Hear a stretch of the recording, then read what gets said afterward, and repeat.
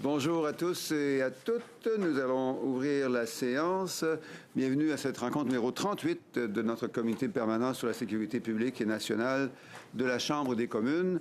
Si cela, bienvenue à tout le monde, y compris aux députés qui sont... OK, bon, ben, je vais patienter quelques instants, continuer à parler pour voir si l'interprétation fonctionne. Just to make sure that the interpretation is working, I see some smiling faces, all of which indicates that interpretation is working correctly. So if I may, I will quickly move the adoption of the three budgets shared last week by the clerk, one for the main estimates, another for the study on Canada-United States border management, and a third for the bill that we are studying today, Bill C-22, an act respecting lawful access. The amounts shared with you are, as you know, estimates. The committee might underspend for each study.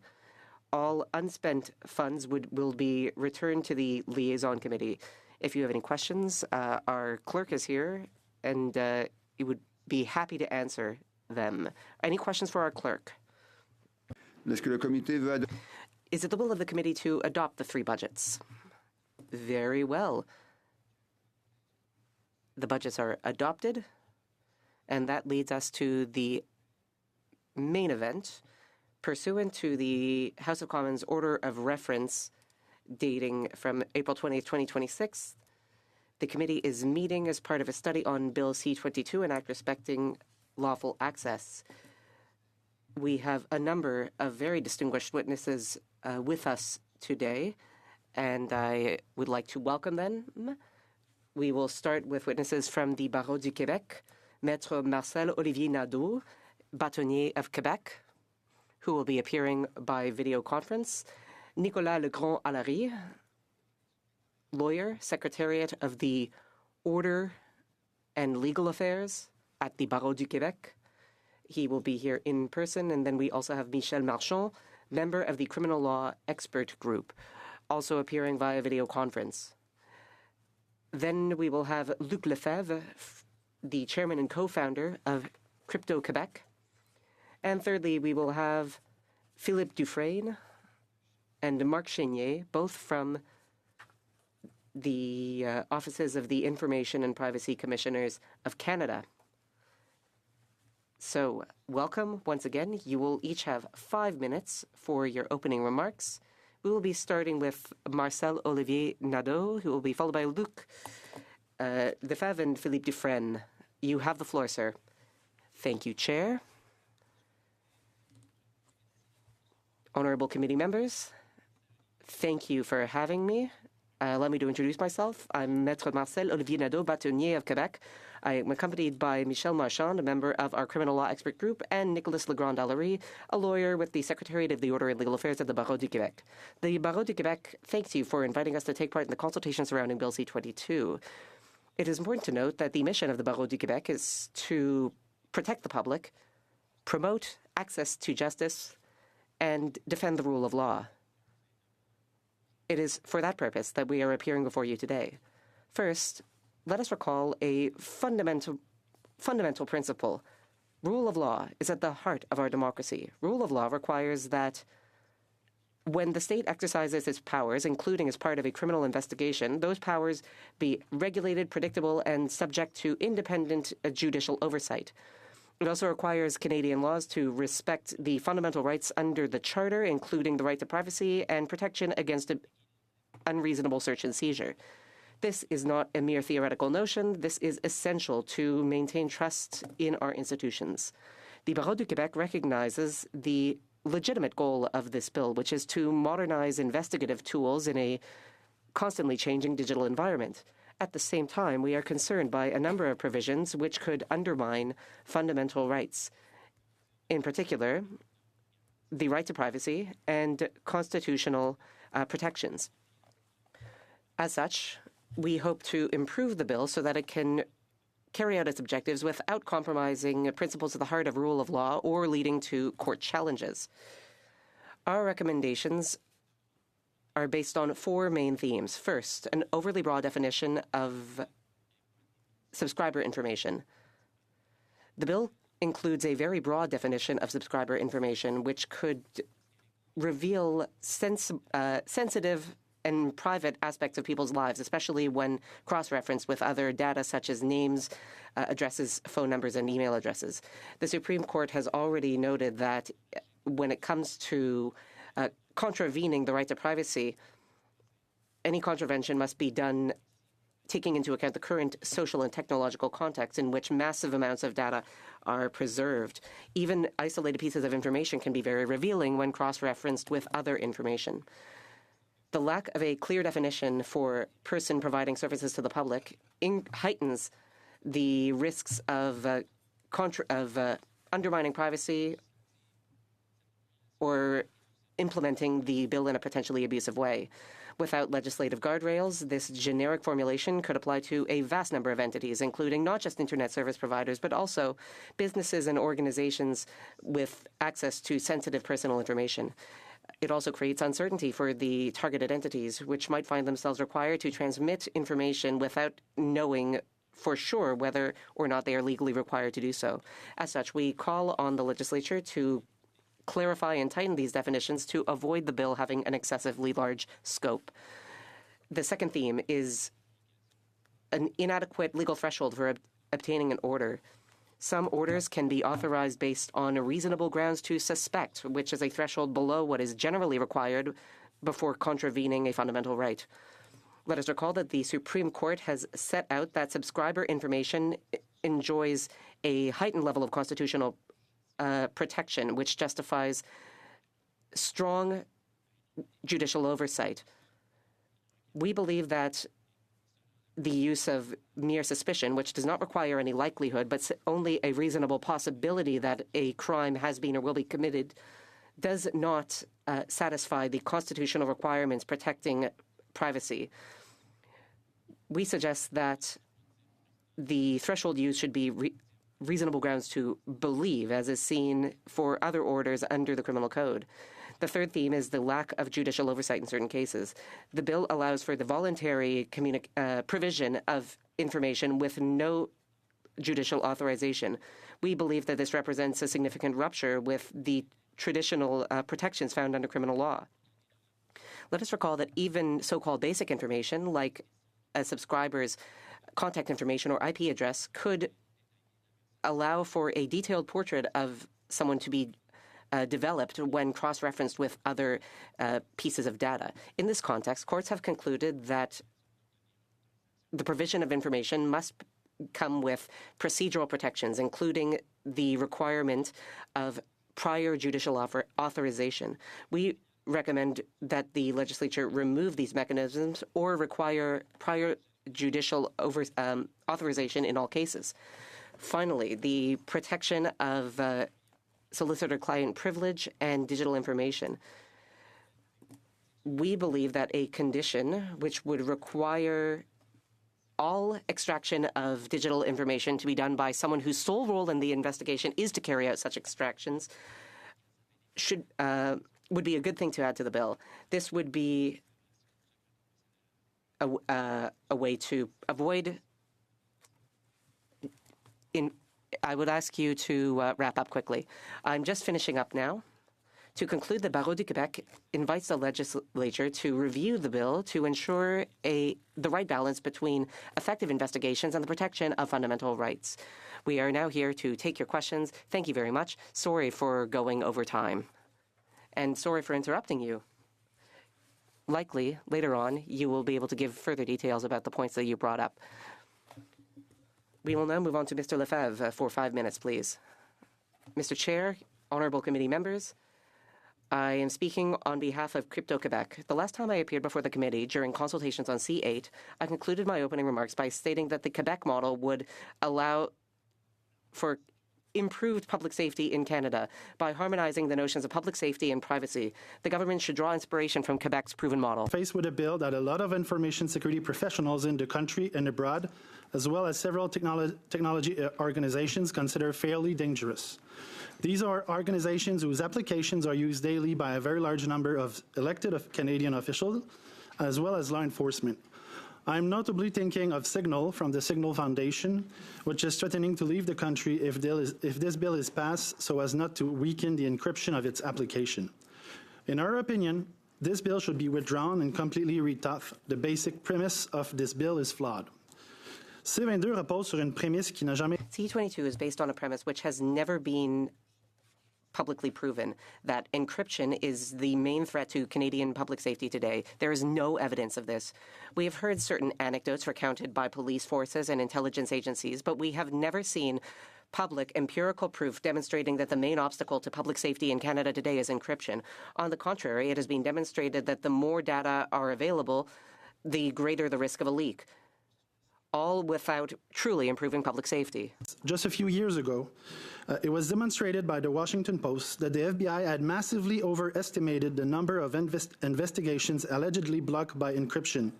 These figures were then used publicly to justify the expansion of surveillance powers. We should not repeat the same mistake for Canada. Because while we're being told that about encryption being the problem, the actual public reports from the Canadian intelligence agencies, such as those from the SECU, primarily tell us about foreign interference, deficient resources, and the opaque expansion of the national security apparatus. The problem is thereby pretty clear. There's a lack of human, technical, and financial resources, as well as an excessive increase in data collection powers without any real oversight capacity. C22 addresses none of that. Le chiffrement n'est pas le cœur de cette crise, il en est la... Encryption is not the cause of this crisis, it is the solution to it. Despite this, C22 proposes nothing less than permanent infrastructure for compliance with digital surveillance. Infrastructure where service providers might be forced to preserve more data, maintain technical access capacities, answer secret orders, and take part in extraction mechanisms. The word oversight appears exactly 0 times in the text of the bill, nor does the bill talk about democratic, robust countermeasures. This is highly concerning. Healthy democracies rely on privacy, freedom of association, confidential communications, and the existence of spaces where people can have discussions and criticize power without worrying about permanent structural surveillance. Like I say this, no federal government should ever possess expanded structural surveillance capabilities in a context where major democratic and constitutional debates may one day oppose Ottawa and the provinces. L'histoire canadienne nous rappelle que les outils de sécurité nationale peuvent parfois... Canadian history reminds us that all too often tools of national security can be turned away from external threats to aim at internal political movements. This is precisely why democratic guardrails must be beyond reproach. It should also be noted that if this bill passes in its current form, all of Quebec's efforts to protect digital sovereignty will be nullified. Institutions that balance security and privacy with robust oversight checks and balance. Because C22 unfortunately gives the impression that the main threat to Canada is becoming increasingly internal rather than external, and we all know this is a slippery slope for a liberal democracy. In closing, we believe that the Canadian Parliament should not adopt such a fundamentally transformative bill based on unfounded assumptions, fear, or premise that have not been publicly demonstrated. There is no backdoor that only is used by the good guys. The history of cybersecurity shows us precisely the opposite. Les probabilités, les impacts de dérapage potentiels. Both the likelihood and the scale of unintended negative consequences are too large, and we call on the government to withdraw C22. Thank you very much. We'll move on to Mr. Dufresne for 5 minutes. Thank you, Chair. Honourable committee members, thank you for inviting me to discuss my views on Bill C22, the Lawful Access Act 2026. Last week, I shared a written brief with the committee, which I look forward to discussing in more detail here today. Bill C22 reintroduces lawful access provisions that were originally proposed in Bill C2, with several notable changes reflecting feedback that the government received. Some of these changes are consistent with written recommendations on Bill C2 that I made to the Minister of Public Safety last November. 22 improves on its predecessor Bill C2 in several respects. In particular, I welcome the more narrowly tailored confirmation of service demand. I appreciate the addition of potential privacy and cybersecurity impacts as a factor that must be considered in the making of regulations and orders under the Supporting Access to Authorized Information Act, the SAAIA. And I'm also pleased to see the Act's new oversight role for the Internet Intelligence Commissioner with respect to ministerial orders. That being said, in my written brief to this committee, I've highlighted some aspects of Bill C-22 that would warrant, in my view, further amendments to strengthen and ensure privacy protections for Canadians. Specifically, I recommend narrowing the definition of subscriber information to a closed list of discrete identifiers, such as a subscriber's name, address, telephone number, and IP address. This would help to avoid capturing information that could attract a heightened expectation of privacy. I also recommend restricting the range of persons or entities who could be compelled to produce subscriber information to telecommunications service providers, and ensuring that the justice or judge making the order can specify the subscriber information that must be produced. En outre, je recommande de définir information. Further, I recommend defining publicly available information in such a way as to exclude information in which a person has a reasonable expectation of privacy consistent with the definition in the Communications Security Establishment Act. The concept of publicly available information of this is when an individual's information has been disclosed as a result of a data breach or has been published without their knowledge or consent. The amendment would be to add an overarching requirement that obligations imposed under the SAAIA be limited to what is necessary and proportionate. This would help to ensure that any such obligation, including with respect to the retention of metadata, are tailored to minimize privacy impacts.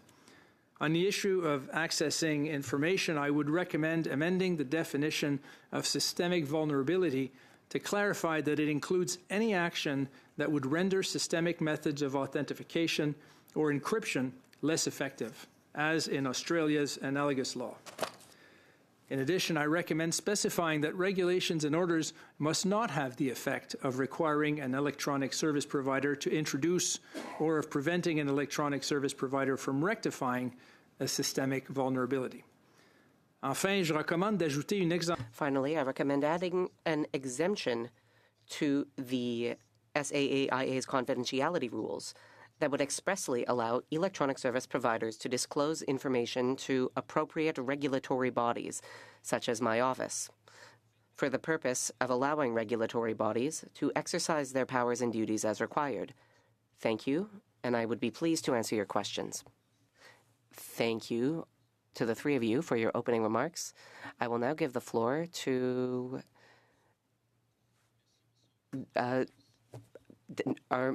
Mr. Caputo for 5 minutes. Thank you. Thank you to our witnesses. I'm going to start with Commissioner Dufresne. Thank you for being here again. Can you tell this committee about your how you were consulted on the drafting of this bill, please? We were consulted following C2 by the Minister of Public Safety. We made some recommendations to the Minister, and my staff met with staff from the Minister's office. So we had the opportunity to provide feedback. Some of it was taken up, some of it was not. Okay, so am I correct in saying then that you as the Privacy Commissioner were not consulted on what should be in a bill that touches on so many people's online privacy and otherwise? Well, as I said, we had exchanges. We were consulted post C2 on what the next version should be. So I would not say that we were not consulted in this instance. We made a number of recommendations. A number of them were taken, and I've highlighted those improvements, but there remains many that were not. And necessity and proportionality, safeguarding, the narrowing of the definition. So there remains privacy concerns, hence my submission to this committee. I'm not sure if you've been watching this, Commissioner Dufresne, just this committee process. One of the chief issues I have here is how quickly we are moving. I mean, we have we have how many eminent witnesses here? We have 6 very qualified witnesses representing 3 parties. There should be this really should be divided up into two panels, in my view. I won't get to ask half the questions or get to ask half the questions. Can you comment, does it feel to you like this has been a bit too rushed? I mean, you gave us 5 or 6 substantive amendments here, and we're not even going to be able to ask you about a lot of them because we're quite short on time without getting to other valid points. From your observation, has this been rushed? Well, the committee is master of its proceedings, but I did send a written brief last week knowing that there was less time, and we've made attempts to make it as user-friendly and as clear as to what our expectations are. We have 8 specific recommendations to improve the bill from a privacy standpoint. I'm mindful of that. I know you really can't weigh in, but perhaps, Monsieur Lefebvre, you have been observing this. Does this not feel rushed to you? It feels quite rushed to me. Yeah, absolutely. It feels pretty rushed, particularly knowing that, I mean, this is a bill that has an impact on, every Canadian. So, you know what they say, with the extraordinary powers comes extraordinary responsibility. And I have the impression that they are asking for extraordinary power, but we don't know why. And it seems it has not been profoundly thought through because it has many implications on everyone. We understand that this comes from a place of need and requirements from law enforcement and our intelligence agencies, but the impacts are so great, it needs to be discussed further. I would agree with you. There's no one's doubting that we want to catch bad people, terrorists in my prior life, catching people who abuse kids. Mm-hmm. There's no doubt about it. But you also hit the nail on the head too. Not only has this been rushed, the communications have been awful from the government, if I'm going to be candid on this. The minister would not declare whether he would be open to an amendment on encryption, something that you highlighted. I don't know why we're using cute phrases like encryption neutral. We don't know any of that. Amendments have to be in tomorrow, yet we're hearing from officials on Thursday. We've had 1 hour from officials. From your standpoint, can you see why it would be prudent to actually study this bill further? Well, like I said before, I mean, the implications are grand, and every country that has went that way, because there's other countries in the Five Eyes that have went that way. When I think of Australia and the United Kingdom, they took the time to think about it. They went, I believe, a different way that I wish they would have went, but they took more time. And I think this matter, it affects businesses, it affects every citizens, it affects every part of everyday life, and it needs to be more thought through. I'm sorry, I have to cut my time short with you because I'm down to about 45 seconds. Monsieur Nadeau, one of the things that you talked about was oversight, people getting caught. Right now, the Information Commissioner, the Intelligence Commissioner has to sign off on a ministerial order. What would you say to an amendment that would require judicial oversight? In other words, rather than the Intelligence Commissioner having the Federal Court of Canada, rather than having to go through judicial review as an extra step, that it goes to the Federal Court of Canada in order to approve a ministerial order. Je vous remercie pour votre question, Monsieur le député. Je vais laisser... Thank you for that question. I will pass it over to Mr. Marchand, our expert on the topic.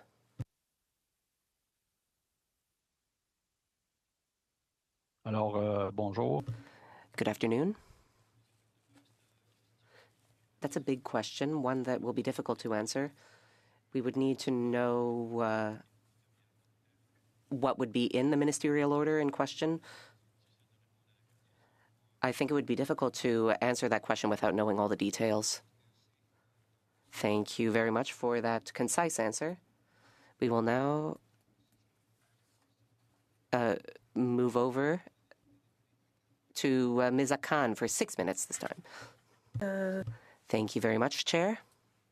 Monsieur Dufresne, the scope of this legislation to provide basic information on an individual, not the content of their data, not what they browse, or not what is in their emails. So the department has taken the time carefully consider privacy concerns and charter considerations. However, we have heard concerns that the current wording in 487.011 could capture services outside of Internet service providers, worded as who provides service to the public. To narrow the scope of services captured in 487.11 as the Privacy Commissioner, what language changes would you suggest so that these concerns are addressed while ensuring law enforcement have tools to the information that they need? Thank you for your question, and absolutely, it's important that this bill balance the need for police forces to have the tools they need and to protect Canadians' privacy, and we can do that. It's not a zero-sum game between privacy and security. So we address this in our written brief in our first 3 recommendations. Specifically, what should be done is to narrow the definition of subscriber information. Change it from what it is here, which includes broader concepts like information that may be used to identify individuals or information relating to the service, narrow that to specific items such as the name, address, telephone number, email address. So we specify that in our brief. The second thing is to restrict the scope of who can get those orders to telecommunications service providers. That's already there for the warrantless requests on confirmation of service demand, but in terms of the subscriber information, it's open to person who provides services. That, in our view, is too broad. It could capture medical offices, it can law offices, it can capture any number of sensitive information. And the last element is that you should provide more specificity in terms of what the judge's order will be. Right now it says any subscriber information, all subscriber information related to something, and that could be broad. So we're suggesting a narrowing of that language. And I'll flag the last element in terms of the non-warrant search on confirmation of service demand. There's an exception for medical and privileged information, and that exception is also absent in terms of the subscriber information. So those are the recommendations I would make. Thank you very much, Mr. Dufresne. And to continue, we also had the privilege to hear from the National Security and Intelligence Review Agency and the Intelligence Commissioner who hold our national security regime accountable. In contrast, as the Privacy Commissioner, you play an important role to ensure federal departments and agencies adhere to personal information handling practices. So what would you recommend to be added in relation to ministerial orders that will take this legislation to the next step? Well, I welcome the addition of the Information Commissioner review role. That is an important improvement that was made, and I fully support it. I think the addition of necessity and proportionality to the scope of orders that could be made by the Governor and Council and by the Minister is critical. That's a concept in privacy law that's shared around the world. In fact, the OECD, in its declaration of December 2022 on government access to private sector information, unanimously, the signatories of this call expressly for necessity and proportionality. It's very, very important. And I believe the Information Commissioner, Noël, also talked about the notion of reasonableness and proportionality. So this is a very, very important standard.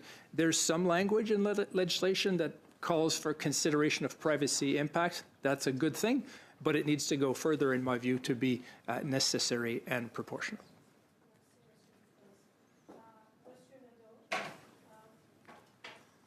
Monsieur Nadeau, from my understanding, you would like a tighter definition of the subscriber information.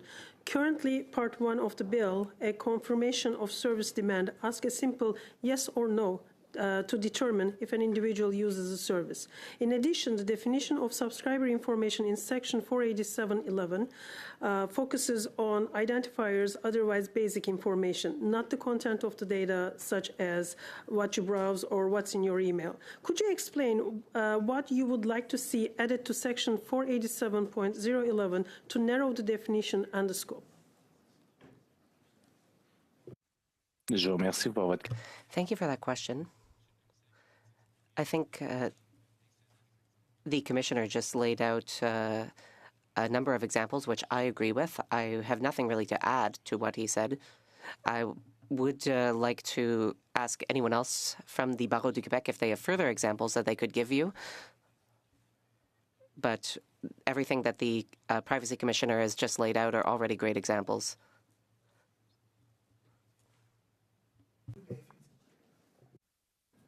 J'allais juste ajouter, effectivement. Thank you, Bâtonnier. The Commissioner did a very good job in explaining the issues with the definition of subscriber information. In fact, it's the three definitions in the bill that require tightening, and I think the Commissioner did a good explanation already. Thank you very much, Mr. Chair. My time's up. Merci beaucoup, Madame députée. Thank you, Ms. Akan. Mr. Lloyd, 6 minutes, please. Oh, sorry. Ms. de Bellefeuille. My sincere apologies. No, you can never be forgotten, never. Ms. de Bellefeuille, over to you, 6 minutes. Thank you, Chair. Chair, I am also disappointed to have so little time with such a distinguished panel. But since we're rushed, I'll try to keep my questions short.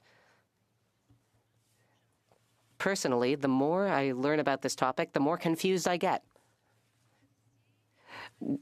Depending on who's speaking, be it a police force or a privacy advocacy organization, we hear very different, very polarized viewpoints. And some people say that it's an important bill, but it's still important to strike the right balance. Mr. Dufresne, I was disappointed to learn that your recommendations were not taken into account before the bill was written.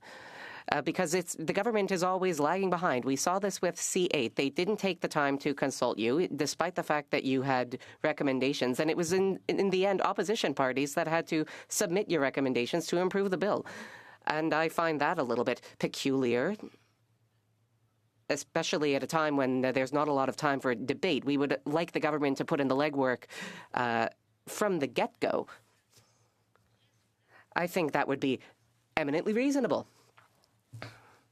And would allow us to save some time. My question for Mr. Lefebvre. Mr. Lefebvre, you caught my attention when you said that in the United States, they proved that even with lawful access, there was no drop in crime rates or no statistics or figures came out proving that if encryption is undermined, crime rates will drop. When we hear from police forces, that's what they tell us, that they'll do a better job, that they'll catch more criminals, that they'll be able to better go after organized crime. And now you seem to be coming before us and saying that the correlation isn't as obvious as that. Certainly, yes. We have seen various Five Eyes countries putting in place lawful access bills over the past 5 years. Australia and the UK have bills that are especially aggressive when it comes to capturing data in the stated goal of combating crime. But to date, there are no data showing that increased access or weakened encryption will lead to a decrease in crime. Certainly more data could be gathered, but what we have not seen any drop in crime rates. In fact, what we have seen is that criminals tend to go dark. They use other methods and other tools. Meanwhile, the government is collecting more and more information about the average person. We've heard about examples from the UK, Australia, and New Zealand. In the UK, they even set up cameras to surveil regular people as they go about their day. Has that led to a drop in crime? We have seen no such correlation. The UK has CCTV cameras everywhere. They've been very aggressive when it comes to capturing data. and going after freedom of expression, and this has not been correlated with any significant drop in crime rates, which was what the British government used to justify these measures. In your view, if the Canadian government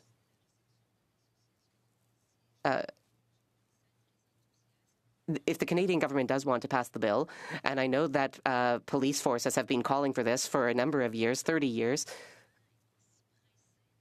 why is the government going about this so quickly? Why are they so rushed?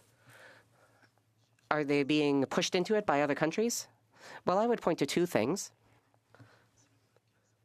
First, it's pretty standard for police forces to applaud measures like this. And I recognize the importance of the police. I'm not entirely surprised that the police forces are applauding a government that is stating it wants to fight crime. But another point is that Five Eyes countries are trying to increase visibility within the Allies network. And since Canada somewhat lags behind other Five Eyes countries when it comes to giving access to this data, there's a certain political pressure from our Five Eyes partners. And of course, for the government, it's the low-hanging fruit. It's easy for them to say that they will give police forces access to Canadians' data. That's the easy approach. Instead, it's much easier than investing human and financial resources to fighting crime. Mr. Dufresne,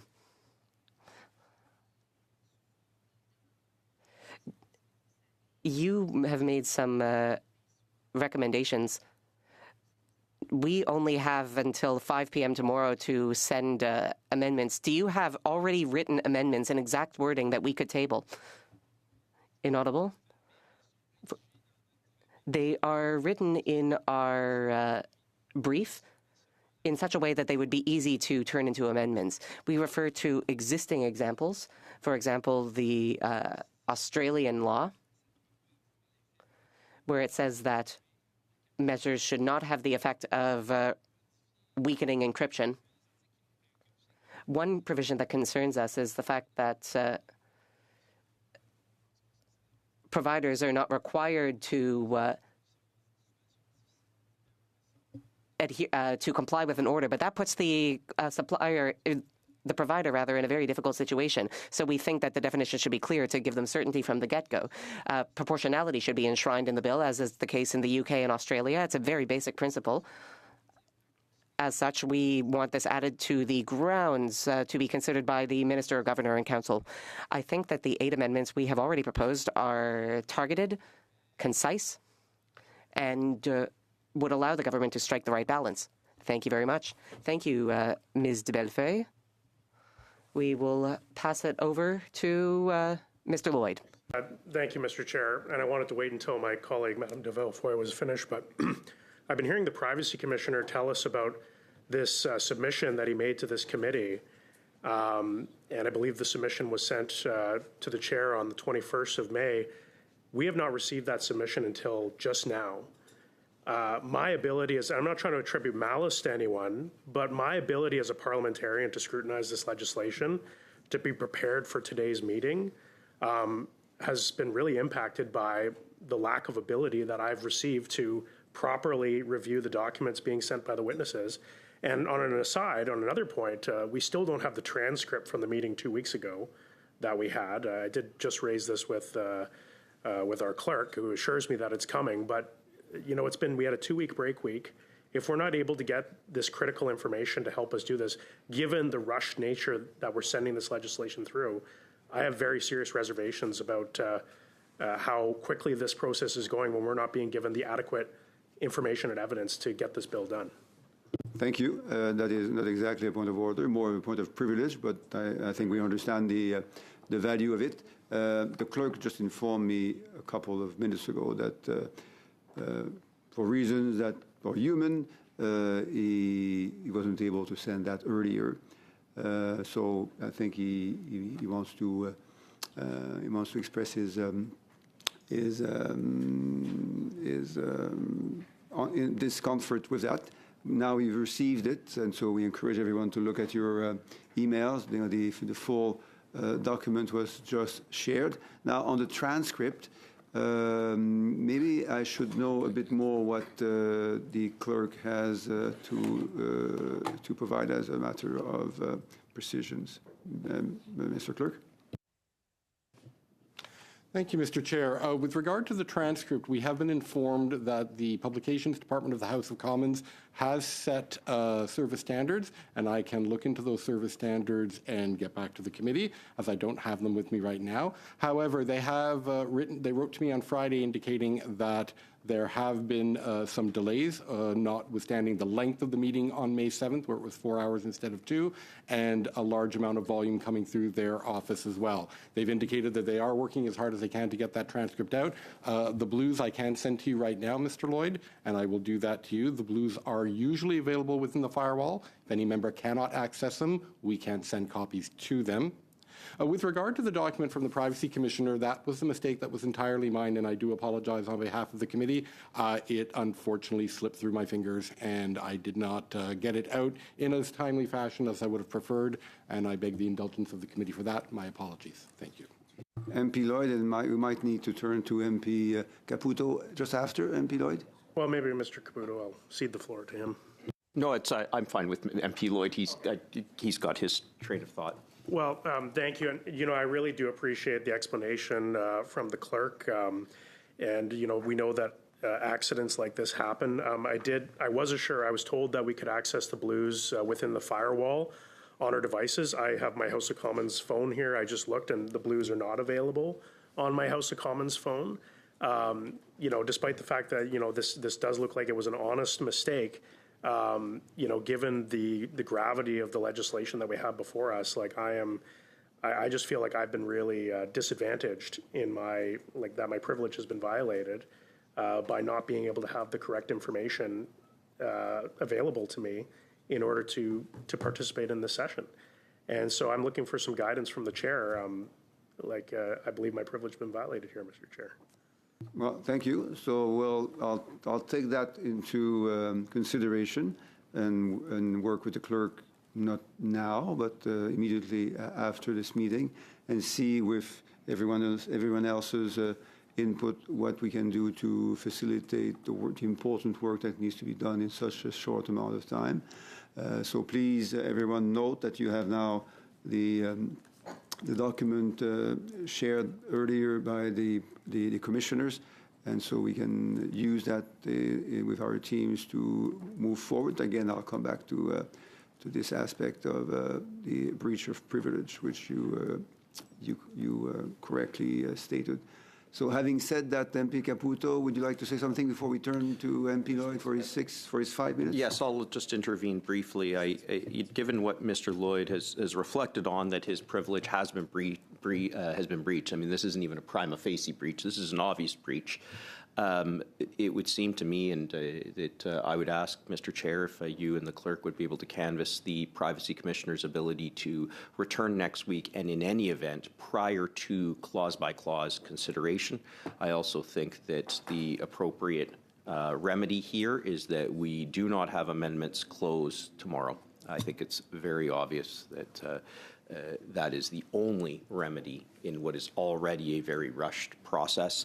I think this is symptomatic of the fact that we have been moving very quickly. I do not place any blame on the clerk. These things happen. Mistakes happen. We've had 4-hour meetings. We're in the midst of another 4-hour meeting. I won't say any more. Thank you. Okay. Well, on that,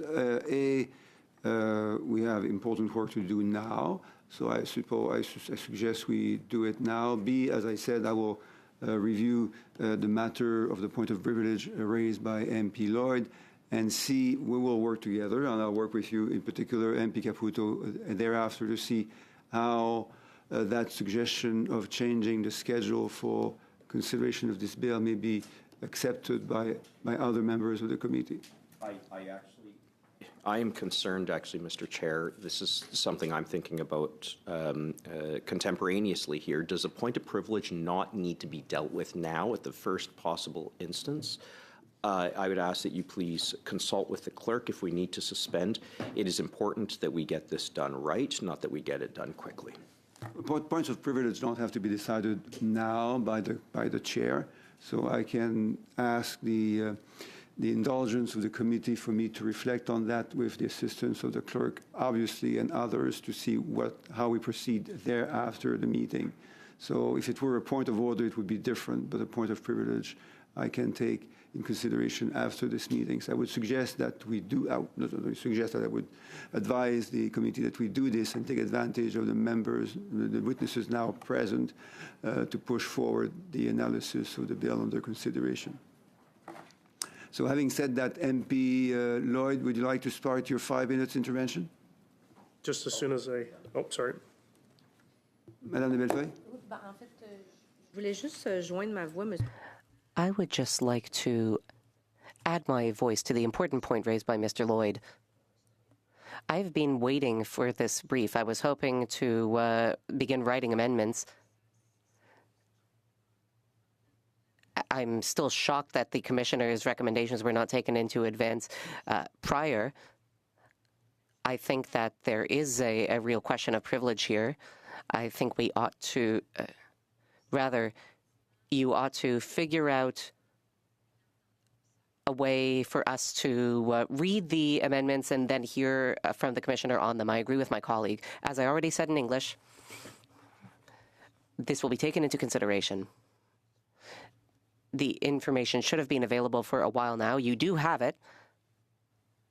The information is in a 4-page format. And as the Commissioner said, his recommendations are well written and are already clear. They are understandable. Having said that, I would suggest that we return to hearing from the witnesses today, and then following today's meeting, I will take into account the points of views of various experts, including the clerk, and get back to you on that. MP Lloyd, you can proceed. Mr. Dufresne, Commissioner, we had another witness who is here today that has said that he believes that the reasonable suspicion threshold for subscriber data is too low. Do you have thoughts on that, or is that outside your scope?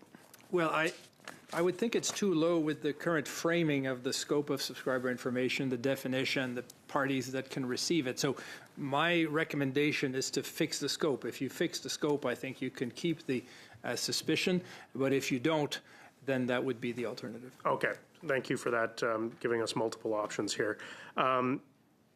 What are your thoughts about, there's some non-disclosure rules. So if an authority goes to electronic service provider for a subscriber request, they can place a non-disclosure that they can't tell the subject of that request that there's been a disclosure. What are your thoughts on that? Well, there could be some valid reasons for that confidentiality, and there's improvements in the bill in terms of reports from the Minister to Parliament and so on. One of the gaps I'm identifying in my 8 recommendations is that that confidentiality would prevent the provider from notifying my office if there's a breach and if there's relevant information in a ministerial order. So that is, in my view, a gap that should be addressed because it prevents us from doing our work. Would it be fair to say that your recommendation is that any time an authority asks for subscriber information that your office be notified? Not necessarily, but I would not want to have the confidentiality provision prevent sharing of information where it's appropriate in my office. For instance, in a privacy breach, that's the most obvious situation. And when we're dealing with this issue of subscriber information and the subscriber and the encryption, the safeguarding of information is absolutely key. Yes. You know, I think there are cases absolutely where non-disclosure is absolutely necessary, active investigations, for example. Do you think that adding judicial authorization when seeking a non-disclosure order would be an appropriate way to strengthen? Well, it strengthens it from a privacy standpoint. You'd have to weigh that with the impact on the police work. So this is not one of my priority 8 recommendations that I've made, but it's a consideration. But I suspect it would create some delays. Okay, thank you. Now, metadata. You know, there's been a lot of talk about a requirement to hold metadata for a year. You talked about necessary and proportional. Is it necessary and proportional to hold the metadata of all Canadians for up to a year? Well, so I think that that condition of necessity and proportionality has to be there whenever you exercise that power, whether it's cabinet in terms of the orders or whether it's the minister. With that framing, you're going to deal with it on a case-by-case situation. So there may be situations where it's so severe, it's so significant, there may be some reasons. That would be for the government to provide that, for the police to provide that. I don't want to prejudge it. But without that framing, then you risk having the orders being too long and too broad. And this is why necessity and proportionality is such a key part of privacy law. Are you concerned about the privacy implications of companies being mandated to hold on to Canadians' metadata for a year? Well, the longer you keep information, the more there's a risk in terms of privacy breach, the more there is an impact if there's a privacy breach. And so one of the principles we put forward is not to retain information longer than is necessary. Again, that's why necessity and proportionality is so important. There will be cases where you need to keep it longer, but that should be tested in every case. Now, we've heard systemic vulnerability. The government has said that they will not introduce systemic vulnerabilities, but it looks like under the ministerial orders that they could very well order companies to install things that could create vulnerabilities. What are your thoughts on that? Well, I know that there's been debates on this. The bill now has a definition of systemic vulnerability. I think I heard government officials say that this is not their intention to diminish this. So what I'm proposing is to make that clear in the legislation, and we have a model for that in Australia where it explains. In my final time, Mr. Lefebvre, I've heard from a constituent who came to my office last week, and he's concerned that if we create potential backdoors, which could definitely be done under this legislation, maybe not right away, that damaging information about people can be fabricated and added to their accounts to make them look like they're guilty. Is this a tactic that extortionists use, and could they exploit encryption breakthroughs to do this? It's certainly, the more there's, if there's a backdoor, it can be used by anybody, basically, even the people that it's not, intended to not the people that are supposed to use it.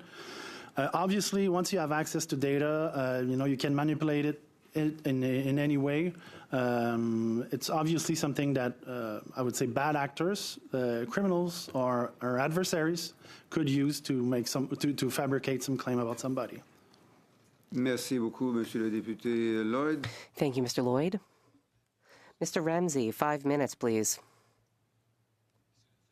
Mr. Lefebvre, metadata are not encrypted, are they?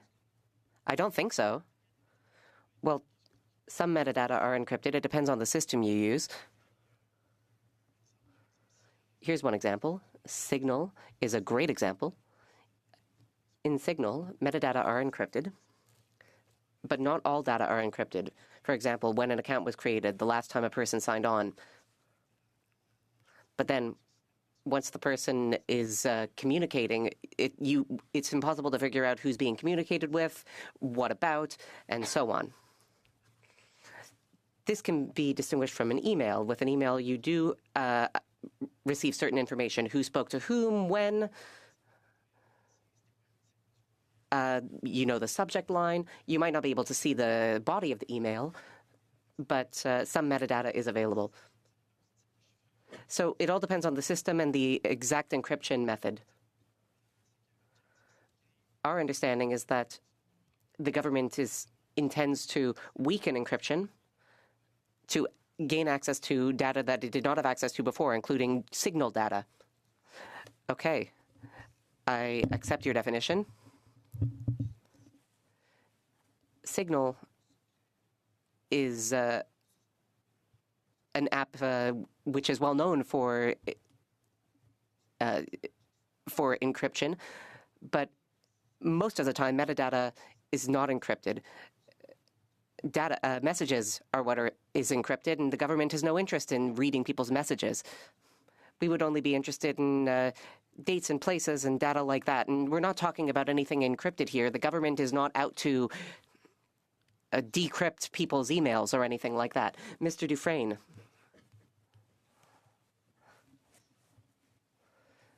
If I may.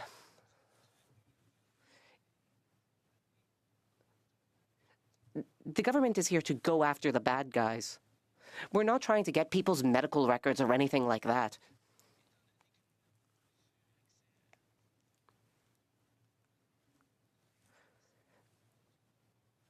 We have not had access to your brief. What is the main recommendation you have that would make it so the government can only go after criminal information? I would advise you to look at recommendations 1 through 3 in my brief. Be clear about the sorts of information that could be gathered, and I believe that's the government's intention. So adding clarity would reassure some people who are concerned. The government should also specify the categories of individuals and organizations who might be receive a demand. Right now it talks about providers of services to the public, and this could include medical information. It's too broad. I believe this should be restricted to telecommunication service providers, like we saw in previous sections for demands without a warrant. I believe that things should be tightened. Now turning to people from Le Barreau du Québec. I'm not a lawyer, but you also represent attorneys, right? I wouldn't say that we represent them, but they're members of our organization. Inaudible for the interpreter. Absolutely. Were they consulted? Prosecutors? Yes, we have a criminal law expert panel, which is half made of criminal law experts and half of prosecutors. So yes, you spoke about reasonable grounds to suspect versus believe. Of course, everyone wants high standards. No one can disagree with that. But the government is not looking for metadata to present it in court. It's only to get an investigation moving so that we could gather other evidence, and that evidence is what will be used in court. That's why the government is suggesting reasonable grounds to suspect instead of believe. This is still a standard, well-recognized legal threshold. Here I would pass it over to Mr. Marchand. We find it too low a threshold. Looking at the Supreme Court ruling in Bekovets, they note the scale of what you can access through an IP address. With an IP address, you can get access to everything. Suspicions only refer to what can be useful to an investigation. Just because there is a suspicion, it doesn't mean that an offense is being committed. It just means that there's information out there that could be useful for an investigation. So we believe that the threshold of reasonable grounds to suspect could cast too wide a net. Inaudible for the interpreter. Sorry to cut you off. I disagree with that it gives Mr. Ramsey. I'm sorry to cut you off. I need to move on to... Point of order? Yes, please. For a moment there, I thought it was myself and the minister with Mr. Ramsey and our witness, but my point of order has to do with Mr. Lloyd's raising of an issue of privilege. I've spoken with the clerk, and I would ask that the clerk confirm, just on the record, and that you, Mr. Chair, confirm on the record that you did not see the submission from the Privacy Commissioner, and that the clerk, to the best of his knowledge, did not forward it to you. Is that accurate, Mr. Chair, that you did not see the submission from the Privacy Commissioner? I appreciate your question, MP Caputo, but as I said earlier, this matter of privilege deserves appropriate attention. Our attention now, my attention now is focused on having the witnesses provide most of their time and their input. So if you may allow, I will look at this after this meeting and consider this point of privilege in the appropriate manner. With the greatest of respect, Mr. Chair, we have to decide how we are going to proceed. And if you did not receive this or did receive this, that does impact things. So all I'm asking for from you, Mr. Chair, is a yes or no, whether you had seen the submission from the Privacy Commissioner.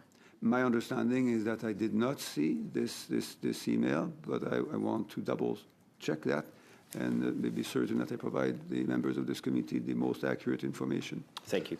So, having said that, Madame de Bellefeuille, pour 2 minutes et demie. Ms. de Bellefeuille, 2.5 minutes, please. Thank you, Chair. Bâtonnier, I would ask Mr. Marchand to continue his response to our parliamentary secretary. Reasonable grounds to suspect is what is used in the bill for specific data, not deemed sensitive data. But you are claiming the opposite. You said that people from the Department of Justice want to adhere to the Supreme Court ruling. You seem to disagree with that. Could you go on a little bit? In our view, this is not at all in line with the Supreme Court ruling, because 487.0142 speaks about all the subscriber data, including transmission data, and this includes IP addresses. If you go through the Supreme Court ruling in Bykovets with a fine-toothed comb, the Supreme Court has said that the situation has changed. A warrant to search a house only lets the police access a house. But today, if someone has an IP address, they could get all sorts of data about them, their medical records and so on and so forth, especially with the need to preserve data for a year. This creates this massive pool that could be used for spying or fishing trips. Thank you, Mr. Marchand. I think I finally understand what you're saying. You are an expert from the Barreau du Québec.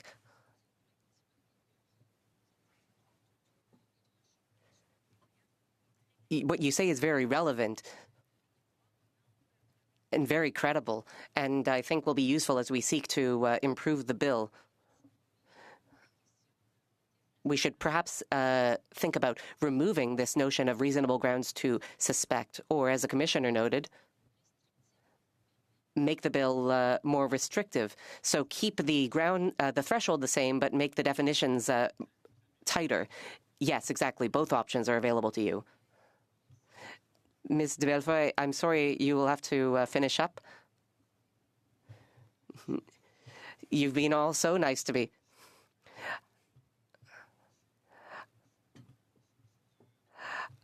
I know. I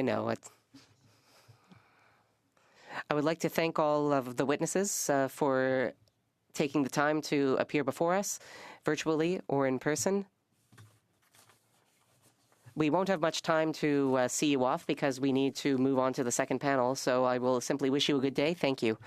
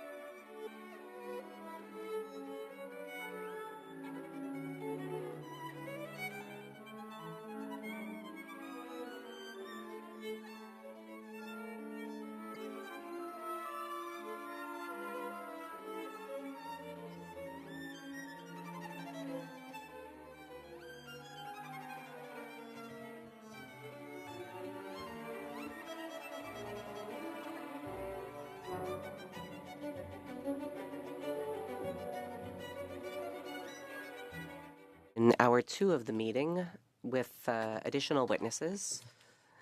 I would like to welcome our witnesses for the second hour. First, from Apple Inc., we have Eric Nieuwenquander, Senior Director, User Privacy and Child Safety. From the Canadian Civil Liberties Association, Tamir Israel, Director, Privacy, Surveillance and Technology Program. And from Google, we have Catherine Charlotte, Senior Director, and Jeanette Patel, Director of Government Affairs and Public Policy. They are both appearing by video conference, as is Tamir Israel. We will now proceed to 5 minutes long opening remarks, starting with Mr. Nieuwenquander. You have the floor. Right, thank you. Good afternoon, Mr. Chair, Vice Chairs, and members of the committee. My name is Eric Nieuwenquander, and I'm the Senior Director of User Privacy and Child Safety at Apple, where I've been a software engineer for 19 years. I worked as the first data analysis engineer on the first iPhone and founded Apple's privacy engineering team. Today, my job is to make sure that Apple's products and services keep our users' information safe. Thank you for the opportunity to speak with you today. As you know, this may be one of the last times we're permitted to discuss the consequences of this legislation publicly. That's because of the bill's secrecy provisions, which forbid companies like Apple from even discussing the orders we receive with our users or the public. So today, I want to be clear about how we approach privacy at Apple. And I want to be clear on why encryption is so important to defending the privacy and security of people in Canada and around the world. These issues have never been more important because our world is becoming more digital by the day. As users, we depend on our technology to securely store and process highly sensitive data, like health metrics, photos, and the locations of our loved ones. The places where we keep our money, store our files, and conduct business are increasingly online, and sometimes only online. And the critical infrastructure we often take for granted, from the electric grid to transportation networks, is increasingly dependent on connected devices as well. But as technology evolves, so do the bad actors trying to steal our data. Canada has witnessed this firsthand. In 2023, Canada was one of the countries most frequently targeted by ransomware attacks. Just last year, malicious actors targeted Canadian telecom and other networks as part of the massive Salt Typhoon attack, not just to steal customer data, but also to conduct broad espionage and control the communications infrastructure that billions of people rely on every day. As a technology company, Apple is constantly working to anticipate and prevent these threats. And as an engineer, I can tell you that end-to-end encryption is one of the most effective security technologies available to defend against them. Encryption protects Canadians from identity theft, fraud, unlawful surveillance, and data breaches. It protects critical infrastructure. And it protects the data and communications Canadian businesses and government rely on, which are crucial to Canada's economic success and national security. Our users trust Apple with their most sensitive information. They expect and deserve the strongest protections. That's why we're so concerned about the threat to encryption posed by C-22. As drafted, this bill allows the Government of Canada to force companies to break encryption by inserting backdoors into their products, something Apple will never do. I want to be clear that we share the government's commitment to the safety and security of all Canadians. We have a team of dedicated professionals on call 24 hours a day to assist law enforcement. From 2020 to 2024 alone, we received just over 3,200 Canadian government requests for information, about 35% of which were emergency requests. We're committed to supporting law enforcement's work to keep Canadians safe, and we're committed to encryption technology for the same reason, to keep Canadians safe. Again, speaking as an engineer, we do not know of a way to deploy encryption technology that provides access only for the good guys without creating new ways for the bad guys to break in. In other words, when you build a backdoor into an encrypted device, anyone can walk through. And because so much depends on encryption, we can't take that risk. Look no further than Salt Typhoon. The United States passed a law requiring telecommunication companies to build access points for law enforcement into their systems, which state-sponsored actors then exploited. That law was narrower than Bill C-22, so imagine what could happen if more companies were required to create these vulnerabilities. Apple has provided a written submission outlining targeted amendments that would improve the bill, which I'm happy to discuss. We particularly urge the committee to adopt amendments that would explicitly prohibit any requirement that would weaken, bypass, or undermine end-to-end encryption. We believe these changes would still expand lawful access and provide Canadian law enforcement with new tools to fight crime in the 21st century. Again, thank you for the opportunity to speak today, and I look forward to your questions. Thank you very much. Let us turn now to Tamir Israel again for 5 minutes, please. Mr. Chair, honorable members of the committee, good afternoon. I thank you for inviting me to speak before you today on Bill C-22, the Lawful Access Act. Part 1 of Bill C-22 represents a meaningful improvement over its predecessor legislation. However, elements of Part 1 continue to suffer from overbreadth. These include use of low standards for judicially authorized access to sensitive subscriber data and a framework that invites unconstitutional collection of publicly available data. Elements of Part 1 also allow Canada to adopt at least one, if not two, international information sharing agreements, despite a growing tendency to use these tools for cross-border repression and an absence of comparable safeguards. CCLA is filing a joint brief with Kate Robertson and Cynthia Koo from the Citizen Lab that will elaborate on these and other problematic elements of Bill C-22. I'll focus the remainder of my remarks this morning, though, or this afternoon, on Part 2 of the bill, which would enact the Supporting Authorized Access to Information Act, or SECU. At various points in time, governments have sought to expand their surveillance capabilities at the cost of cybersecurity, with encryption being a recurring target.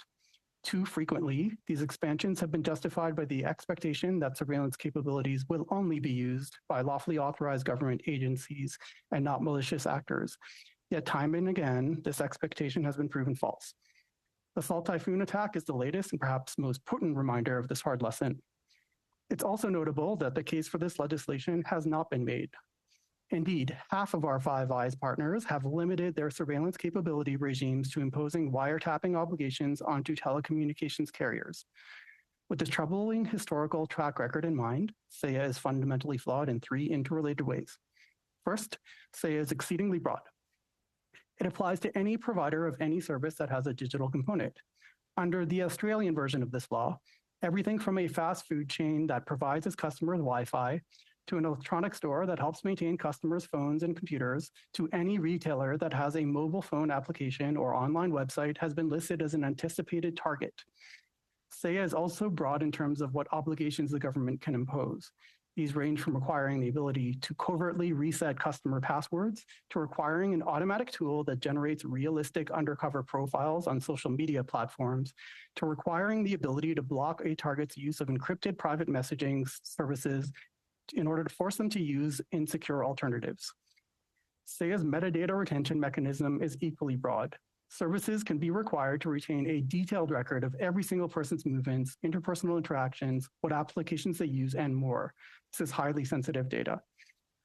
Second, SECU's limitations and safeguards fail to constrain the multiple ways that privacy, encryption, and other data protections might be compromised in light of the law's broad scope. SECU's systemic vulnerability limitation, for example, would not apply to a set of algorithmic monitoring tools referred to as client-side scanning. Because these tools bypass encryption rather than compromising it directly, they fall outside the systematic vulnerability limitation as drafted. They nonetheless create systematic vulnerability in practice. Third, courts remain the primary vehicle for authorizing CSIS and police surveillance activities. But SECU does not rely on judicial authorization, despite authorizing powers that frequently rival their criminal code counterparts in breadth. For example, if police want to force a company to keep a specific customer's metadata for 90 days, they need a court order. But to force the same company to keep the same metadata on every single customer for up to 1 year, the government need only impose an obligation through SECU. Judicial review is available and even required in some instances, but judicial review is highly deferential to government decision-making and no substitute for independent authorization, de novo review, or full appeal rights. This is particularly the case where many of the obligations are imposed in secret, as is the case under SECU.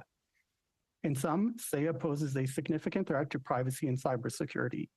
It's unclear how SECU's many overlapping flaws can be remedied through the highly attenuated legislative study it's receiving. Australia's technical capability regime was amended 173 times during a detailed committee study, and despite these changes, was still held to be likely incompatible with human rights and a mandatory assessment of the legislation. We therefore urge you to recommend that the government advance Bill C-22 without Part 2. This legislation will be in place for years to come, and it's critically important that we get it right. The stakes are simply too high. Thank you. Those are my opening comments, and I invite your questions. Merci, Monsieur Israel. Thank you, Mr. Israel.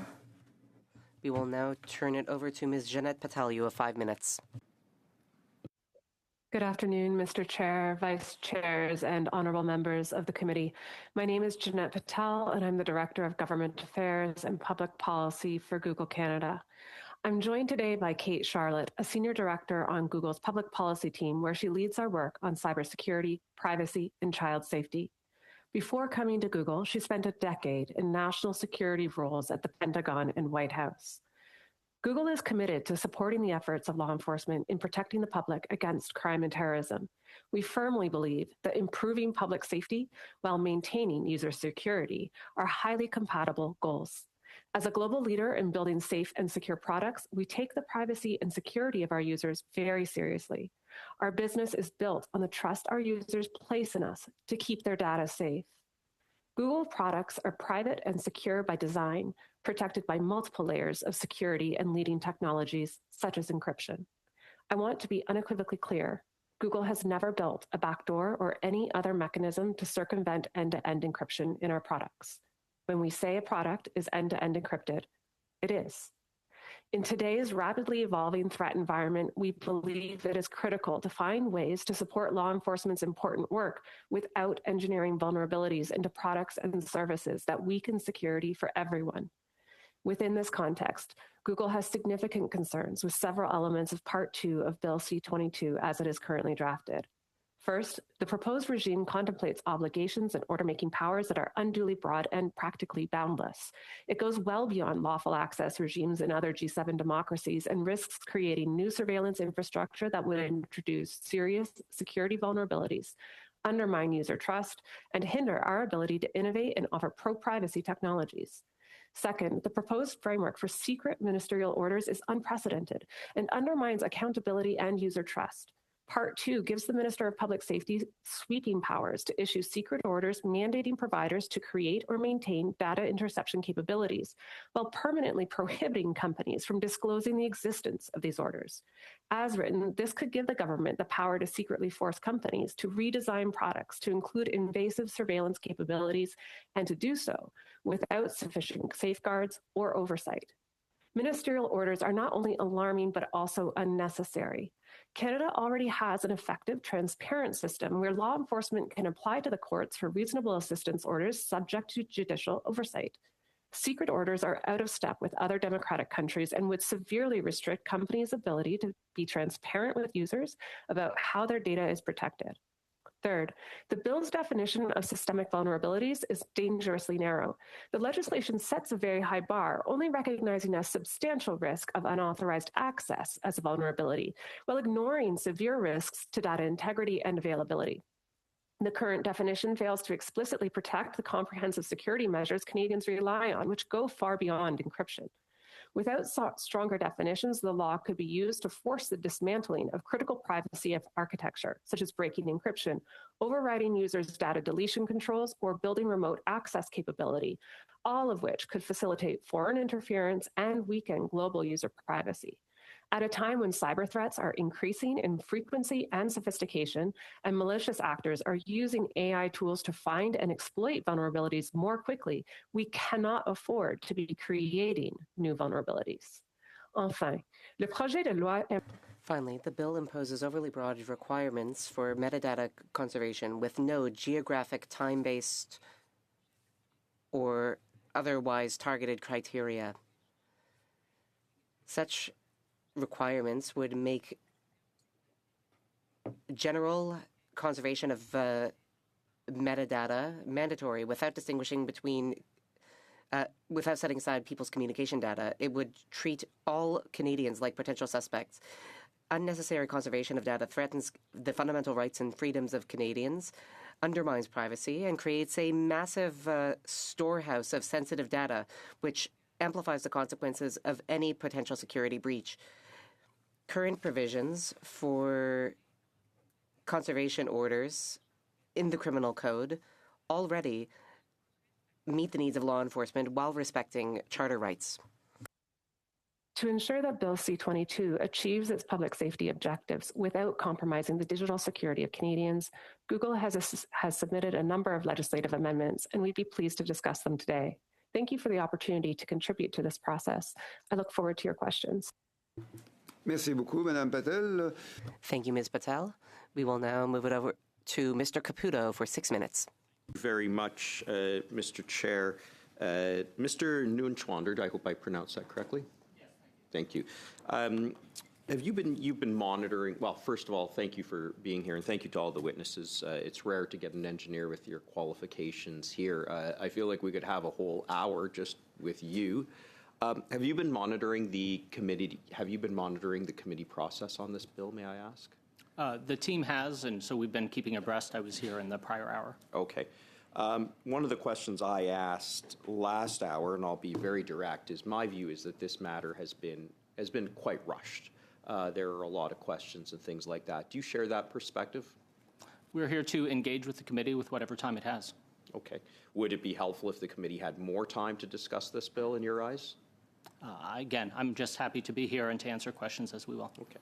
Mr. Israel, can I ask you that same question, please? It would certainly be helpful to have more time. This committee has had 3 sitting days to hear from witnesses. That's not sufficient for legislation of this level of complexity. I mentioned the review that the Australian version of this got. It was much more comprehensive. Bill C-8, this committee studied for 2 months maybe, and it's a similar regime that raises similar questions, but of less complexity and scope. So I would say yes, more time is needed to study this bill. Yes, I think that this bill is actually much more technical than C-8, because with C-8 we could understand what different components meant. I don't think we'll have a witness in the next round who actually talks about like what metadata is. We actually haven't gotten into the technical aspects of this. We have largely heard from people like yourself, from people from Google, people from Apple about their concerns. But we haven't actually even had time to delve into the technical aspects, as in what does this encryption mean? How, is that with respect to all aspects? Is it end-to-end encryption? Because I'm not an expert on these things, and we actually haven't heard about that data or about that analysis from experts. So I'm quite concerned. Is it fair to say that, Mr. Nguyen-Schwander and Ms. Patel, you can weigh in on this, the minister was equivocal when I asked about encryption. Does that concern you, that even though we as Conservatives will be putting forward amendments that will clearly say encryption will be offside when this bill is studied, or clause by clause we call it, are you still concerned with respect to this bill touching encrypted technology?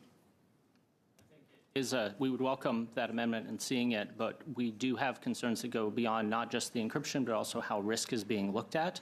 And as strong encryption protects all users of our services, not just Apple's, but across the industry, we think it is critical that that remain protected as C-22 moves.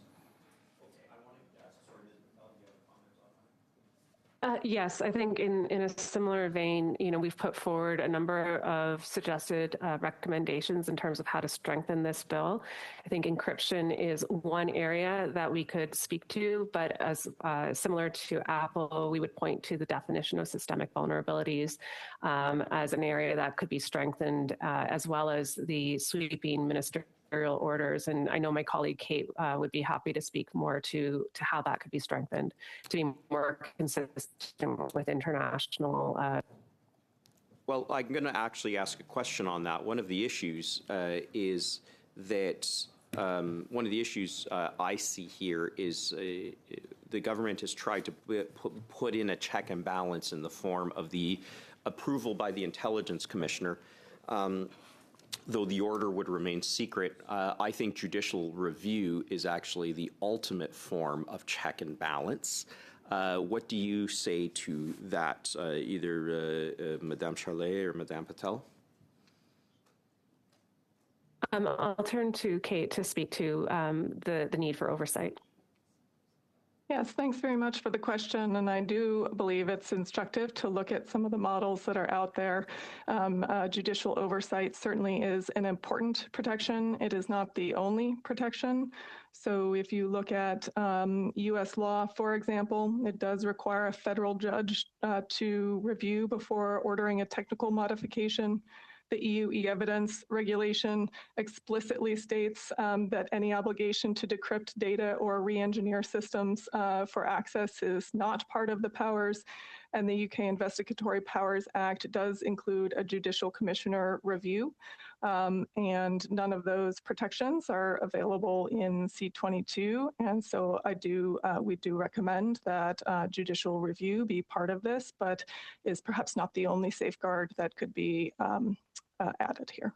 Well, along those lines, I think it would you agree, one of the things, this is an exercise in comparative legislation and drafting, but one of the deficiencies I think we've actually had in this committee process is we haven't heard from experts on EU law, on Australian law, where they keep metadata for even longer, but I don't know exactly what categories of metadata they're keeping.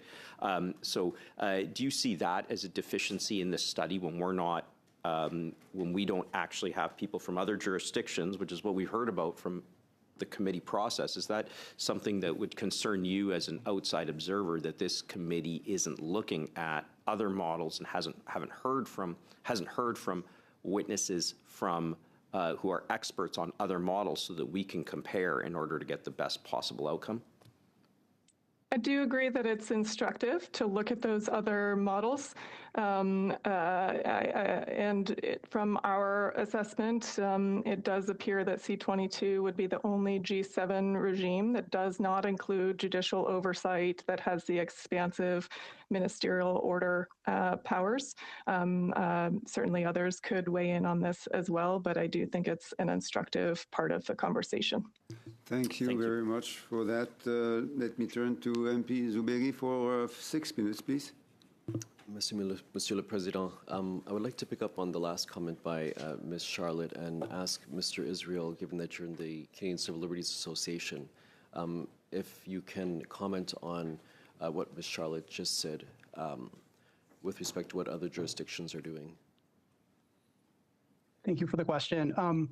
The Australian regime does not include judicial authorization. This has been one of the most heaviest criticism leveled at the regime, including by an independent review of the regime that was conducted 2 years ago. It was the one single biggest flaw that the independent review considered needed to be fixed right away. The UK regime does rely on judicial review by a commissioner. Under Canadian law, judicial review as a mechanism, though, is different from judicial authorization, and it's important to keep these differences in mind. Judicial review is an assessment of whether the decision maker made a reasonable decision with information in front of them. In contrast, when a judge is authorizing a search warrant or something of that nature, they are the ones who are weighing the different considerations. That's particularly problematic to rely on judicial review alone, as opposed to a stronger type of independent scrutiny here, given the nature of the bill. So in other, let's say, Five Eyes or comparable jurisdictions, are we having authorization in those jurisdictions, judicial authorization in advance, or only judicial review? In the UK, it's judicial review, although the mechanisms of judicial review may differ from what's here in Canada. That regime is currently under constitutional challenge. In the US, the entire regime is overseen by an independent regulator, the Federal Communications Commission. So that's more comparable to judicial authorization. Thank you. Mr. Nushinwander. Eric, in terms of what we just heard about, are you familiar with other jurisdictions and how they're dealing with these concerns that balance out catching bad actors online and protecting civil liberties? Are you familiar with what other jurisdictions are doing? From an engineering standpoint, I am, in terms of the scope of what the orders might be able to request.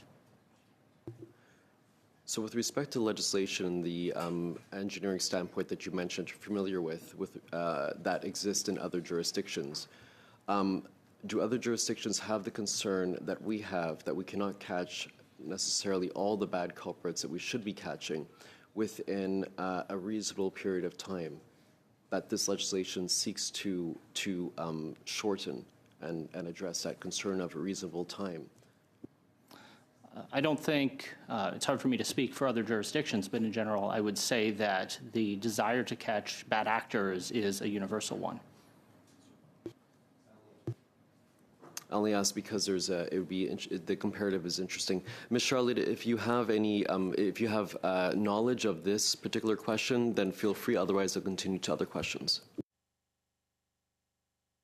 I think what I would say is Google appreciates the challenges that law enforcement face, and we're here to support those efforts. And I think that's part of our effort to provide constructive recommendations as to how to amend the bill.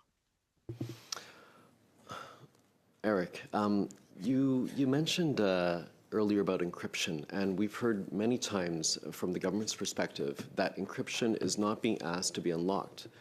How is it that you still are coming to the committee, but the main thrust of your testimony is around encryption and your concerns around it being unlocked? How do you square that circle? I think, and again, I'm certainly not an expert on legislative text, but in reviewing it with the team, I don't see anything written within the bill itself which provides those protections against encryption. I do grant that the bill itself does not actually specify what these orders would do. That's kind of left for later. But to bring this into a real-world analogy, I might say something like, we're concerned about a hole being put in a wall. And I would say that the bill does not put a hole in the wall. It merely allows for secret orders to force putting a hole in the wall. And so our concern is motivated because at the end of the day, there would still be a hole in the wall. If your concerns, as the government puts forth, I should say, as the government puts forth, are moot, then do you have any other amendments or suggestions with respect to legislation that you'd like to put onto the table? Primary ones do go around protecting encryption explicitly and strengthening the definition of systemic risk, as that is what our encryption is just one aspect of where making everyone less safe we think would be a counterproductive outcome for society. We would welcome additional judicial review. We would welcome relaxation of some of the secrecy protections, because I would like conversations such as this one to still be able to occur in the future. And we also have some concerns around the breadth of the inspection powers that are in the bill and the possibility of installing third-party equipment into secure networks.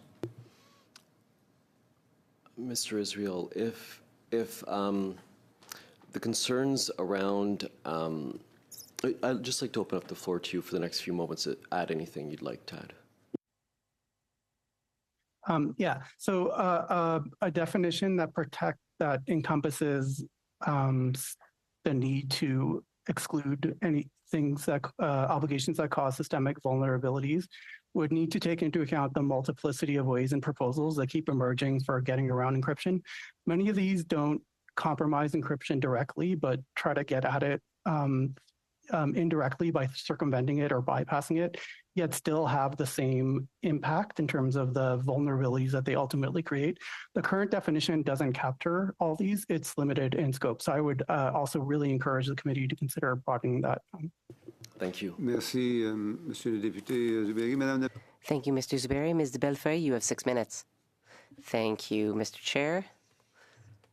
Thank you to our witnesses for being here today.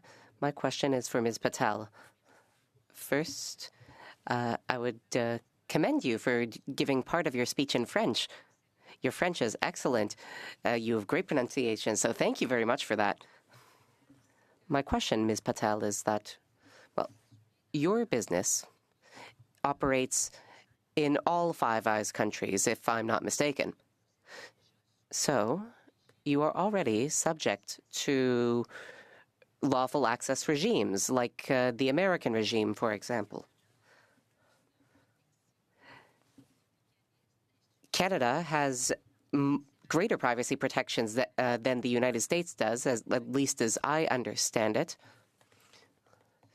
Given that you operate in the United States as well as Canada, how come you are criticizing this bill by saying that it's too restrictive when, if you compare it to the United States, how would you respond when you could compare it to the United States?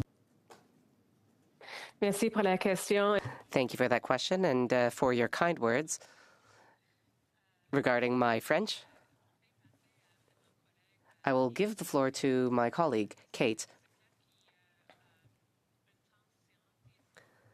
It is clear that there is a tension, to put it one way, between privacy legislation here in Canada and this bill. Colleague Kate to speak more with regards to the privacy considerations that are invoked by this law, in particular in comparison with the U.S. Regime. Thank you very much. And I think when we make the primary comparison here is to privacy principles. So we think of privacy principles around data minimization and user controls, and the potential that C-22 could undermine those privacy principles. Just as an example, if we look at Google's provision of user controls, we offer users the ability to choose to delete their data after 3 months. And so retention requirements or product changes that require us to make changes that would require retention for longer than 3 months would be against the wishes of a user. So we look at this with concern in terms of privacy principles that are global in nature. On your question regarding U.S. law, so we look to U.S. law, CALEA specifically. CALEA does explicitly forbid governments from forcing a company to break encryption. And so that is a similar protection that we would be seeking in C-22.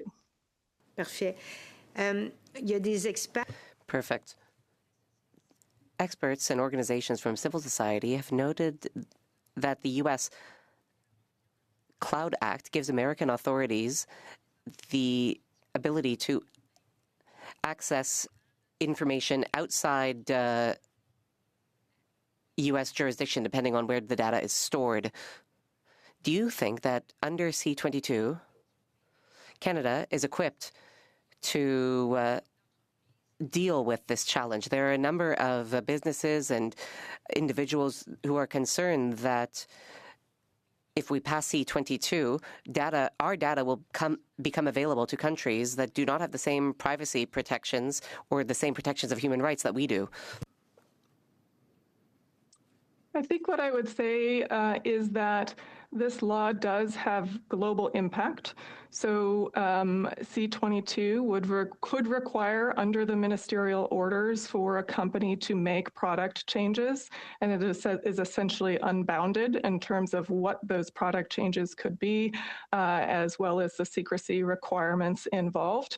And so Google and other companies are global companies. Canadians interact with people all over the world. And so there are global impacts of a proposal such as this one. Madame Charlotte, que vous me dites que vous... Ms. Charlotte, you said that you consider Bill C-22 more intrusive than American laws. Am I correct? Yes, ma'am. The unbounded essentially nature of the powers that are afforded to direct product changes by companies in secrecy and without judicial oversight in the case of the ministerial orders goes beyond any regime that I'm familiar with. Est-ce que... Were you consulted before the bill was drafted? Have you already expressed your reservations to the government as part of the drafting process? We have provided a submission with some specific recommendations, but I will pass this to my colleague Jeanette on your broader question. So we have shared these concerns with the government. I think I don't believe we were in a consultation process prior to tabling, but we welcome the opportunity to engage with this committee to find workable solutions here that can support law enforcement in their legitimate need to conduct investigations while also preserving user privacy and maintaining the security of our products and services. So thank you for the constructive engagement. Thank you, Madame de Bellefeuille. Madame Kirkland, for 6 minutes, please.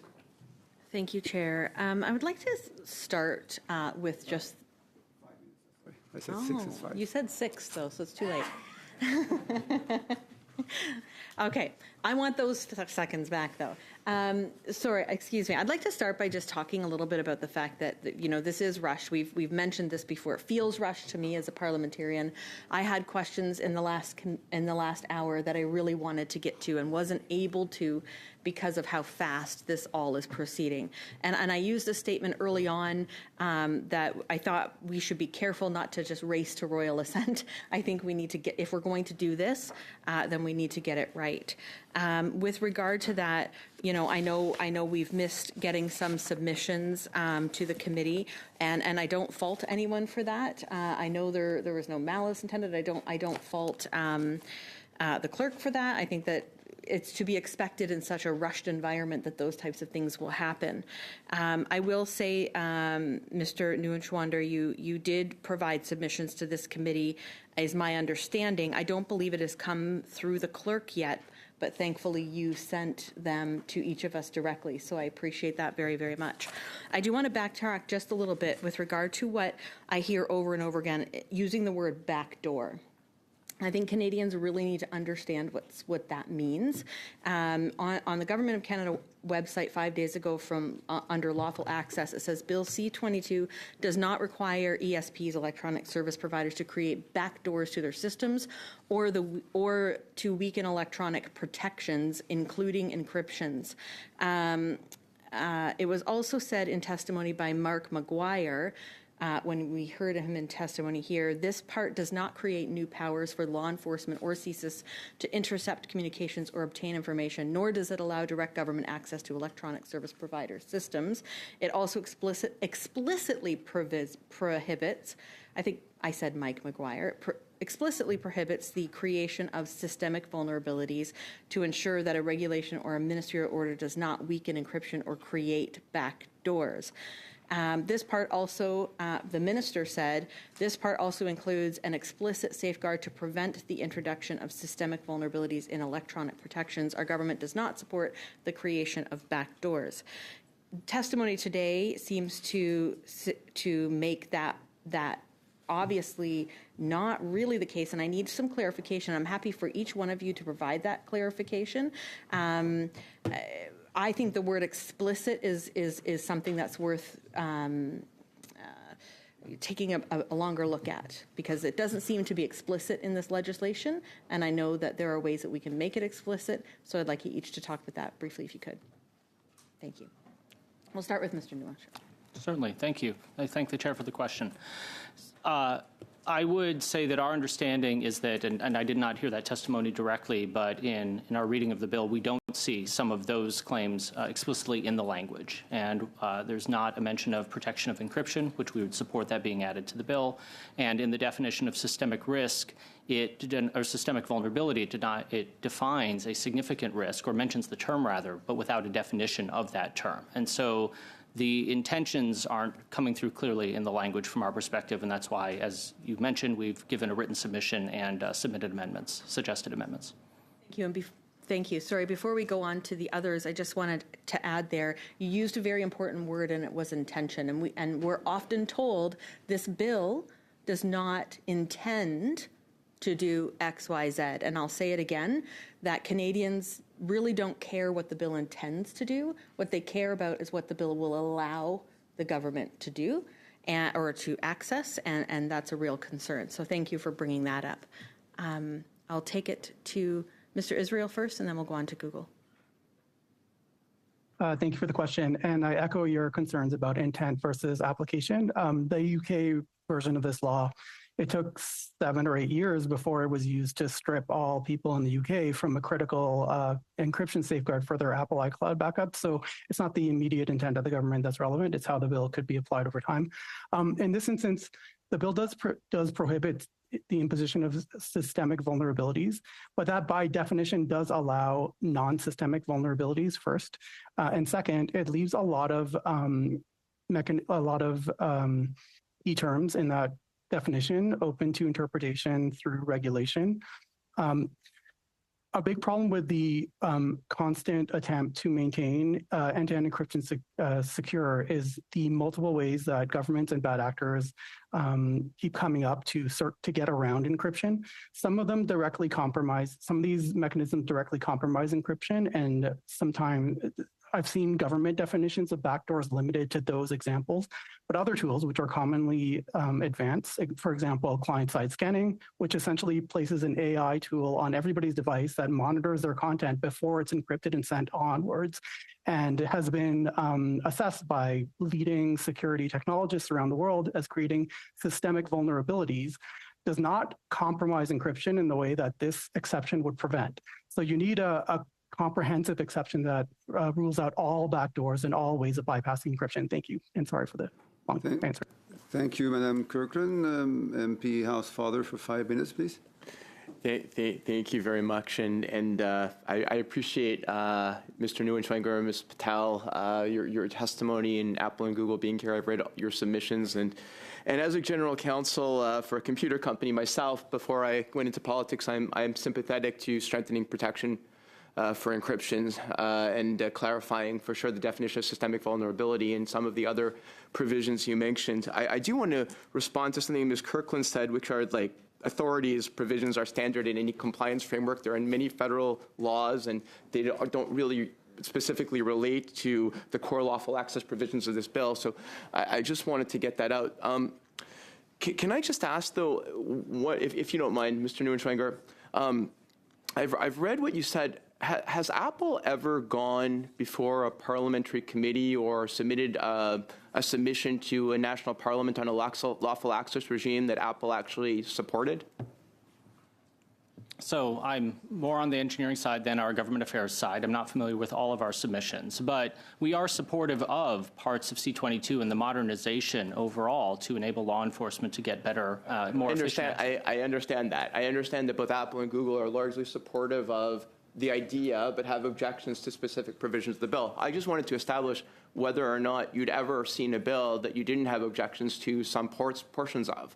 I think people are overstating some of the objections. I don't disagree with some of the objections you raised, but I think there's claims that are being made, for example, surveillance equipment that could be installed in devices and forcing companies even under orders to put surveillance equipment that I don't think are reasonable or logical, and I don't think they bear out in the wording of the bill. So what I'm asking is, have you guys ever gone before a committee or made a submission in the UK, in Australia, in the US, and said, wow, we think this bill is great? We have frequently gone, as we're here today, to engage in constructive... Right, yeah. And to object to provisions in the bill, which is your job, because in this, right, we as legislators have to look at it from multiple lenses. You have a specific obligation related to the company, and the company's obligation is often to respect its user agreements with end users and to do what's best in the company's interest, not necessarily in the national interest. And so all I'm asking is, did you ever say, like, come to a committee and say the bill is great? And I doubt that you did. Well, with respect, I think that we're trying here to act in users' interests, both Canadians and worldwide, and ensure that we can provide the strongest protections possible while supporting law enforcement. And I don't disagree with you. I think that's part of the part of the overall goal. So let me also ask. I mean, you are the chief privacy officer. I mean, you're in charge of privacy at Apple. From the engineering standpoint, right? Has Apple ever, and I think this is actually a lesson, so you may think it's a negative question, but I don't. Has Apple ever created something that you later regretted? For example, with respect to privacy interests, like I'll give you the IDFA as an example. I don't know that I would go so far. The IDFA is this advertising identifier for those less into the technologies, but I think that was appropriate for its time, and what we do is we continue to evolve the protections on the privacy and security side as the world continues to change.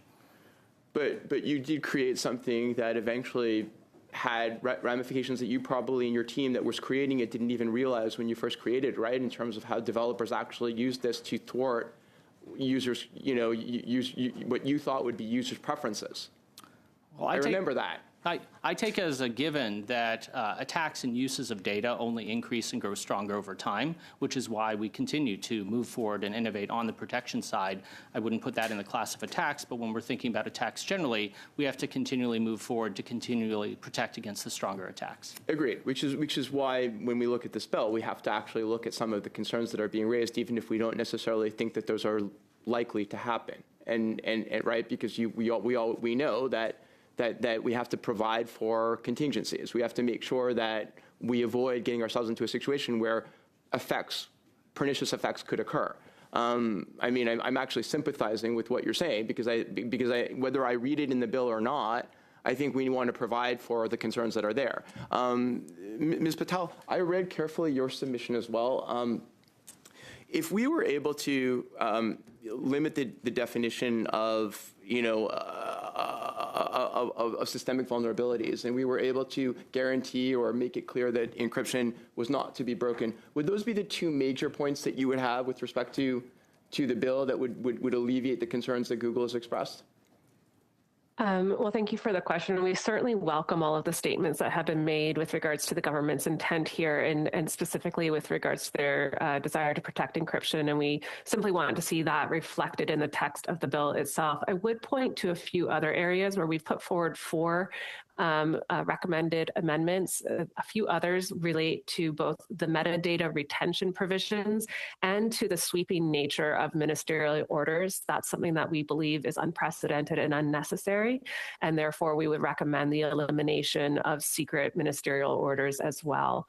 I don't know if my colleague Kate wants to weigh in as well on anything else. I'm sorry. Time is over, but unfortunately, your time is over, Mr. Pierre Housefather, and so is the time for answering those great questions. Let me turn to Madame de Bellefeuille pour 2 minutes et demie, s'il vous plaît. Président, alors ma question. Thank you, Chair. My question is for Mr. Israel. Do you share the concern that the bill will increase the risk that data will be sent to countries with a troubling human rights record? Do you share this concern? Yes, in 2 respects. First of all, the bill it paves the way to adoption of international information sharing agreements, including with countries that have problematic human rights records. And so that's one problem. A related problem is that the metadata retention regime has no limitations on who can access that metadata. So once it's kept, any government can force a multinational company that's active in their jurisdiction to disclose that data, data that would not have been kept if it had not been, if the company was not forced to keep it on people in Canada. Okay. Est-ce que to that end, have you already expressed your concerns to the government about the possibility of data sharing with countries with a troubling human rights record? C'est pas la première fois. I mean, this isn't the first time that you've expressed these concerns, is it? We've expressed our concerns regarding to the information agreements I mentioned. However, we were not made aware of the inclusion of the mandatory data retention regime until Bill C-22 was tabled, so that we did not have a chance to mention in advance. Est-ce que vous pensez? Do you believe that we ought to give more power to certain organizations to oversee the government and ensure transparency and accountability so as to better protect user data? Absolutely, and I think, but I think judicial authorization will be a critical addition here. Having more oversight from bodies like, more direct oversight from bodies like NCIRA and the Office of the Privacy Commissioner would also be helpful. This is a very powerful set of tools that are being brought in place, and as a civil liberties organization, we also don't appear in many legislative committees to encourage expansion of police powers. But I did want to say that we are very selective in when we show up and how aggressively we object. And this regime really is on the broader end, which is why we are here and expressing our concerns. Merci, Madame de Bellefeuille. MP. Thank you, Ms. de Bellefeuille. Please. Thank you. Eric from Apple. Welcome to Public Safety National Security. I see a comment by the Apple company to the Globe and Mail, quote, "This legislation could allow the Canadian government to force companies to break encryption by inserting backdoors into their products, something Apple will never do." For the record, Conservatives oppose the breaking of encryption, but I'd like you to follow up on this comment by Apple, saying that breaking encryption by inserting backdoors into your products is something you would never do. Let's say this legislation passes in its current form, and the Liberals get their way. What happens then? Well, we will remain committed to providing the highest level of security we can for Canadians, and we would hope that the bill would be amended to provide those explicit protections for encryption to avoid putting those things in tension. I appreciate that, but what if Conservatives are unsuccessful and you're forced to insert a backdoor and break encryption? What will then Apple do? Will that be a first for Apple, or will that mean that Apple will be leaving Canada? Well, I can't speculate what would happen in that situation through this engagement and the continued dialogue. Again, we hope to have positive amendments made to the bill. Can you tell us what happened in the UK vis-a-vis the same question when Apple decided that the legislation in the present form was unacceptable to it? Apple filed comments both in the initial round of the bill and then public comments during its amendment phase more recently. Okay. To Google, I see in your brief a comment that Google has never built a backdoor or any other mechanism to circumvent end-to-end encryption in our products. Is that limited to Canada, or that is globally? That is global. In other words, this would be a first. If this legislation is successful, if it passes in its current form, Google would be forced to do something it has never done anywhere in the world. If this legislation passes in its current form, the minister would have the power to order Google or any other electronic service provider to comply with the core obligations that are listed in section, I believe it's 5.2. I think, we're here today to ensure that the committee takes the time to have this conversation and to arrive at a piece of legislation that is workable and that strikes the right balance of preserving user safety and security and supporting law enforcement efforts. Thank you. You write that the scope of these potential obligations is largely boundless. Could you perhaps tell us what are some of the boundaries that may be tested here that have not been tested before, other than the breaking of encryption? Of course, because there are, in fact, comprehensive layers of security architecture that are at stake here that go well beyond encryption. So I think my colleague Kate can speak to what that could entail. Yes, thank you for the question. I'd say the reason that we view these as essentially boundless is the description within the powers for the ministerial orders, as well as the core provider obligations, are essentially boundless in the sense of the notices that could be given to persons, the installation, use, operation, management, testing of any device or equipment, and numerous other enumerated powers that go beyond some of the other authorities that are given in other countries around the world. If I may, if I understand your submission correctly, is not only is the scope of those ministerial orders potentially boundless, the framework for these ministerial orders immunize them from any appropriate scrutiny or accountability, because you can't appeal them. You can't go to a court and say, well, we're not comfortable doing what the minister orders us to do. There is no judicial oversight, correct? It's correct that this is done entirely in secret. I do believe that there is an ability to appeal However, during that appeal period, there is no stay. So if there is an order on the company would be obligated to implement the change before getting a decision on an appeal. I just want to clarify that the public safety minister, the government, CSIS, RCMP, they already have an ability to seek a search warrant, to obtain a search warrant, and ask Google to comply with requests for information. Is that correct? That is correct. And so I'm not exactly sure why the requirement to overbear. I want to talk for a minute about the electronic. Unfortunately, the time is off, MP Baber. Sorry for that. Let me turn to MP Polowski for 5 minutes, please. So being a boomer, my kids can run circles around me with respect to everything involving computers, and I got to say, I'm still trying to figure out this bill. The bill pertains to service providers and data providers. Apple is one or both of those, Eric? I might guess so, but it seems unspecified within the bill. So how would you define a service provider and a data provider? I don't count myself as an expert on legislative text, but I would think that it's trying to look at providers of services where there is information held by that provider as part of doing business. Okay, and sorry, that's the service provider and the data provider? Maybe I don't need to ask you that. Tell me about the cost implications of this bill for Apple. How is this going to affect you financially? And I guess specifically there is a requirement for retaining metadata for up to a year.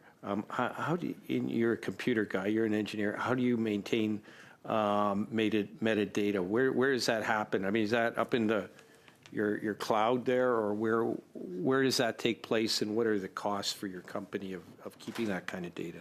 Yep. Primarily, I don't think that we're overly focused on the costs. We're focused on the risks that would arise from that increased metadata retention.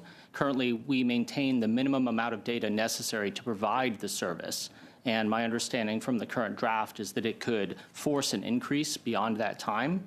And what we're looking at then is just a larger amount of data that could be breached by an attacker and used to commit other crimes. And we're not aware of that ever having happened to Apple so far. I will touch wood. But part of that is because we reduced that threat profile today as much as possible. So you do not think the cost implications are of concern to your company?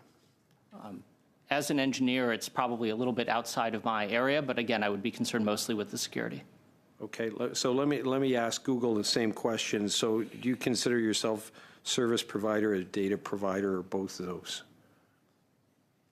So similar to Apple, some of those definitions are left for the future regulation, and so we await further clarity in terms of the scope. Our understanding is that either way, we would be captured by the legislation. Yeah, because I'm a little surprised. I mean, given the size of Google and Apple and how big these companies are, I'm a little confused that a legislation can be so vague that you don't even know whether this applies to you. I think there's an opportunity. It's a very good point about the opportunity for clarity and precision in the legal text, so that the companies that are operating in Canada have a clear sense of the obligations that apply to them. So can I ask you about the cost implications of this? Maybe I should ask generally before I get into the specifics about retaining metadata for up to a year. Just generally, what do you see as the cost implications for Google?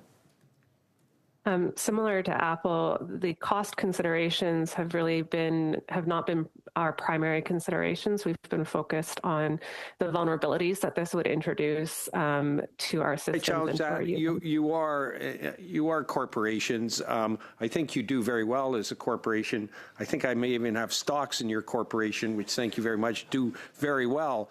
but I think you are driven and mandated as a company to look after the financial bottom line. I'm a little surprised you're not concerned about the financial implications of this. I think really our goal here is to first preserve users and the systems that we operate.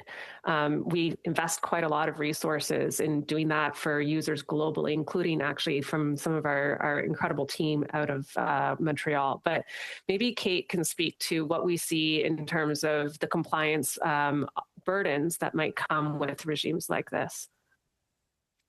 Yeah, I think what I would add, and agree with the comments made so far on cost, what I would add is that global companies seek to build one product experience, not have 100 different product experiences and systems that they have to build around the world. Of course, we're a large company. We can handle complex compliance regimes, but in terms of the product experience, it's a better experience for users when they move across borders to have a similar experience.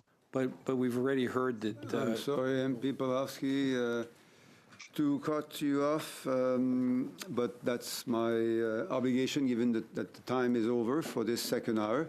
Thank you, all witnesses, for taking the time to be with us, either in person or virtually. We will suspend for a few moments until we can have the other group come in. So please, again, thank you and have a great day. Thank you.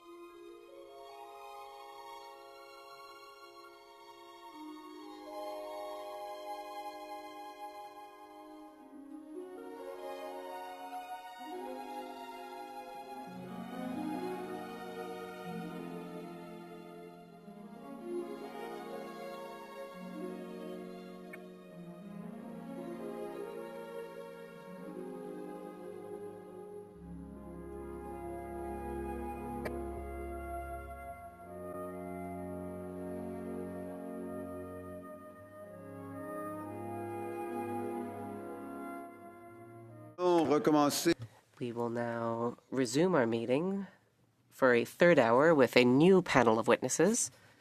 We would like to welcome them. So please. We have from the Royal Canadian Mounted Police, Mr. Matthias Van Leer, here with us today. From the Canadian Association of Chiefs of Police. I will need to invite everyone to be a bit more attentive. So, Association Canadienne des Chefs de Police. From the Canadian Association of Chiefs of Police, Thomas Carrick, Commissioner, and from the City of Brampton, Mayor Patrick Brown. Thank you and welcome. We will now have 5 minutes per witness, starting with Mr. Van Leer. Over to you. Good afternoon, Mr. Speaker, honorable member of the committee. Thank you for the invitation to appear today as we gather on the traditional unceded territory of the Anishinaabe Nation and recognize the continuing presence of First Nations, Inuit, and Métis people in this region. My name is Matthias Van Leer. I served as a regular member of the RCMP for 25 years and eventually retired in 2022 as a staff sergeant. J'aimerais aussi souligner que je suis I would also like to note that I am francophone, and I would be happy to answer your questions in the official language of your choice. I was a non-commissioned officer in charge of the RCMP E-Division Integrated Child Exploitation Unit, located in the Lower Mainland District, but representing the whole province of British Columbia. Following my retirement in 2022, I returned to the RCMP as a reservist, reserve constable for the city of Kamloops, BC, to continue my work within their sex crimes unit, where I actively work on ongoing investigations, prepare judicial authorization, and I oversee the intake of all online child sexual abuse investigation within the city of Kamloops, providing guidance, directions, and training. To provide you with some background, the RCMP's child exploitation units are specialized teams dedicated to preventing, detecting, and investigating crimes involving the sexual exploitation of children, both online and offline. Their mandate focuses on protecting vulnerable victims, identifying and apprehending offenders, and working collaboratively with domestic and international partners to disrupt networks involving in child abuse material and exploitation. Key priorities include proactive intelligence gathering, victim identifications and support, digital forensic analysis, public awareness initiatives to reduce risk and increase reporting. During my time with the BC ICE unit, I have worked to address the growing demand for online child sexual exploitation investigations driven by the increasing use of the internet. In collaboration with the RCMP Digital Forensic Services, BC ICE supports law enforcement agencies across British Columbia, works to identify and assist child victims, and identifies offenders to support appropriate criminal charges. As investigators, we are constantly adapting investigative techniques to try to keep up with criminals, especially those who operate in the digital space and who do the greatest harm to vulnerable Canadians, including children. Bill C-22, an act respecting lawful access, would modernize our law so that Canadian police services can investigate crimes targeting those who prey on the vulnerable. RCMP child exploitation units increasingly rely on digital tools, data analysis, and collaboration with intelligence partners to make progress in investigations. Criminal code amendments proposed through Bill C-22 could improve timeliness and consistency in obtaining digital evidence, particularly in urgent or rapidly evolving cases. Child exploitation investigation predominantly depend on IP address tracing, subscriber information, and preserving volatile online data before it is deleted or purged. Enhanced lawful access provision could streamline production orders and preservation demands, allowing investigators to act more quickly to identify suspects and safeguard victims. Protecting children remains a core priority for the RCMP. Teams are committed to safeguarding vulnerable victims, pursuing offenders, and adapting to evolving online threats through strong partnerships and modern investigative tools. Whether through enforcement, victim support, or prevention efforts, the RCMP continues to place the safety and well-being of children at the forefront of its mandate, recognizing the critical importance of protecting them from harm in all environment. Thank you very much, and I look forward to your questions. Merci beaucoup, Monsieur Van Leer. Thank you, Mr. Van Leer. Mr. Karik, you have 5 minutes. Distinguished committee members, thank you for the opportunity to comment on Bill C-22. Today, virtually every serious criminal investigation has a digital component. Organized crime groups, child predators, fraudsters, violent offenders, and extremists rely on encrypted communications, digital platforms, anonymized tools, and forum-based services to coordinate criminal activity, evade detection, frustrate prosecution, and ultimately victimize innocent Canadians. Criminals are leveraging digital infrastructure and encryption while the police are hindered by outdated legislation that does not prioritize public safety. Bill C-22 is not about expanding unchecked police powers. It's about ensuring that judicially authorized investigations can function effectively in a complex and ever-changing digital environment. To the benefit of bad actors, too often lawful access debates focus exclusively on privacy interests of suspect and the financial interests of big tech, while overlooking the rights of victims to safety, justice, and timely intervention. The police are not asking for, nor does Bill C-22 authorize broad surveillance. It does not permit warrantless interception of communication. It does not eliminate judicial oversight. It does not provide unrestricted access to browser history or social media content. The legislation preserves charter protections and maintains judicial authorization requirements for advanced investigative techniques. Bill C-22 also addresses practical investigative steps. For example, it creates confidential confirmation of service process, a simple yes or no, so investigators can determine which telecommunication provider actually holds relevant records before spending valuable time seeking judicial authorizations for records that may simply not exist. It creates a production order process for basic subscriber information based on reasonable suspicion, allowing investigators to advance early-stage investigations. It also addresses delays involving foreign-held evidence, where investigators currently rely on mutual legal assistance processes that take many months, while evidence often disappears. In fact, Bill C-22 provides clear statutory rules in areas where courts, providers, and investigators currently face inconsistent interpretations and legal uncertainty.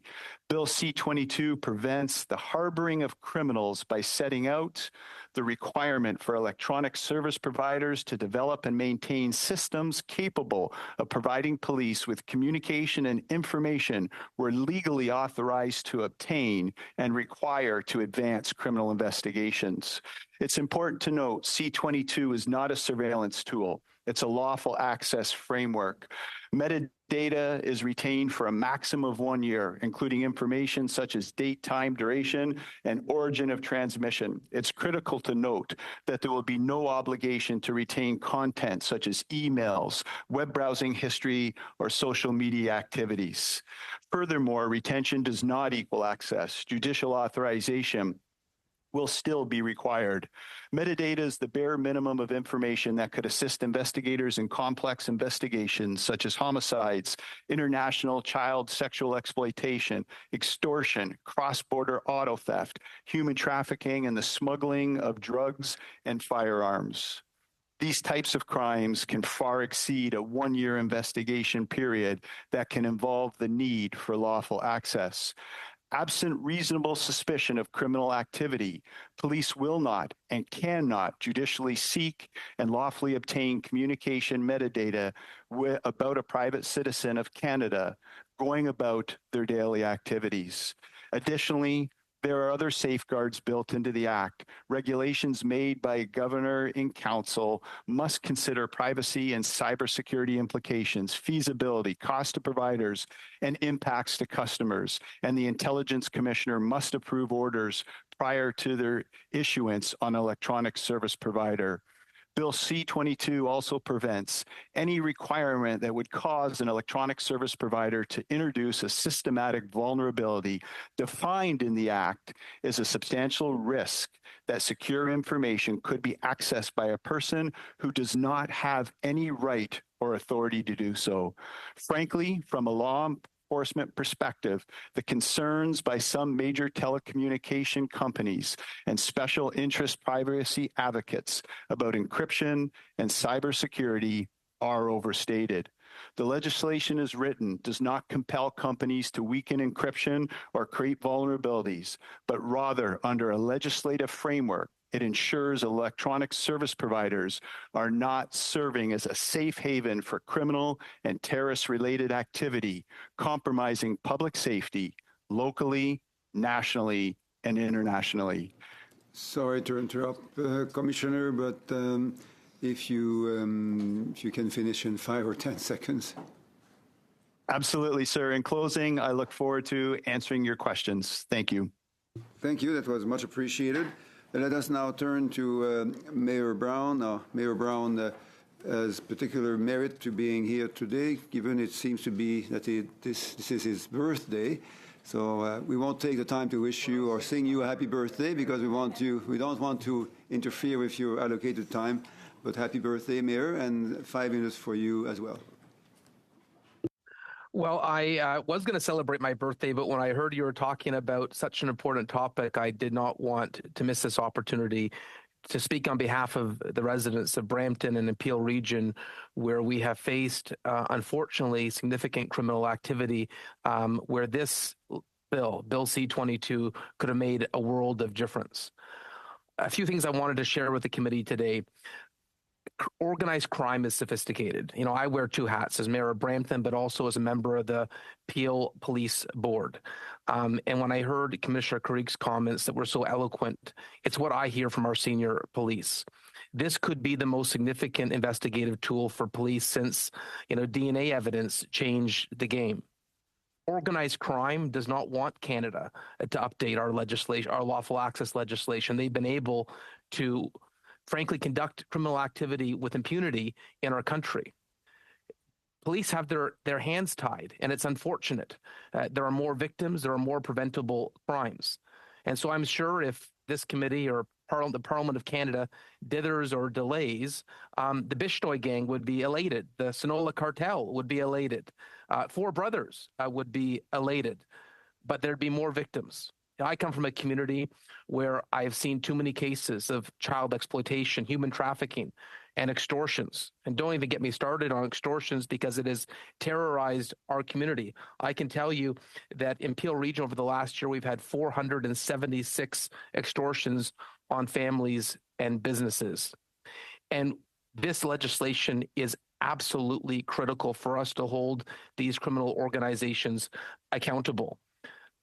You look at the case of extortions. Production orders can take 3, 4, 5 weeks, sometimes even longer. There is continuously delays. And so with these delays on production orders, investigations go cold. Police investigations are most efficient when they have the tools to do their job. And I can tell you, all these modern technology tools, organized crime is utilizing. And so by waiting 45 days for critical information, video from local cameras disappears, critical evidence disappears, and more innocent victims are traumatized. I've had victims call me. I had a father call me and said, my kids can't sleep after our house was shot up. Can you imagine having your children not be able to sleep for months because they were terrorized by an extortion? These extortions could have been prevented if we gave the police the tools to do their job. I know there was concerns on the opposition on the initial incarnation of this bill, but I can tell you, and I know the Peel Police have been involved in providing inputs, this is a balanced approach that gives the police the same tools as other Five Eyes countries. And I know there's going to be tech lobbyists that are, aggressively for their own reasons lobbying against this. But if this works in other Five Eye countries that has the balance between protecting privacy and giving the police the tools to do their jobs, we can find that balance in Canada. I was at the Big City Mayor's Caucus where we lobbied Prime Minister Carney specifically to give local police forces this tool that is so critical. And for those who have privacy concerns, my message would be, don't commit a crime. Don't be involved in a heinous crime, and you won't have your privacy abridged. And when you hear law enforcement say that it only be utilized when there is reasonable suspicion of a crime, if we have video evidence of someone else, and being involved in a crime, it shouldn't take 45 days to get that digital information. This is the new warfare. I read these police reports, I study them, and I can tell you, I ask our senior leadership in the Peel Regional Police again and again, how long would this investigation have taken if we had lawful access? And time again, it is a fraction of the time. And for investigations that have gone cold, this could have made the difference to actually prevent crimes, to prevent more victims. And so I implore this committee, do not dither and delay. If there are reasonable adjustments and amendments, we have reasonable parliamentarians here. Please find that consensus, but do not dither and delay. The only people you will please with any dither and delay on this critical information that law enforcement is begging for is organized crime. And I'm happy to be before this honorable committee today. Thank you, Mayor Brampton. Let us now turn to MP Caputo for 6 minutes, please. Thank you. Happy birthday, Mayor. It's nice to make your acquaintance over Zoom. Nice to see you again, Commissioner Creek, who I've had the pleasure of meeting many times. And nice to see you, Mr. Van Laer. Mr. Van Laer and I actually worked together on investigations relating to child sexual abuse and exploitation material. One of the reasons I did invite him here and that I want to hear from him is that we actually haven't heard from anybody yet who's told us what it's like to kick down a door, what metadata you look for when you're doing child sexual abuse investigations. So, Mr. Van Laer, I'm going to focus my questions with you for the time being. This bill focuses on metadata. Are you familiar with metadata in the context of child sexual abuse material cases and internet luring cases? I assume you're aware of metadata and how it all works? Yes. Okay. And this is something that for you, you've dealt with on the front lines. Is that right? Correct. And now there's layers of metadata, of course. But of course, yes. And you've dealt with cases that we may have never heard about, right up to the Amanda Todd case in BC. Okay. So how does metadata assist in any way on child sexual abuse cases? And can you just tell the committee how? Because we haven't heard anything like that so far. Correct. Well, first of all, metadata is quite broad, so there might be a need to make sure that we understand what exactly we are referring to when we say metadata. But information captured by electronic service provider, insofar as every little bit of that information can be considered metadata. And ultimately, the role of the police is not just to identify an internet subscriber. An internet subscriber is just the person who pays for the internet connection. Our job, in order to satisfy prosecution, is to identify the person behind the keyboard. And in order to do so, we need to dig into the content of what's happening on the internet in order to identify the actual suspect user, as opposed to simply a subscriber. Subscriber is a piece of the puzzle, and it leads our investigation into, hopefully, the user. And we can't identify a user if we can't see their traces or identify them through some of their traces on the internet, if that makes sense. So let's say you get an IP address of a suspected child sexual abuser. What do you do from there? Right. Currently, what we are required to do from there is to draft a production order in order to get subscriber name and address. So, and that is a process that does take not only man hours, like it takes time to draft the production order, but then insofar as the results of the production order is also left to the internet service provider to give us that result. And it can take up to 30 days, if not more sometimes. So, but that's not the end of the road, obviously. Once we have the IP address identified to a subscriber, we now have an address. Once we have the address, we start to do our investigation into that address and into the residents of that address. And then more often than not, it will lead to a search warrant. We will need to provide and satisfy the courts that we have reasonable probable grounds to believe an offense was committed within that residence and evidence exists within. So we will then go through that door and get and seize those computer and those electronic devices and look for the traces that led us to that door in the first place. You got to remember that we don't get an IP address out of the blue. It's been pre-identified for us. It's been given to us by an electronic service provider that is self-reporting online or criminal activity. They see as criminal activity, they report it, and then it lands on our desk with unsolicited. We receive those reports provided to us voluntarily by the electronic service provider.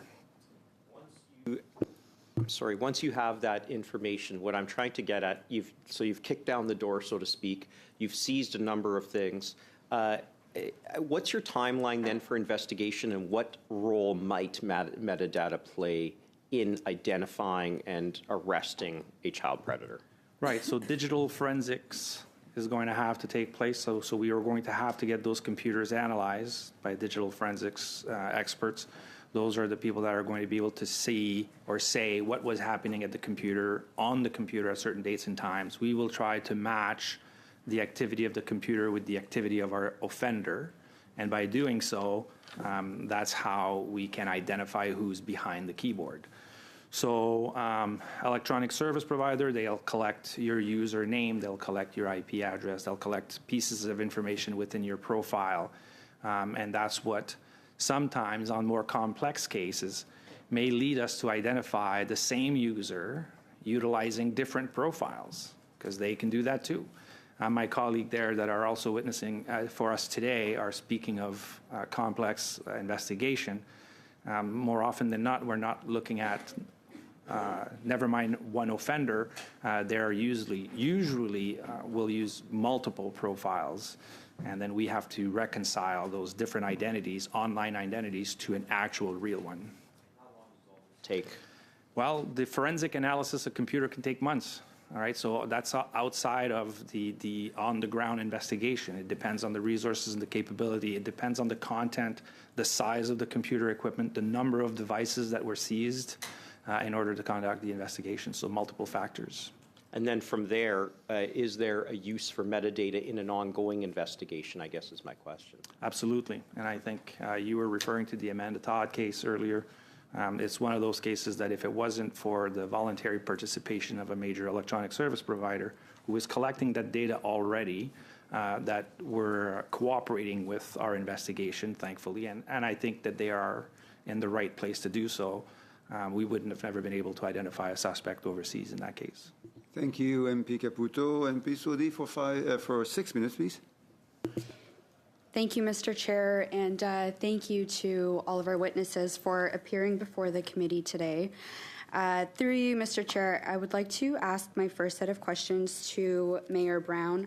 First and foremost, I would like to wish one of the best mayors that Brampton has had a very happy birthday. But Mayor Brown, you have been one of the most vocal municipal leaders calling for stronger lawful access tools for police services, particularly as Brampton and Peel Region confront rising levels of enabled crime, including extortion and organized criminal activity predominantly targeting the South Asian community and their businesses. In December of 2025, last year, Brampton City Council adopted a motion approving a letter to the federal and provincial governments calling for, among other measures, federal action on digital evidence access, a dedicated extortion and organized crime task force, victim support and community outreach funding, and the establishment of a formal intelligence sharing framework across federal, provincial, and municipal law enforcement. Can you speak to what the measures in Bill C-22 will mean at a community level to our constituents in the city of Brampton? Well, thank you for that question, MP Sodi. And what I've heard from law enforcement is this is a incredibly important tool, that it will make the world of difference. You know, yesterday we had a major police announcement by Chief Nish where there were 17 individuals arrested for extortions, violent extortions. And they told me that investigation, which took very difficult police work. You have police members that put themselves in harm's way to hold these international criminals to account. And they told me that investigation literally could have been done in 2 or 3 months, not 8 months. And there was a litany of victims in that period that this legislation could have prevented. But it's not just extortions, MP Sodi. I can tell you some of the worst crimes in the region.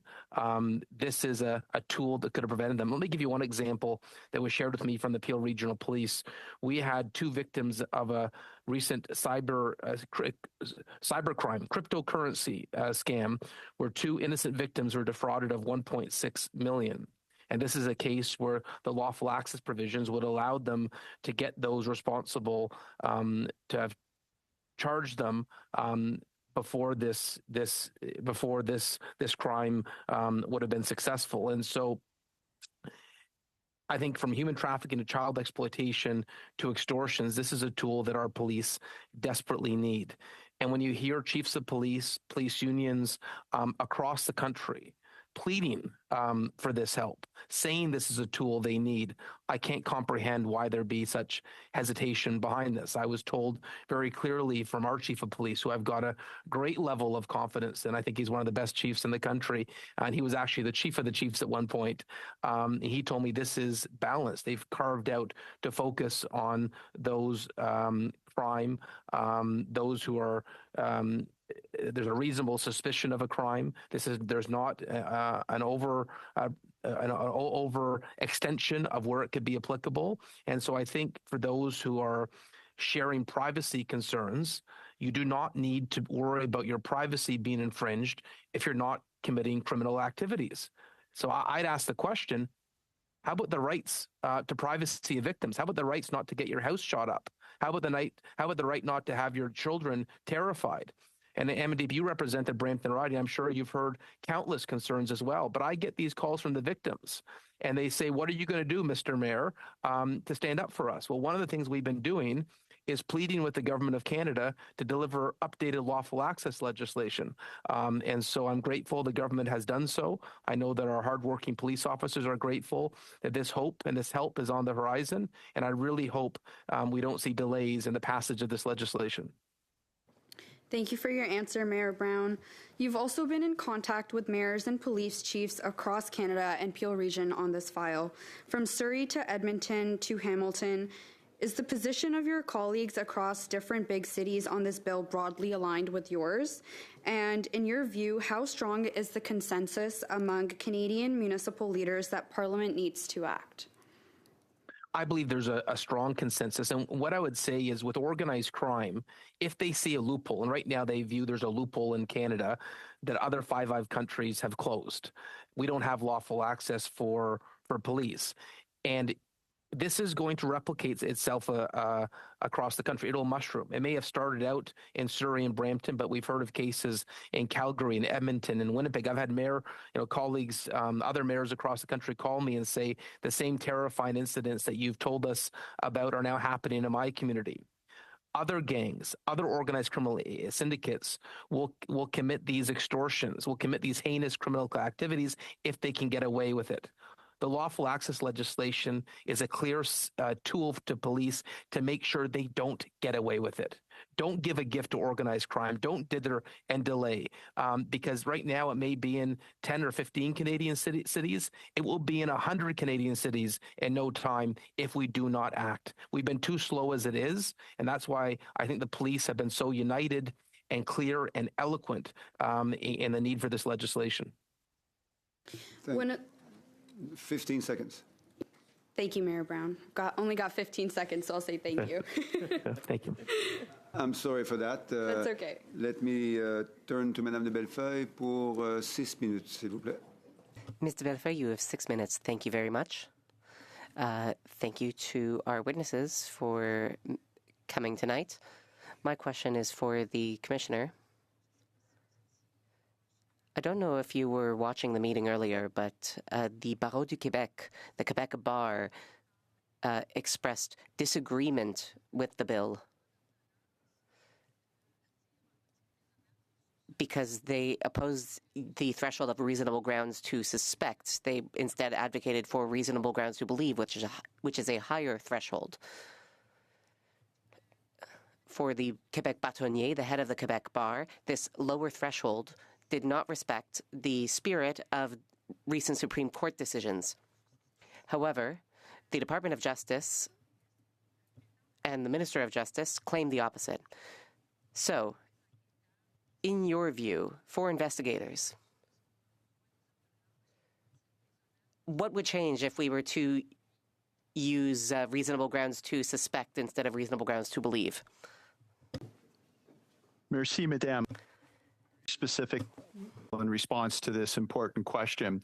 So let's take a case where we've got a missing person and that investigation is proceeding and it gets to the point where we believe there may be foul play and that missing person may have been subjected to a homicide. And we have a number of phone calls coming into that individual's phone, the last known phone calls. That would not give us reasonable grounds under the current legislation to seek a production order. However, it would give us reasonable suspicion. And that production order would only provide us with subscriber information and not content. So I think it is a very important progressive step in our legislation to allow us to deal with the challenges of legislation, the complexities of technology, and to service the victims of crime much more efficiently and effectively. Monsieur le Commissaire. And Commissioner, if the bill were amended to remove the notion of reasonable grounds to suspect and replace it with reasonable grounds to believe, would this hamper your investigations? After all, you are able to investigate currently. You are using the threshold of reasonable grounds to believe. So would having this higher threshold be truly dramatic? Would it really prevent you from doing your jobs? The proposed changes in threshold will not prevent us from doing our job. It'll actually enable us to do our job better, more efficiently, more timely, to advance our investigations at a more rapid rate, while still requiring judicial oversight and judicial authorization.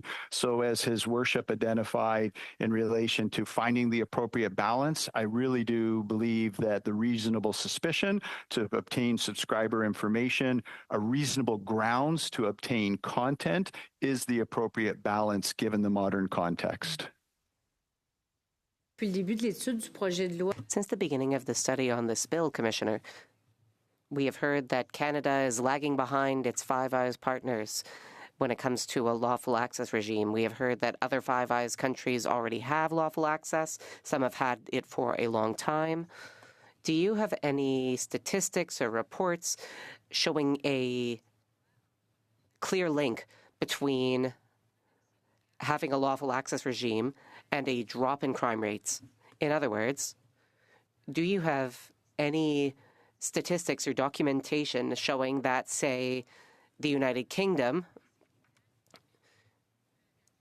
which has a lawful access regime, has been able to catch more criminals and bring down its crime rates? Have you any documentation like that to provide?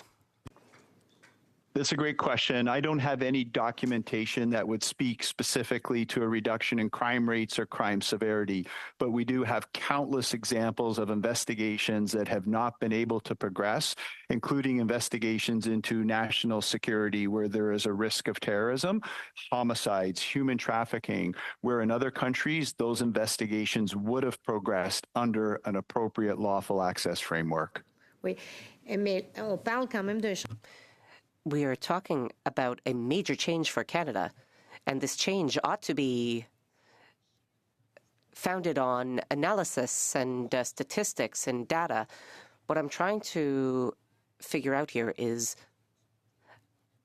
I do think that C-22 has a certain use to it. It could provide greater tools to law enforcement that they could use to fight crime. But what I'm trying to figure out is, are we going too far? That's what I'm trying to get my head around. how far to go. And when I do that, I would like to ground my decision on data. We often compare ourselves to other Five Eyes countries. Do you think there is information out there that would let us say, yes, it is proven that a lawful access regime leads to better performance? Do you think there's data out there that we could use? We could certainly determine whether there's specific data that can be used. There are very specific examples, compelling examples where people have been victimized in Canada, where victimization has been prevented in other countries, where complex investigations have been solved in other countries, where we are just not able to be meaningful participants in international, transnational organized crime investigations. And we're happy to share any of those examples that would help you make an informed decision. Merci beaucoup, Madame de Bellefeuille. Thank you, Ms. de Bellefeuille. We'll hand it over to Mr. Caputo for 5 minutes. Lloyd pour 5 minutes, s'il vous plaît. Sorry, Mr. Lloyd. Thank you, Mr. Chair. Thank you to the witnesses. Mayor Brown, happy birthday. Something that you said really struck out to me. You said that, if people are concerned about their privacy, don't commit a crime and your privacy won't be abridged. But something that we've learned with this legislation, and we've seen with the Salt Typhoon hack in the United States, is that if we create the ability for ministerial orders to infringe upon the integrity of encryption systems, we could be creating backdoors that hackers could be using to go after the information of innocent, law-abiding Canadian people. So my question to you, Mayor Brown, is would you still support this legislation if you knew that we were creating a vulnerability that could result in your own personal information, your own private messages being hacked and used by extortionists? So I have confidence that the system set up by law enforcement, used by law enforcement, other Five Eyes countries can be replicated here. Frankly, we just have too many preventable victims. And so I certainly support the legislation. If there's additional protections that to ensure there isn't a capacity to be hacked, I would welcome that. But if tech companies can prevent that through their own cybersecurity measures in other countries like the UK and the US, it would be bewildering to me that they wouldn't have the same capacity to do that in Canada. Well, that's precisely my concern, Mayor Brown, is that this legislation is actually hindering their ability to create those security. There actually could potentially be lowering their security safeguards. I'm going to move on to Commissioner Karik. This is clearly important legislation. I could feel the passion. I talked to law enforcement, and clearly we need something to do about this. Would you support, is this legislation so important to you that you would support amendments to ensure that there can be confidence by Canadians and industry that encryption will not be violated under this legislation? Would you support those amendments to make that very clear? I certainly would support amendments to ensure that there is clarity around not compromising the integrity of systems, and I do believe there's an opportunity to do that in the creation of the regulations. Let's be honest, we have major tech that has completely redefined the world as we know it. They have created such innovation and progress. There has to be a way, with the hundreds of billions of dollars they're generating every year, to be able to safeguard the encryption of law-abiding Canadians while allowing us access to criminals who are victimizing Canadians. Now, Commissioner, are you saying to this committee that law enforcement needs the power to break encryption? Is that what you're saying to committee today? I am absolutely saying we need judicial authorization to access encrypted data, and we have that lawful access today. The current legislation provides us judicial authorization when granted by a provincial superior court judge to gain access to private communications. What we don't have is we don't have the keys to encryption, so we have to use on-device investigative techniques. We've got the judicial authorization. We don't have the means or mechanism, and there's a big difference. Thank you. And maybe this is a question for Mr. Van Laer, but also for Commissioner Karik. In talking to the integrated childhood exploitation teams in Alberta, in the wake of the Biovitz Supreme Court decision, it became a nightmare to write warrants and production orders if we don't know if there's a reasonable expectation of privacy around IP addresses. It seems to me that Section 1 actually provides the appropriate remedy to allow law enforcement to be able to speed up its ability to get these warrants written so that they can actually go after the telecom or ESPs that actually have the information. Is that correct? Like, is Section 1 largely what's needed to speed up these investigations? Commissioner? Yes, it is. It is a good portion of what is needed to speed up these investigations, and I appreciate you highlighting it, sir. Van Laer? Yeah, I would agree that the issue we face is we don't really have so much issues with this new code decision with regards to getting our judicial authorization. We have to understand where the IP comes from in the first place. So if the IP is, sorry, go ahead. Commissioner Creek, the Privacy Commissioner brought forward some very good recommendations, in my opinion. He said perhaps instead of having like a 1-year mandatory metadata retention, that we have a necessary and proportionate test. So is it necessary and proportionate? Would you support that amendment? Do you think that might be stronger and give Canadians some ease of mind? I'm not sure how that would relate. If the metadata was not retained for 1 year, we may not realize that it's reasonable and necessary until that data is no longer available. So I'd have to learn more about what that recommendation is to be able to provide you with an informed response. I appreciate it. Thank you. Thank you, MP Lloyd. MP Sidhu for 5 minutes, please. Thank you, committee members, to give me the time. And thank you, Mayor Brown. Happy birthday to our hardworking mayor. Mayor Brown, you have publicly stated, and I will quote you, the police and border agents need stronger tools, and then they need faster and more effective access to digital subscriber and transmission data to identify suspects before attack occurs. So we know you are the long-standing advocate for increased supports, the digital screening tools to our law enforcement officers and the safety and security of Brampton. So we know that our communities are terrifying for the extortions, and there's other crimes too. What do you think Bill C-22, law enforcement's lawful access legislation, how it can give them a modernized tool to the law enforcement police agencies and also build the trust in the community? Well, I think the last question, part of that question about trust is so important. I think right now there is a sense of hopelessness because so many of these extortion investigations have gone cold. And I hear again and again from law enforcement, if we had lawful access, we could be able to chase this one down, but it goes cold. And so let me give you an illustration of what I mean, MP Sidhu. If the Peel Police observed a suspect, and this is from a senior officer who shared this with me about why he needs this legislation. He said, if you were to observe a suspect after a crime speaking on a cell phone on video camera, the police could write a production order for a cell tower site. That order would take upwards right now, 3, 4, 5 weeks, 45 days. And then all the key evidence would be lost. Evidence would be lost, video would be lost, and potentially more crimes committed, and the criminals would evade justice. To give another illustration, one of the investigations we had recently that was successful was because they had lawful access in the U.S. And so one of the criminals was operating out of the U.S. and they were able to nab him.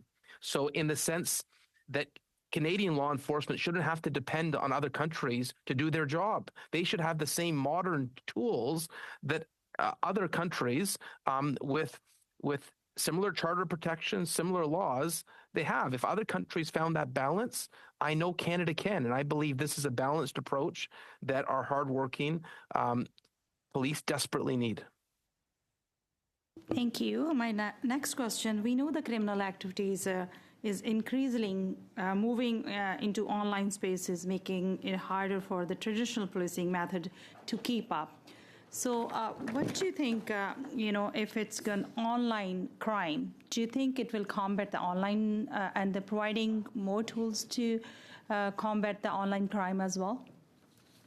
100%. Online crime has become the new digital warfare. Unfortunately, criminal organizations are very sophisticated when it comes to technology. And if they view a loophole in Canada, they will take advantage of it. And so this is an important tool in preventing cybercrime as well. And so I think there are many aspects to this bill, all of which have been asked for by law enforcement. They're the ones on the front lines.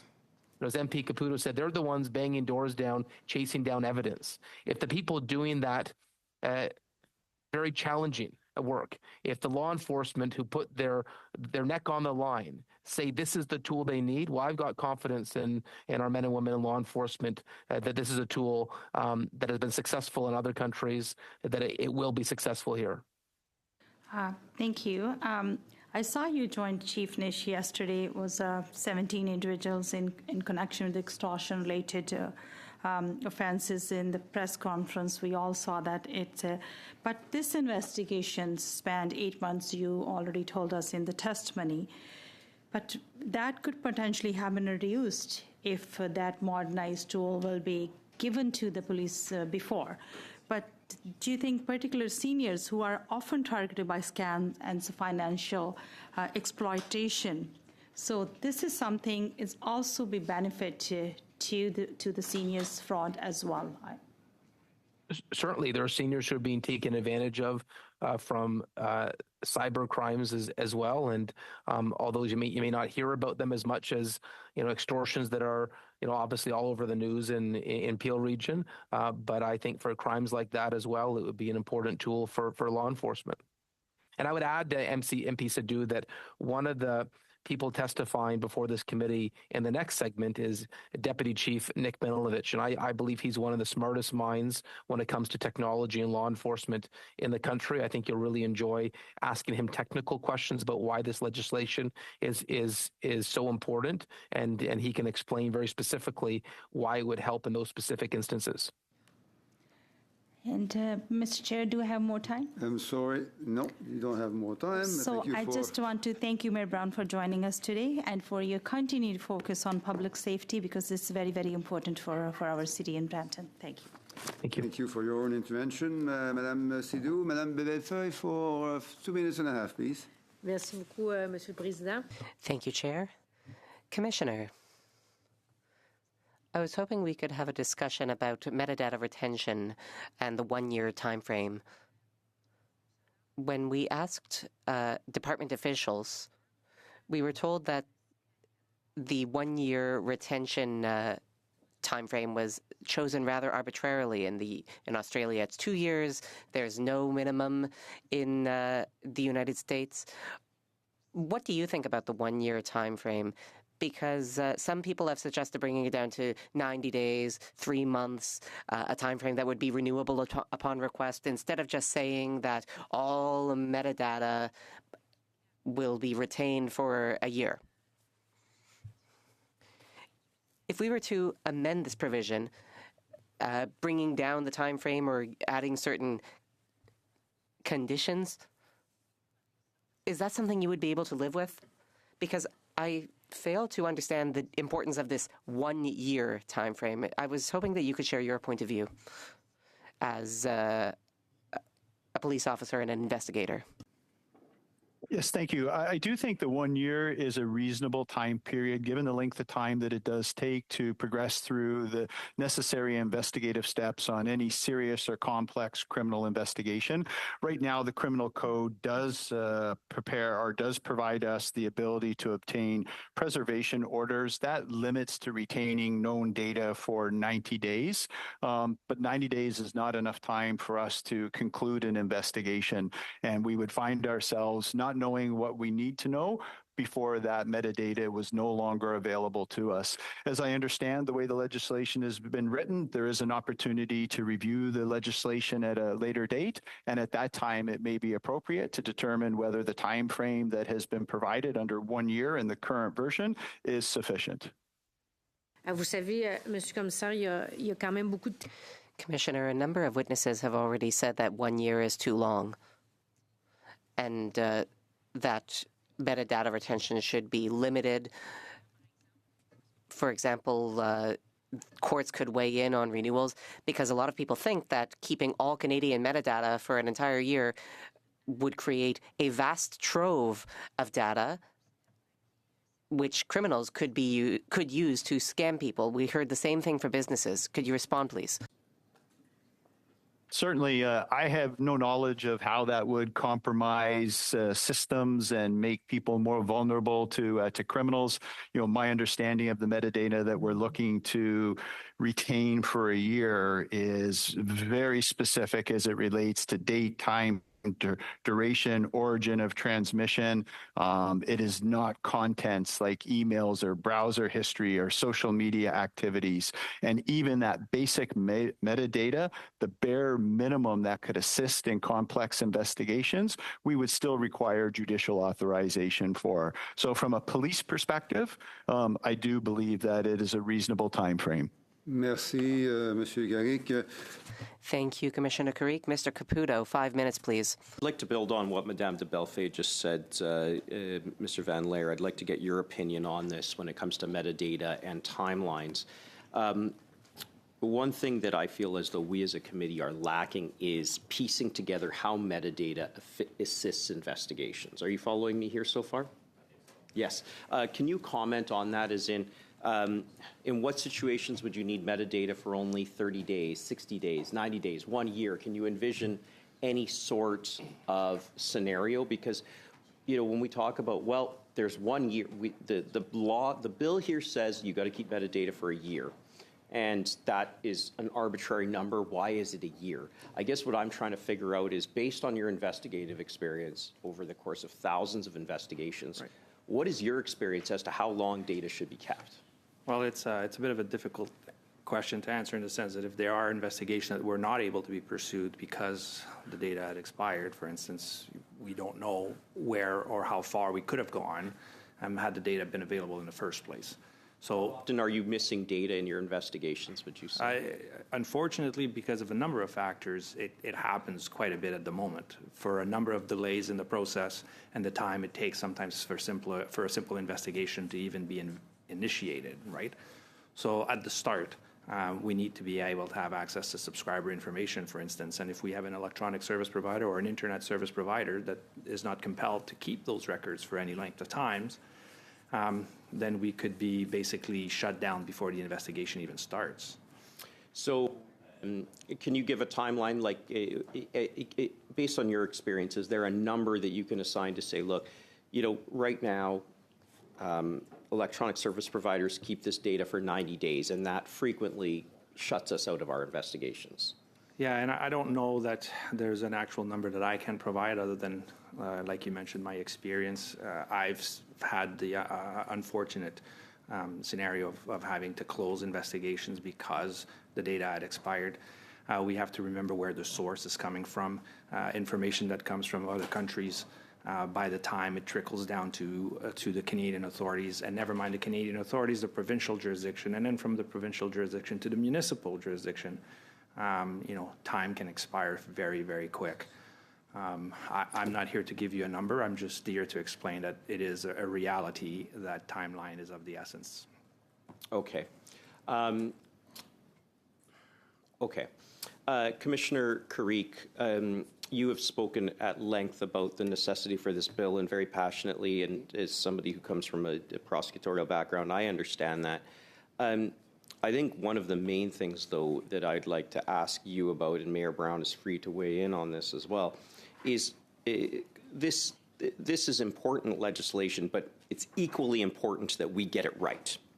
For instance, on the reasonable grounds to suspect versus the reasonable grounds to believe, would you support the fact that, this is complicated stuff? We can't even agree on a number, for instance, for retaining metadata. At some point, we have to delve into this and get it absolutely right. I don't think there's much room for error here. And I feel that the process has been rushed on this, and I know that Mayor Brown has used the term dithering. I have looked at the ceiling for investigations at night where we could not put the person behind the computer in my life, and it sucks. But at the same time, we as parliamentarians have to make sure we get it right. What do the two of you say to that?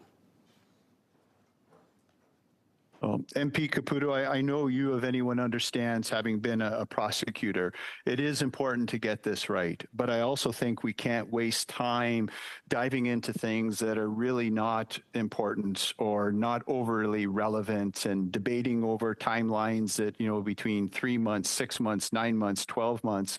We have to start somewhere. And I can tell you that in 1996, as a young detective constable, I brought this matter forward as a group that was working under Criminal Intelligence Service Ontario to say that we were being hindered by the advancement of technology and outdated legislation. 30 years later, we've seen no substantive change. The first of many resolutions from the CACP was issued and shared with the federal government in 2002. No substantive change. So I guess my question would be, how long does it take to get it right, and how many more victims are harmed in the process? Well, sorry, go ahead. And I would just add in that I believe the reason that this bill's in its current form is because there was concern that the Stronger Borders Act, the first iteration of this, went too far, and they wanted a more targeted, carved-out focus on criminality. And so I believe this bill is that attempt to pause, to put forward new legislation and be targeted towards criminality. At least that's the feedback I've heard from the local Peel Police who have been consulted on the legislation. And sorry to interrupt MP Caputo and everyone else.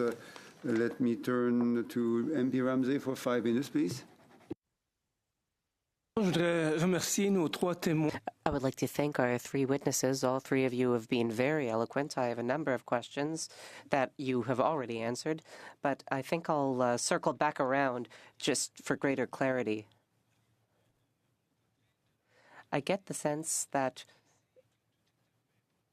we're rushing and improvising. I think you've all demonstrated that the provisions in the bill are actually very well thought out and are responses to very clear imperatives.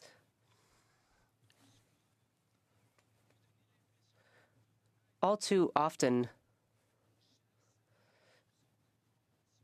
people give the impression that the government is out on fishing trips when it comes to metadata, and I think it would be important for you to confirm that the metadata targeted by the bill are internet transmission data, tower signaling data, VoIP call signaling data, and vehicle manufacturing telemetry data. We're not talking about anything beyond that. It's very clear. It's very finite. I think instead of squabbling here, we should appreciate the fact that C-22 is already a clear bill.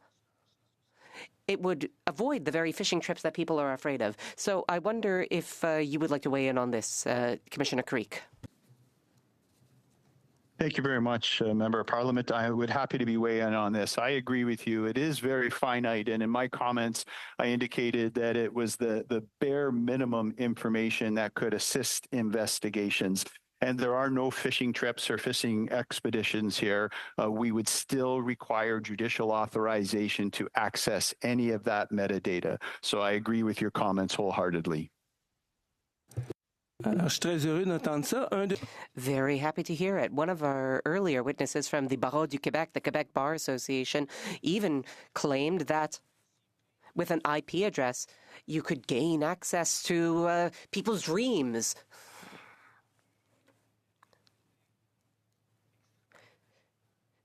That's a bit of an exaggeration. Of course, IP addresses are very basic pieces of information that allow the police to, using a production order or a warrant, gain the information that they would need. Another thing I would like to talk about is the infamous 3-month timeline, which would be inadequate. What I understood from the three of you is that all too often, investigations run aground because a crime is being committed and you cannot presume what sort of information you need. You can't just say, we want this one piece of information and that's all we'll need. That's not how things work. And I would like to hear from Mr. Van Laer from the RCMP. Thank you for that question. I agree with you there. First, if I may, I would like to weigh in on the IP address situation. You're right there. IP addresses don't give you access to people's dreams or anything like that. I think that's important to note. People around the table here are in charge of creating legislation that is based on the facts and real possibilities.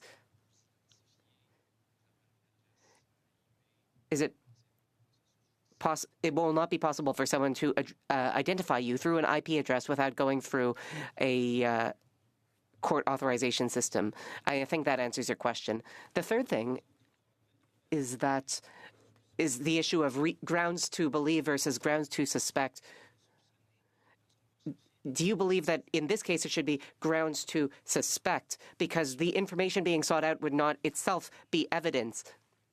Whether someone goes looking for an IP address or telemetry information, this is not evidence that could lead to a guilty finding. This is why the legislature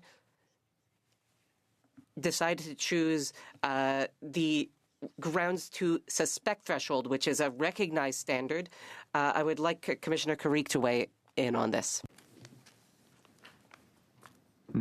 I agree. Reasonable grounds to suspect is the appropriate standard, as I've stated earlier. Let's compare it to a previous time where we were operating under landline phone lines. You could go to a phone book, look up a name, and get a phone number. Not only a phone number, but the address of an individual. That was a lot more private information available in a standard phone book of years gone by than having reasonable grounds to suspect a crime has been committed to simply get an IP address to commence an investigation that will require more evidence before you have reasonable grounds to get more substantive evidence and lay a charge.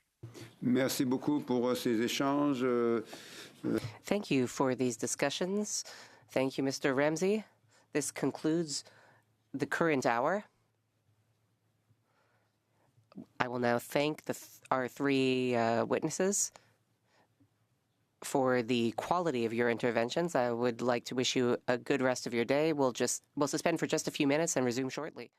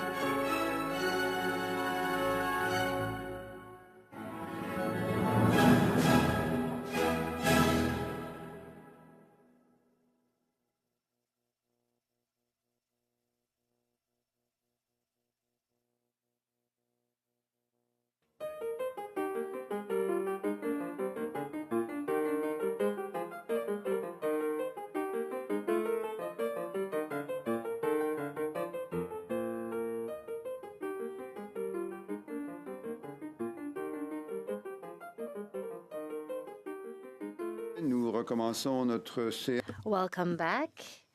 And I would like to welcome our our witnesses. We will start with Eric Smith. Investigators Association, Andrew. From the Ontario Child Sexual Exploitation Investigators Association, Andrew Ulock and Linda Henderson, both appearing via video conference. From the Peel Regional Police, we have Nick Milinovich, and as an individual, we have Murray Rankin, our esteemed former colleague who was in the House for a long time and who is now back with us. You will each have 5 minutes for your opening remarks, starting with Mr. Smith. Chair and members of the committee for the opportunity to appear before you today on behalf of the Canadian Telecommunications Association. Our association is dedicated to building a better future for Canadians through connectivity. Our members include service providers, manufacturers, and other organizations that invest in, build, maintain, and operate Canada's world-class telecommunications networks. Having listened to the discussions before this committee, it is clear there is broad agreement on two important principles. First, Canadians' privacy rights must be protected. Second, law enforcement and national security agencies must have the ability to access information through lawful processes to support legitimate investigations and protect public safety. The central question, therefore, is not whether these objectives matter, it's how to appropriately balance them. That balance is critically important because Canadians use digital services every day with the expectation that their personal information will be handled securely, and then any access to that information will occur within a clear, proportionate, and accountable legal framework.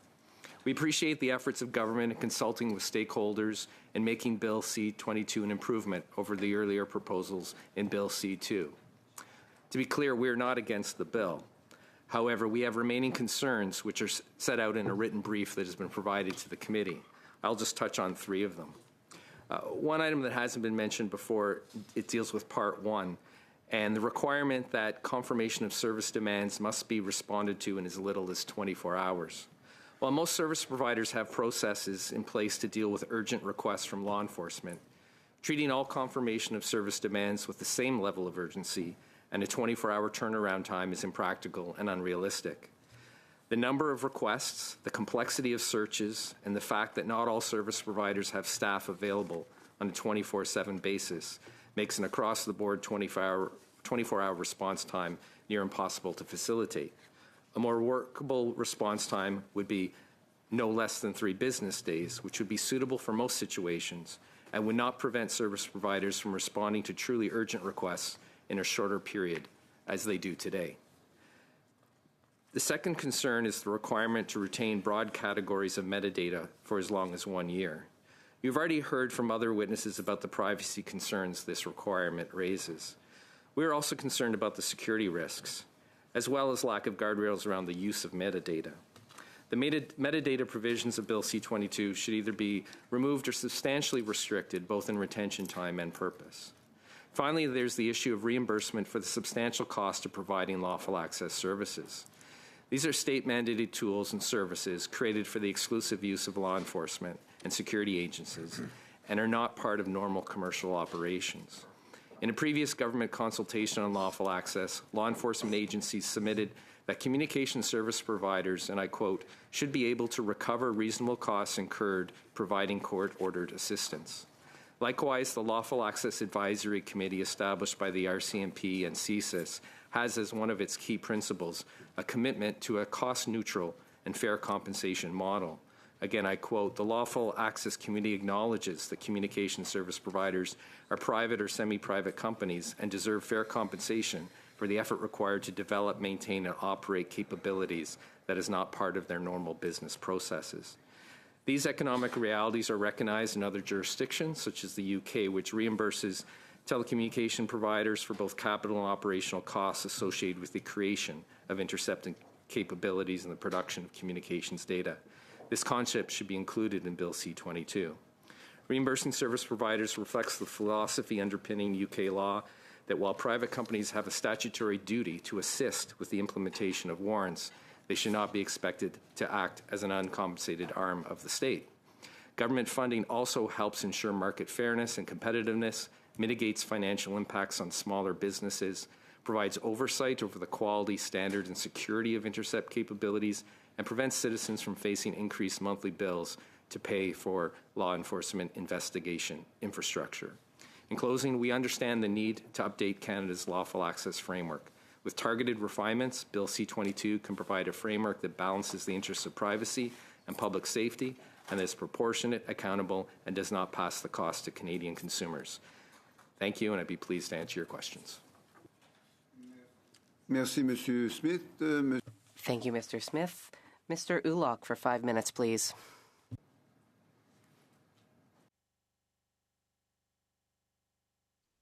Good evening.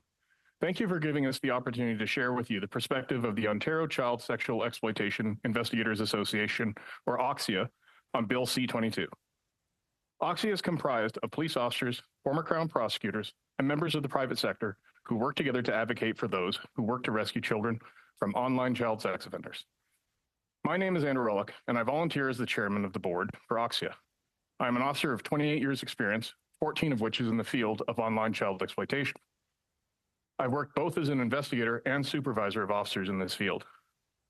Joining me is fellow OXIA board member Lisa Henderson, who recently retired after working for over 30 years as a Crown prosecutor. Since the early 2000s until her retirement, Lisa has worked both as the chair of the Attorney General's Task Force on Internet Crimes Against Children, as well as the provincial Crown coordinator for Ontario's provincial strategy to combat Internet crimes against children. The law must create a proper balance between protecting privacy and protecting the public from crime.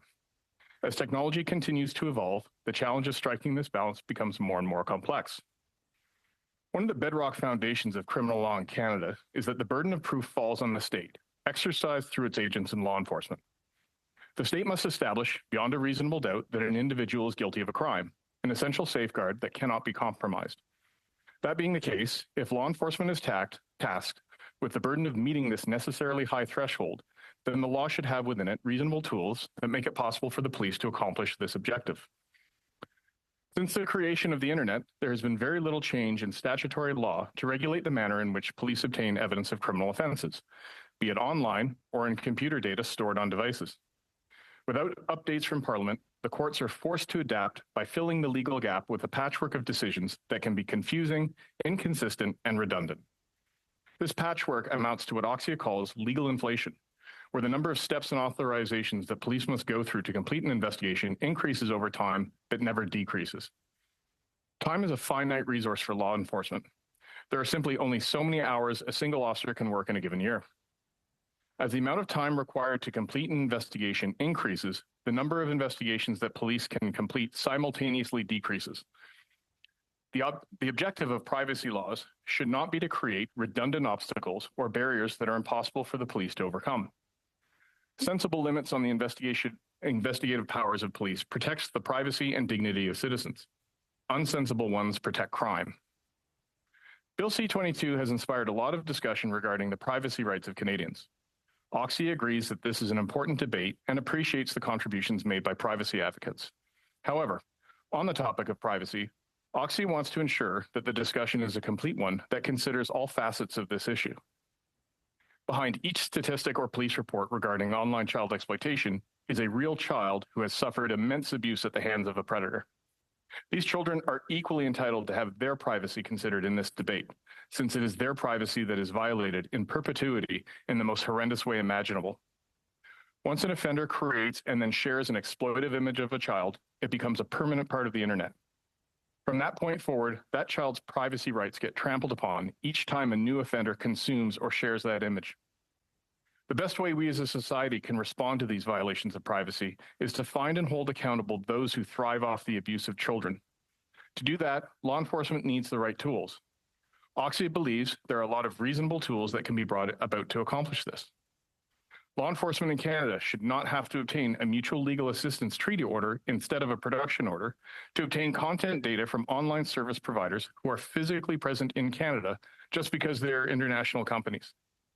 Law enforcement should not have to obtain a second redundant search warrant to analyze a computer device simply because it was seized from a person's hand or pocket during the execution of a residential search warrant that already authorized the seizure and analysis of any device found in that place. Law enforcement should not have to obtain prior judicial authorization to seize an IP address that is being broadcast in plain view to millions of other users over a peer-to-peer file sharing network. Law enforcement should have the ability, through prior judicial authorization, to obtain internet subscriber information for longer than 30 days after an offender has exploited a child, thereby allowing them to find that offender, and in some cases, rescue a child being abused. To be reasonable, investigative authorities for law enforcement must not unreasonably intrude on the privacy of citizens. On that, we can all agree. But they must also be capable of accomplishing their intended purpose. It is not reasonable to expect law enforcement to protect society from crime a quarter of the way through the 21st century using search and seizure laws drafted in the 19th and 20th century. Oxy believes that our input and recommendations will go a long way in assisting Parliament to find the right balance. And we are happy to take any of the committee's questions. Thank you, Mr. Ulloch. Mr. Milinovic, for 5 minutes, please. Chair, members of the committee, thank you for allowing me the opportunity to speak about Bill C-22, an act respecting lawful access. This discussion sits at the intersection of two priorities that Canadians care very deeply about: public safety and privacy interests. As police leaders, we support both. Crime has evolved significantly over the last decade. Organized crime groups, extortionists, human traffickers, fraud networks, and as we just heard, child exploitation offenders operate primarily through digital platforms. While many investigative authorities were developed for a much different technological environment. The objective of Bill C-22, from our perspective, is not to weaken privacy protections or expand unchecked government authority. It is to ensure that investigators can continue to lawfully obtain the critical evidence in serious criminal investigations while remaining subject to judicial oversight, legal thresholds, accountability, and charter protections. Today, I would like to share the perspective from our frontline, our investigators, and our community who have been affected deeply by crime.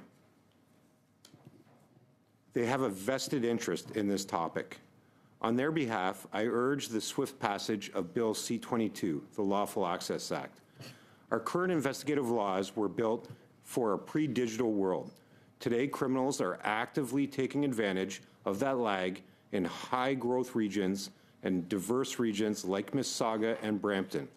We are seeing tech-facilitated crime move at an entirely unprecedented rate. Our teams are hitting systemic and artificial walls. We are watching active threats disappear into digital shadows simply because our legal framework forces us to investigate 2026 digital sophistication with outdated analog tools. Yesterday, our service announced the outcomes of one of the largest extortion investigations in our community. It started with a threat that was delivered digitally from an encrypted platform in November 2025. Bill C-22, if it were in place at the time, would have resulted in a more effective and efficient investigation and closure of those extortion threats. Excuse me. In Peel Region and in Canada, police are combating a highly disruptive rise in extortion rackets, human trafficking, child exploitation, and a variety of other transnational crimes.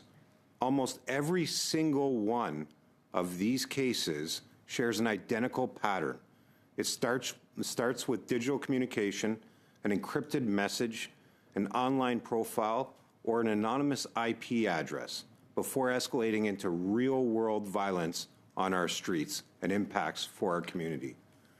Right now, when a digital tip comes in, identifying telecommunications carriers or providers or hosts or that hosts that suspicious account can take weeks of bureaucratic back and forth. By the time we navigate that maze, the trail can be cold, data is deleted, and evidence is lost. And the reality is criminals are continuing their activities and continuing to prey upon our communities. I believe Bill C-22 introduces the necessary measures to radically shorten our investigative timelines.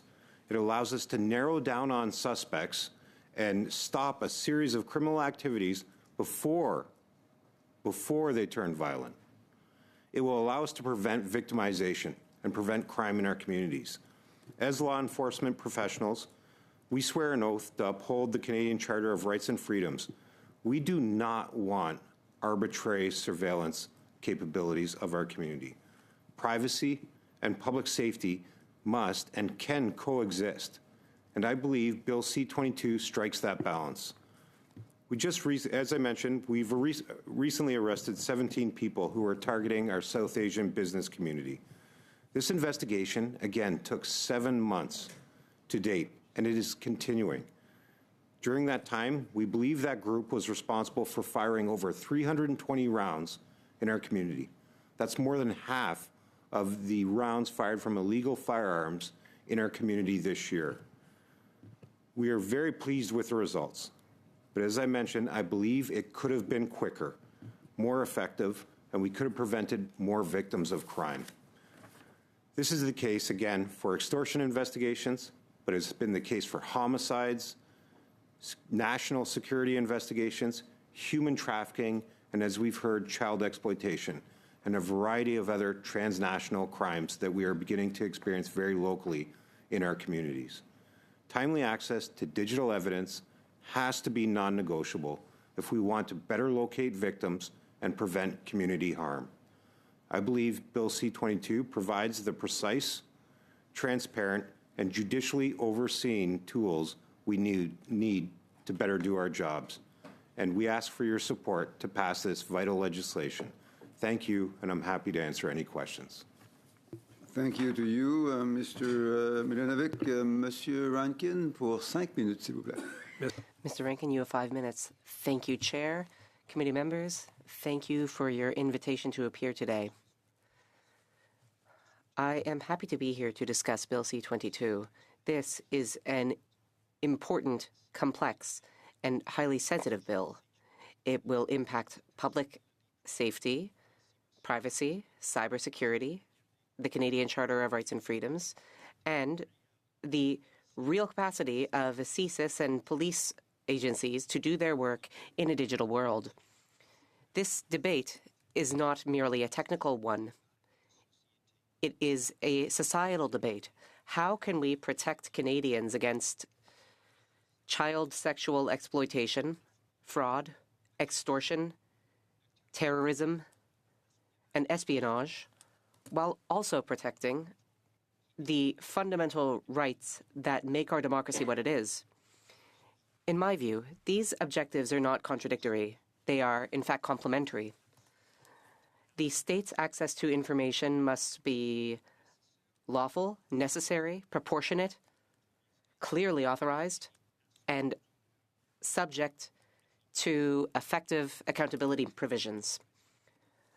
I was the first head of the National Security and Intelligence Review Agency, NSIRA. This experience left a profound impact on me. It taught me 2 things. First, public safety and law enforcement organizations need modern tools. Second, these tools must be governed by a clear law, an independent oversight, and parliamentary oversight. I strongly support the need for a lawful access bill. The digital world has changed the nature of investigations. Criminals, hostile states, and sophisticated networks use technologies that simply didn't exist when many of our investigative tools were designed. Canada desperately needs a modern legal framework, but it must be a Canadian-made framework. It has to be compliant with our charter, privacy protective, technologically realistic, and subject to meaningful oversight. I was pleased to assist in the consultation process following Bill C-2. I met separately with stakeholders from law enforcement, national security, industry, civil society, academia, and privacy communities. And bringing them into one room together, in my view, was a very positive experience. People disagreed, sometimes strongly, but the process was meaningful, and I believe my report reflects the range of perspectives accurately. I was also pleased that the vast majority of my recommendations found their way into Bill C-22. The bill is now standalone. The information demand has been narrowed and reframed as a confirmation of service demand. The bill includes greater attention to oversight, transparency, cybersecurity, and parliamentary review. But that does not mean that the bill is perfect. No bill ever is. The minister has said he is open to amendments, and I take that seriously. As a former member of Parliament, I have great respect for the work of parliamentary committees like this. This is where legislation can be improved and made more durable. In my respectful view, the task before you is not to choose between privacy and public safety, it's to insist on both. The bill should preserve operational effectiveness while protecting privacy, charter values, and cybersecurity. It should protect privileged medical and highly sensitive information and ensure that any new powers are used properly by properly trained officials and reviewed after a reasonable period. I would particularly encourage this committee to focus on 5 issues: the clarity of the confirmation of service demand, the definition of systemic vulnerability, the role of the Intelligence Commissioner and NACIRA, transparency and annual reporting, and a mandatory parliamentary review after 3 years. Finally, I believe the purpose of this legislation should be made plain. State access to information for investigative purposes must be lawful, necessary, proportionate, and subject to effective authorization and accountability, consistent with the Charter and Canada's privacy laws. Thank you again for inviting me, Mr. Chairman. I look forward to your questions. Merci beaucoup, Monsieur Rankin, ce qui nous permet de passer la parole. Thank you, Mr. Rankin. I will now give the floor to Ms. Kirkland for 6 minutes. Thank you, Chair. Thank you all for being here. You know, I would be remiss not to mention again my feeling like I'm, you know, that phrase, you're drinking from a fire hose. There's so much information here. There are, you know, four different people, 5 different people. I would love to be able to spend all of my time, you know, delving into each one of your opening testimonies, and frankly, we don't have the time to do that, and that's unfortunate. I know that you all appreciate the role of members of opposition, specifically you, Mr. Rankin. I appreciate you being here. You've been an opposition MP for a number of years, and so you understand that, you know, sometimes in opposition, sometimes it looks like you're just opposing, when that's not the case. You know, those of us who are looking very closely at this, we want to get this right. We'd like to see it done right. And I'm nervous that the role of MPs in opposition is being negated a little bit when we rush through legislation. You know, words like dither were used, which I didn't appreciate earlier, simply because we want to look at this in depth. It deserves to be done right.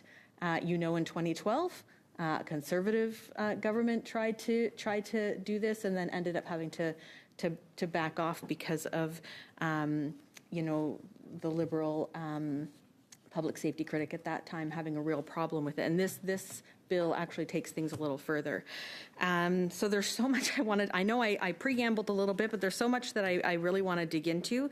And I know I can ask you all privately, but that doesn't allow Canadians and Quebecers to hear, you know, what they need to hear openly and in public. So, Mr. Rankin, you mentioned the process that you went through in the roundtables, and I'm really happy to see you here. I'm happy we did get a version of the report. It might have been redacted somewhat, but at least it's something, which was something that I did ask for, so I'm very happy to see it here.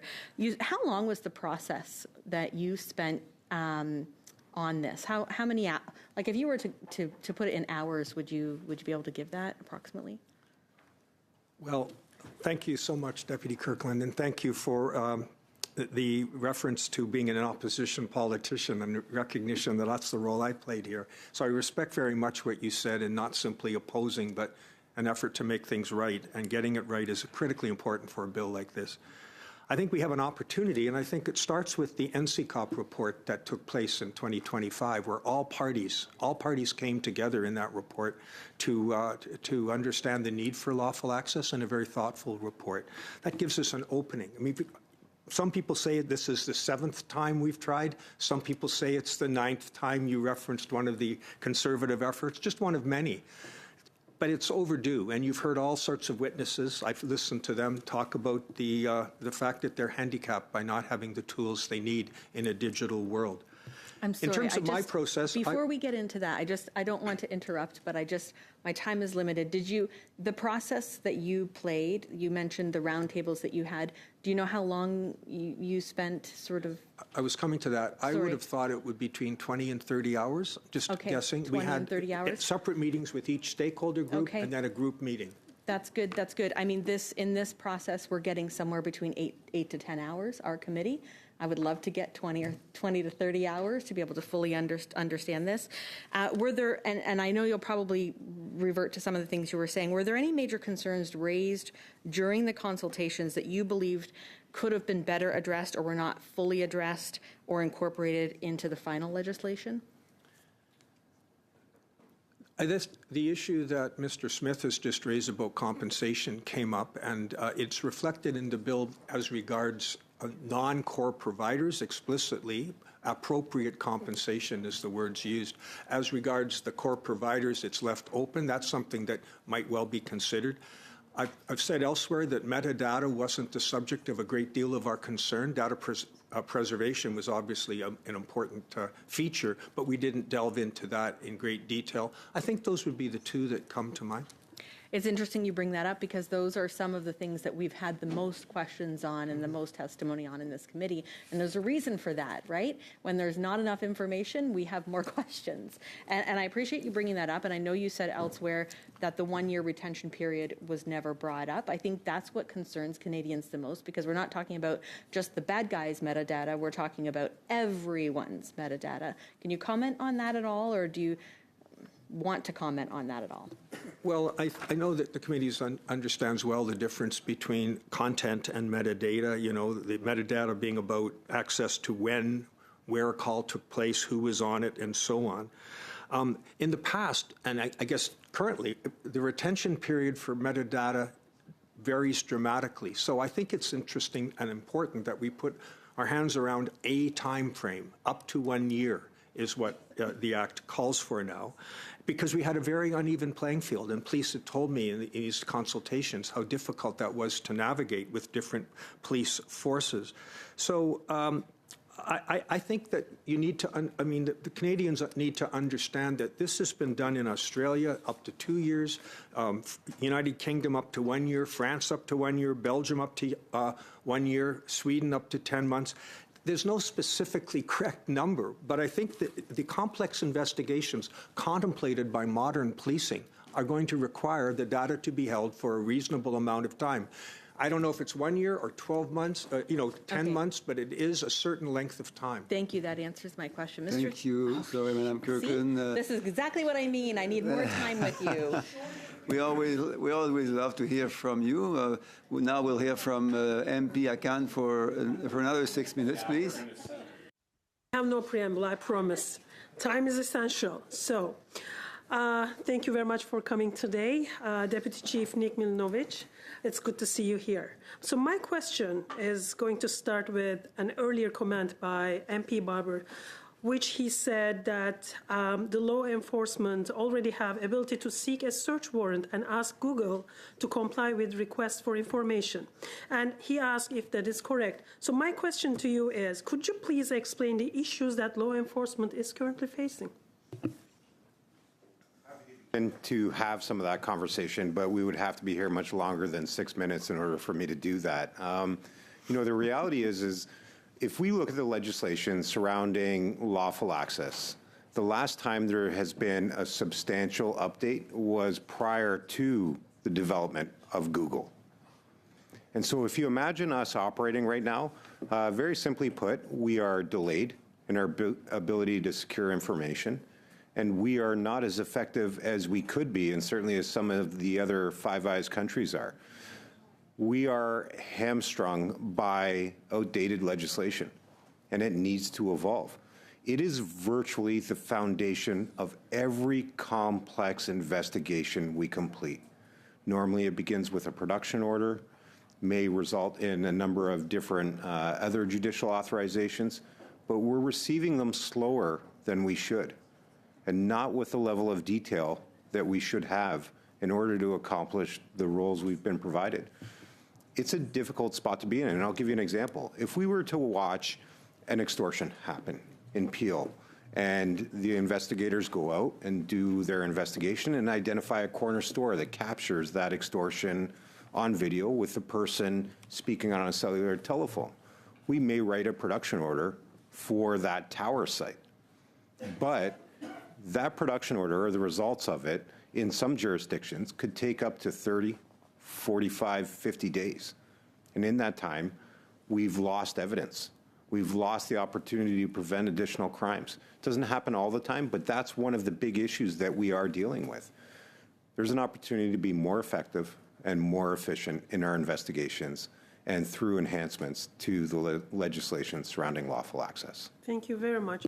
So I learned that Canadian governments have been trying to pass lawful access since late 1990s. It's 25 years plus. It's a long time. So that means that lawful access had been studied hours and hours and hours over the last 25 years here. And so C-22 has also undergone lots of consultations, hours of consultations, and is supported by a charter statement outlining how it impacts charter rights, especially Section 8. So now, from a policing perspective, would you say C-22 does not interfere with Section 8 and tools such as the confirmation of service demand to respect those rights? It's difficult to comment on every single scenario, but from my perspective, as it sits, C-22 is charter compliant. And if it wasn't, I wouldn't be here asking for endorsement of it.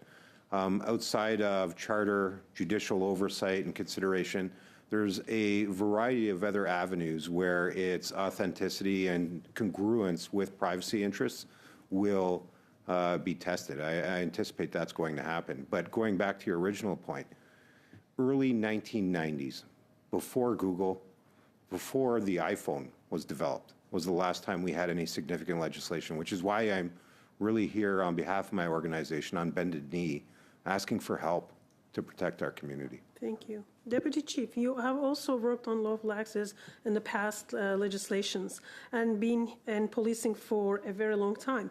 Would you say holding metadata for up to a year, as worded in the legislation, up to 12 months, as a reasonable for complex investigations? I'm aware that tech companies often delete subscriber data on a shorter time frame. It's a great question. I tend to agree with Mr. Rankin. There has to be a timeline. We need to require people to keep that metadata to a certain level, because it's not as though a crime happens and we immediately arrive at the opportunity to collect this stuff. Crimes, and particularly our more serious ones, they don't have a statute of limitations. We're not talking about theft from a grocery store. We're talking about child exploitation, transnational crime. And that information can become incredibly valuable to the investigative community in police. And of course, I understand people's concerns with it in terms of, from a private citizen who commits no crimes. I understand that. But the reality is nobody is going to look at their metadata because they aren't doing anything wrong from the policing perspective. But when you're a criminal and targeting our communities, the longer the better for us.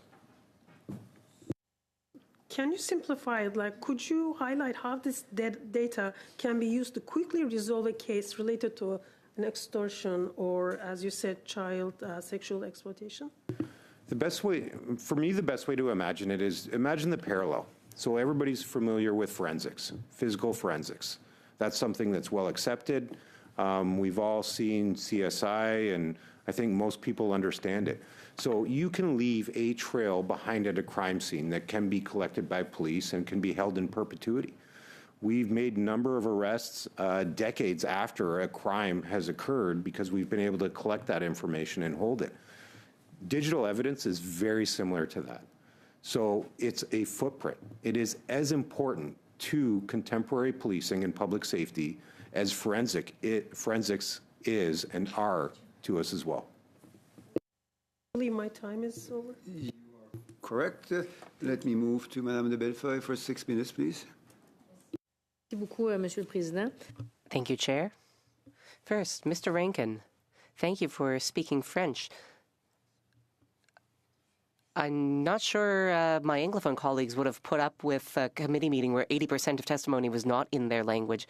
It can be very difficult to understand everything through the interpreter, so thank you for that.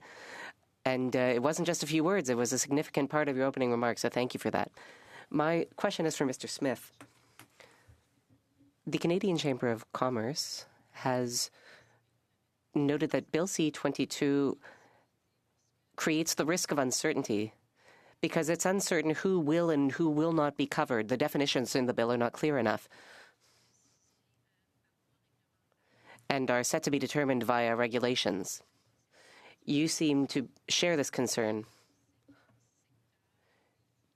Do you think that certain sectors or certain service providers should be excluded from the bill? For example, Interact or Desjardins.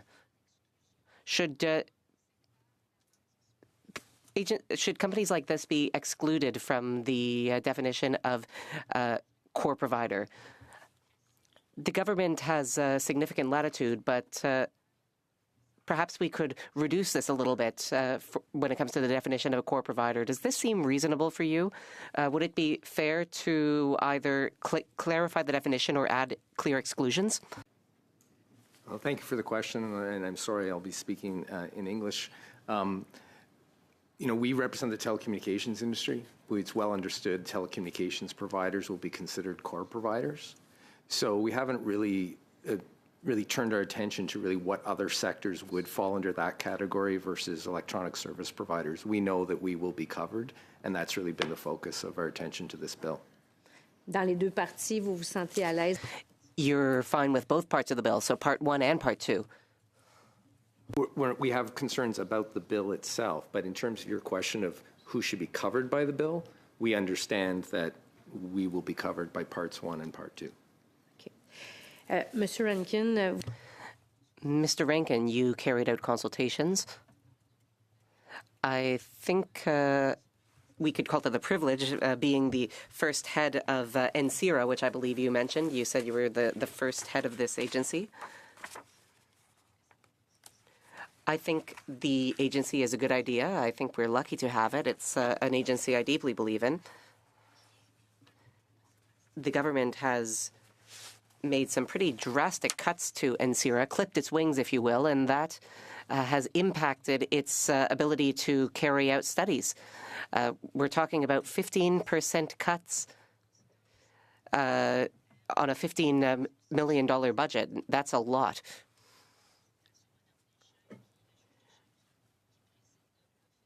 Justice Deschamps, who currently chairs the office, was not invited to your consultations, and I was surprised to hear that. When she appeared before the committee, she proposed amendments to Bill C-22. We support these amendments here in the bloc, and we will come forward with them. I think that's worth mentioning to the government.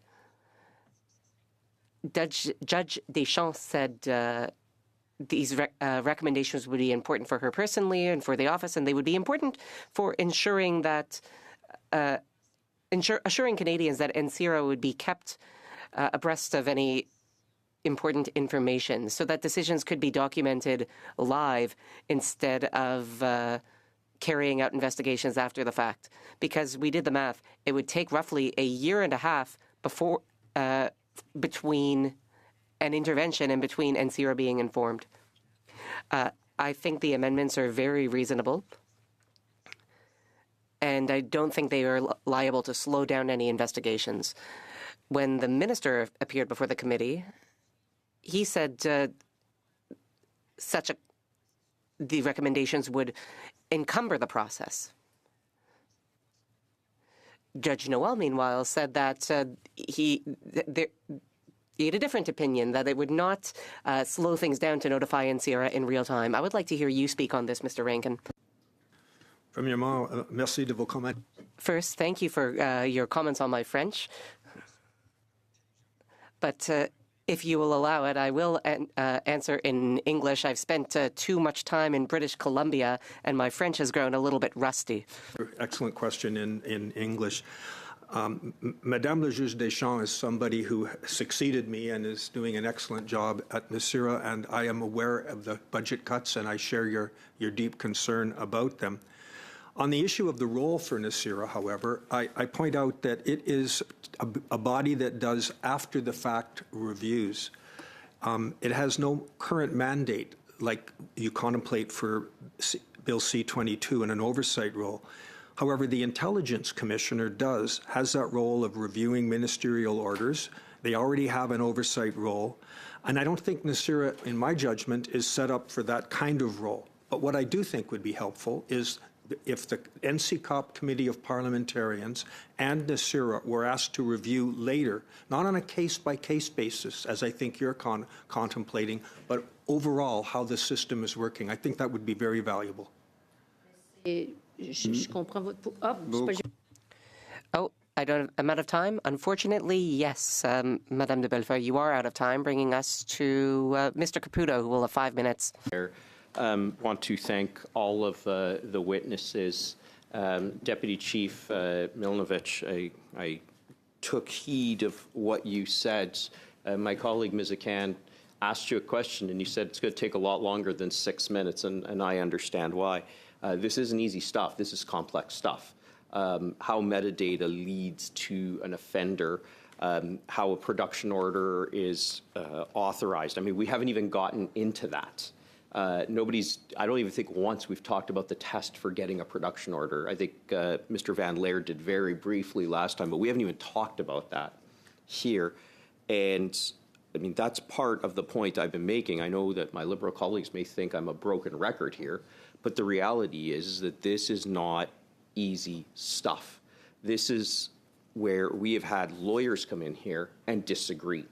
And knowledgeable lawyers, people who have practiced law for a great deal of time. I would love to hear more from you. I know that extortion is a huge issue in your area.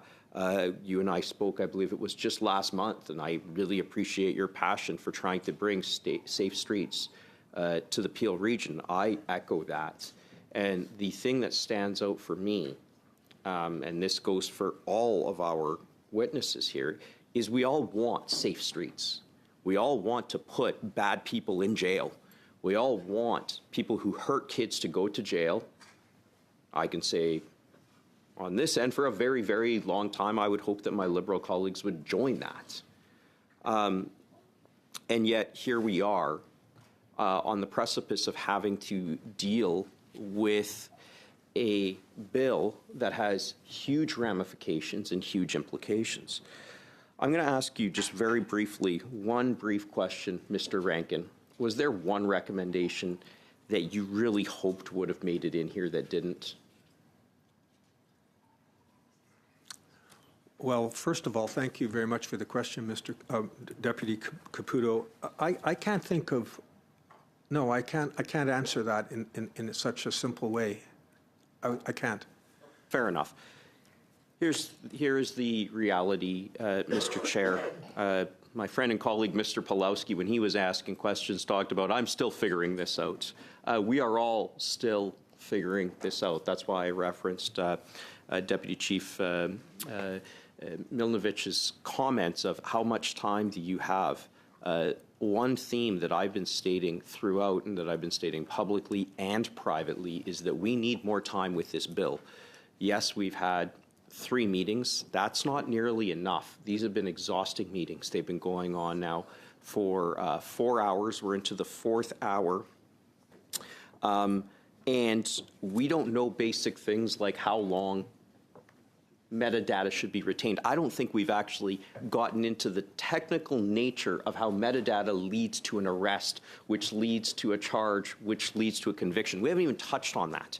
We have not touched on what the UK does, what Australia does, what the EU does, what Sweden does. We've heard 10 months, 1 year, 2 years. We have not gotten into that. And as somebody who wants to see bad people put behind bars, I know that we have to balance it with getting it right, period. I don't think anybody wants around this table to have legislation that is not going to stand up constitutionally. That's why I will be moving an amendment as follows, or pardon me, moving a motion as follows. The clerk has received copies in both English and French. I believe that this should not be coming as a surprise to any of my colleagues. I think that we as Conservatives have been very transparent on this. We have been transparent on the necessity for more meetings. And Mr. Chair, as it stands right now, we are going to hear from witnesses on Thursday, and yet amendments are due tomorrow. So we will actually be hearing from officials, and the deadline for amendments will have already passed. I checked with Mr. Rankin, and I know I think we should have an hour or two with just him. There's been a major failing of this meeting alone that we crammed 12 excellent witnesses that could have probably had an hour on their own, each one. And we crammed it in, sometimes only getting 2 rounds. And it is with that in mind that I put this motion forward. Quote, that in relation to the ongoing study of Bill C-22, an act respecting lawful access, A, the study be extended to accommodate further examination of Part 2 of the bill, which would enhance the supporting authorized access to information act, provided that the following witnesses appear separately for at least 1 hour each. 1, the Minister of Industry in relation to the impact on electronic service providers and their industry. 2, the Minister responsible for Canada-U.S. trade in relation to trade and security implications raised by American lawmakers. 3, the Secretary of State, combating crime, close bracket. B, the committee receive an additional 8 hours of witness testimony, provided that the committee prioritize another briefing with departmental officials and hearing the testimony of representatives from Signal, NordVPN, Open Media, Centre for Free Expression, Canadian Constitution Foundation, Canadian Muslim Public Affairs Council, Migrant Workers Association for Change, and the testimony of Glenn Greenwald, Safia Ahmed, Noura Al-Jazawi, Teresa Scassa, and Jane Bailey, in addition to additional testimony deemed relevant by the committee. C, the chair be authorized to seek additional meeting time to accommodate this testimony in a timely manner. D, the deadline for submitting amendments be extended until the testimony outlined in this motion has been received. E, the chair only be authorized to schedule a meeting for the purposes of clause-by-clause consideration of the bill after the witnesses listed in Part A have appeared and the number of hours of testimony in Part B have been received. Mr. Chair, we owe it to the people who have appeared, who've told us of the necessity for this bill. We owe it to the victims, and we owe it to Canadians to get this right and to get it right the first time. And that is why I'm moving this motion. I implore my colleagues to accept this motion. Let's get this bill done. Let's explore it, and let's get it done right. Thank you. Merci, Monsieur le Député. Thank you, MP Caputo.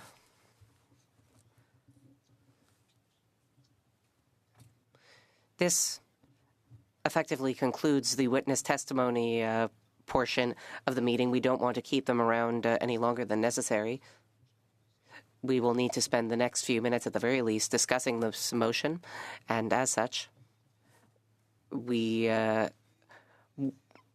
will not deprive you of the pleasure of going home, no matter what that means for you. I'm happy to say that your day is over. Our day is not yet over because we'll have to discuss that motion, but we are obviously very grateful for your participation, either virtually or in person. Your views have been quite clearly heard, and not completely so, but quite clearly heard, and we look forward to more possible engagement with you in the future. So having said that, have a great night, and we won't suspend and shake hands, but you will understand why we will now focus on our own internal work. So thank you again. Donc j'ai vu la main de la députée Kirkland. Ensuite, I see that Ms. Kirkland raised her hand. I also saw Mr. Ramsey, Mr. Lloyd, and Ms. de Bellefeuille. We'll start with Ms. Kirkland. Thank you. Chair, I'm really concerned that we are just not spending the time necessary to get this right. When I first spoke to departmental officials before we even started studying this bill here in committee, I assured them that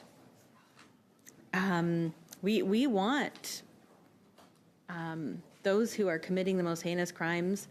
We want the best possible lawful access regime that could potentially do the job that it's supposed to do. But what we don't want is to have one thing at the sacrifice of another. And as an example, we had today in our committee time, 4 hours, 1 hour only had 2 rounds. There were issues of privilege, and the issues of privilege were brought up simply because we don't have time. We're not getting the information that we need in a timely manner. And that's not anyone's fault except for the clock's fault. and the only fault that we can place on this is the fact that we have decided that, the government, to be fair, has decided that they want to ram this legislation through and race to royal assent, as I have said several times, and it is not doing the justice that this type of legislation deserves. Canadians deserve to hear everything. I said before that I could ask these witnesses privately the questions that I have, but that is not appropriate for all Canadians. Canadians want to know the answers to these questions. I'm specifically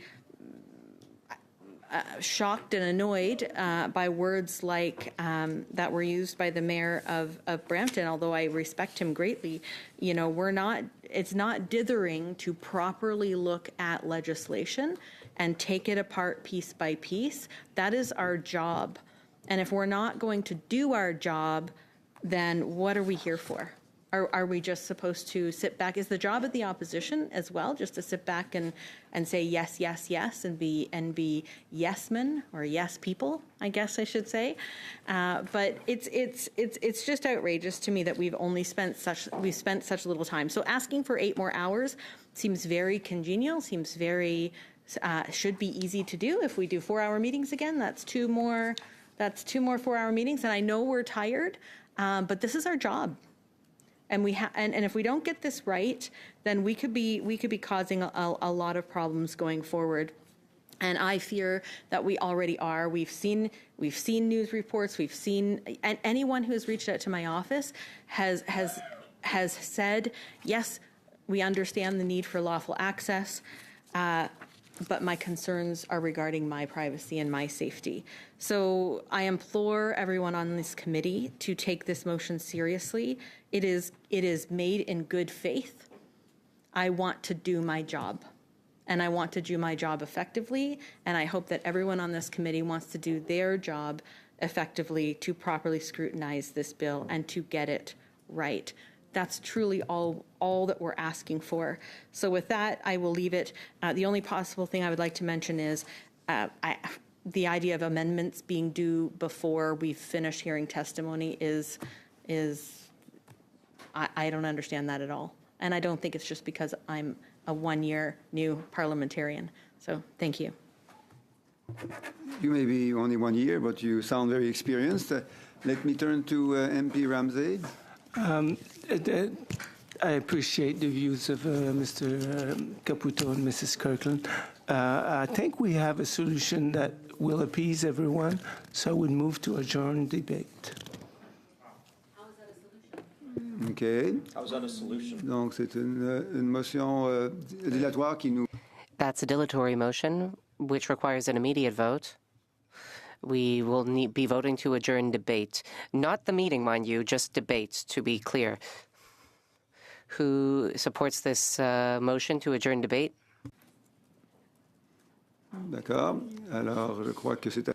All right. I think it's pretty clear. The motion. You'll be on the record. Okay, on the record, on division? No, on the record. I think we should. Okay, well, if you want a nominal, a roll call vote, we can do that. So, Mr. Clerk, can you proceed with that?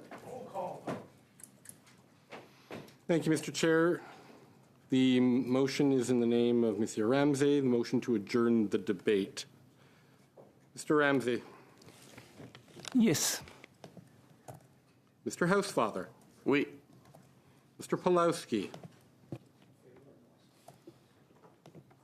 Madame Akan. Yes. Mr. Chang. Ms. Sodi. Yes. Mr. Caputo. No. Mr. Lloyd. No. Ms. Kirkland. No. Mr. Au. No. Madame de Bellefeuille. Non. Yeas pour 6, nays contre 5. Très bien. Donc, la motion est... 6 yeas, 5 nays, so the motion carries. Mr. Ramsey. I would like to move a new motion that the committee extend its study on Bill C-22, inviting witnesses to appear on Thursday for 4 hours, that the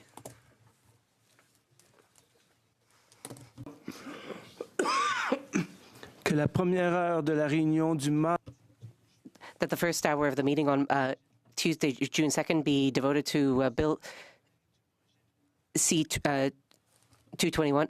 Sous les yeux? Do we have a copy of the motion? Not currently. We'll wait. Could we wait until the text is shared? That the first hour of the meeting of Tuesday, June 2nd,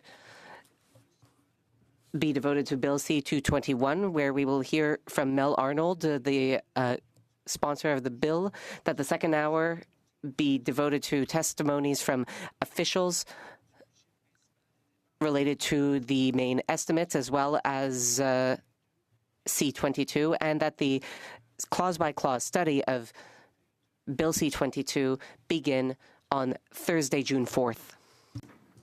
Avez-vous une version... Do you have an English version of that, Mr. Ramsey?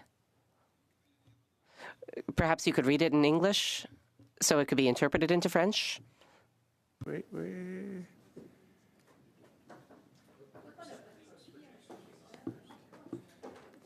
Copie. Qu'est-ce qui se passe, là? We'll see what's going on. En anglais.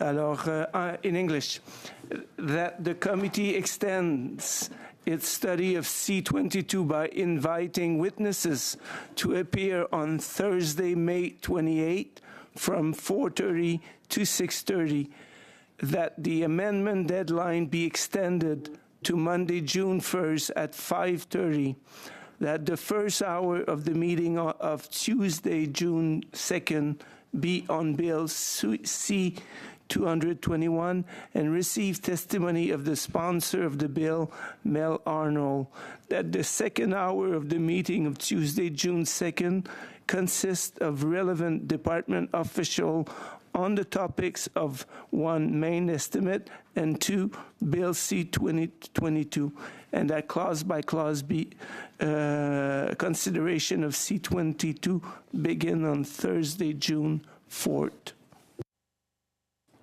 OK. Thank you. Donc, on va avoir besoin d'un partage là, de ces informations par courriel et donc par écrit. Le greffier va nous aider à faire ça. Donc, surveillez vos appareils. La motion va circuler à la fois en français et en anglais. You will get a copy of the motion in both French and English. Thank you, MP Caputo. Did you wish to intervene, Mr. Caputo? You're first on the list. I'd like to, I would respectfully ask that we suspend, and then I'll create my intervention once I've seen the motion in writing, please. I would like to actually see it in writing, please.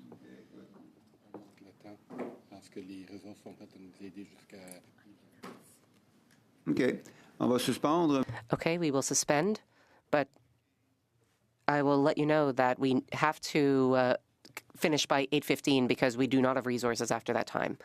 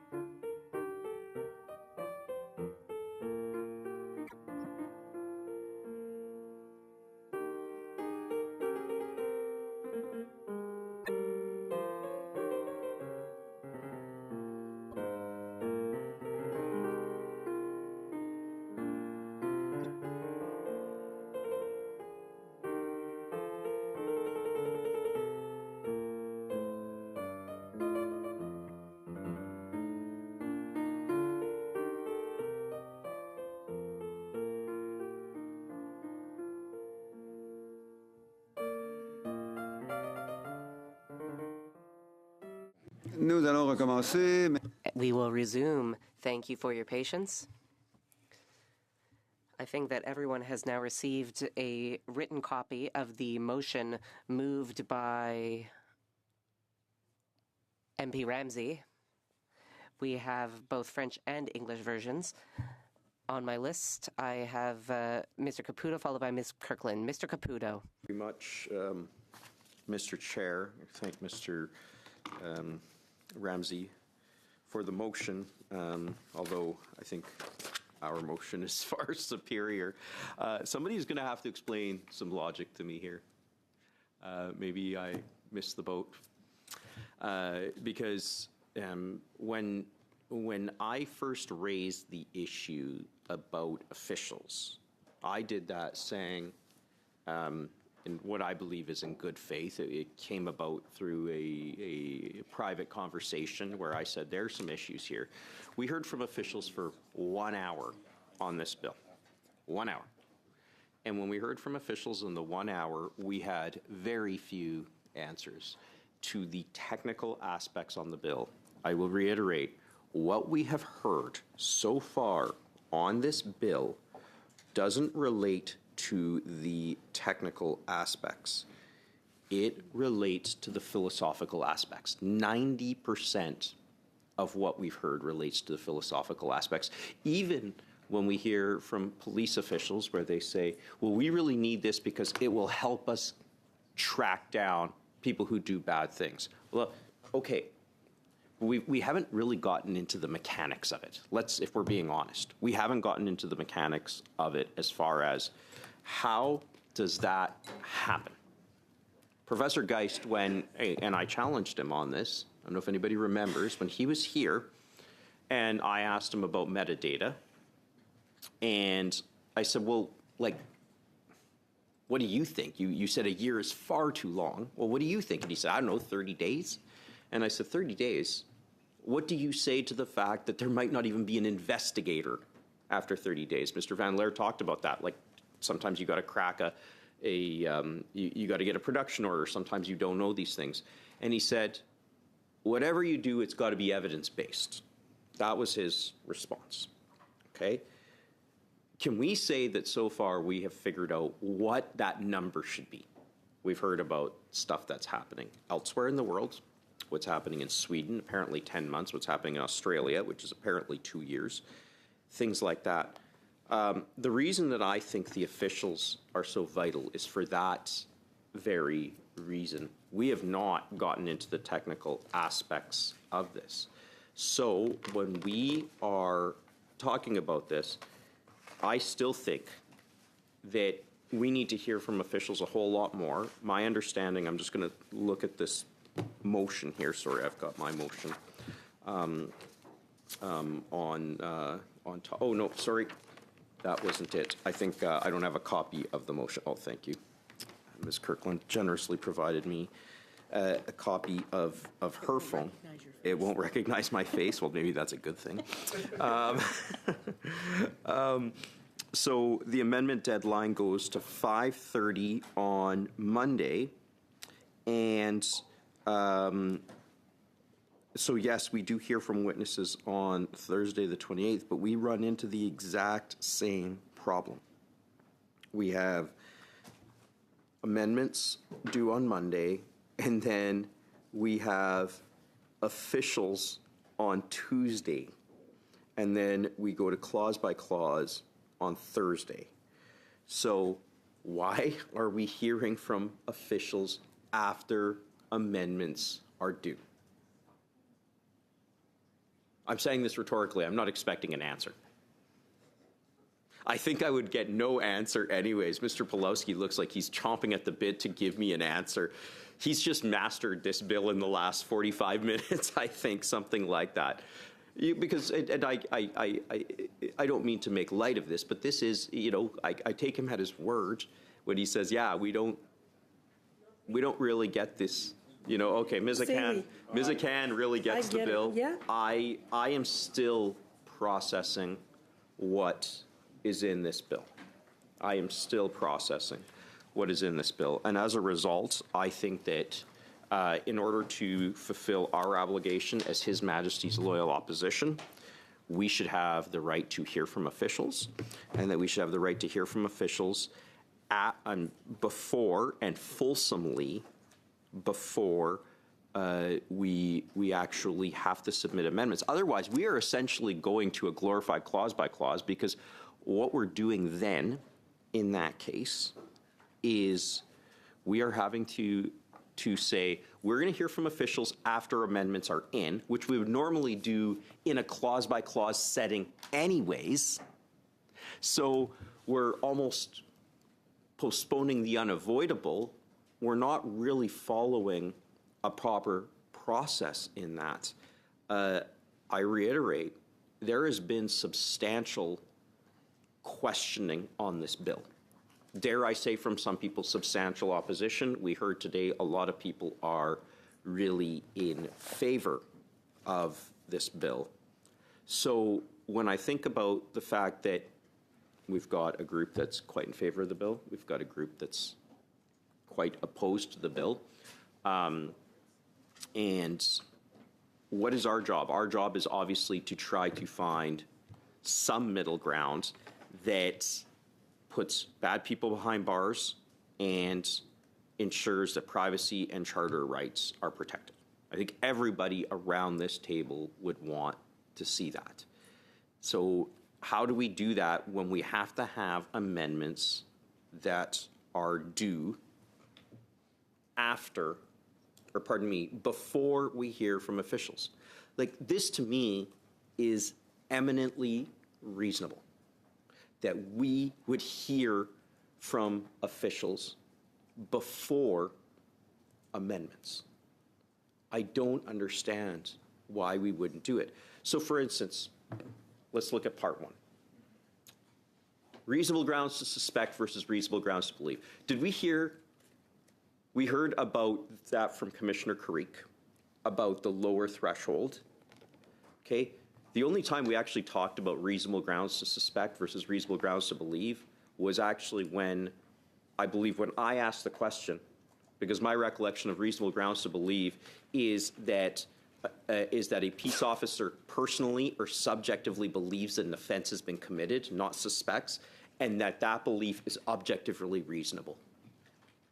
That is a reasonable ground to believe. Well, it was 5 years ago when I was still practicing law. Point of information, Mr. Chair.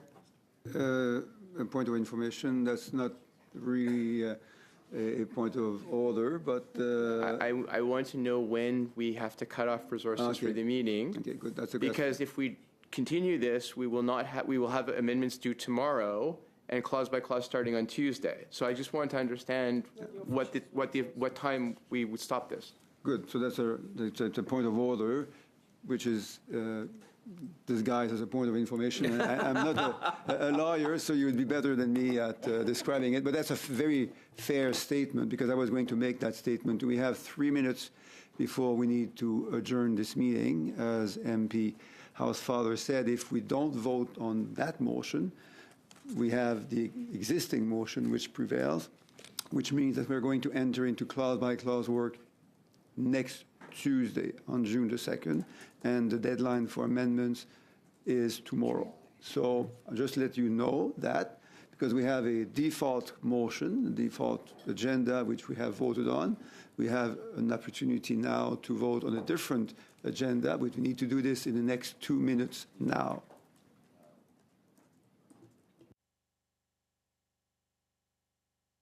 So are we ready to vote on that? I still have the floor, Chair.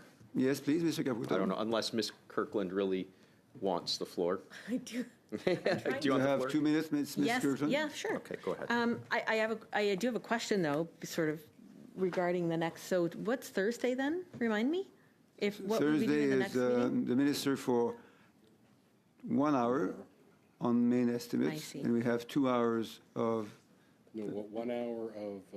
1 hour for the minister, 1 hour for officials, and we extend for 1 more hour with officials on C22.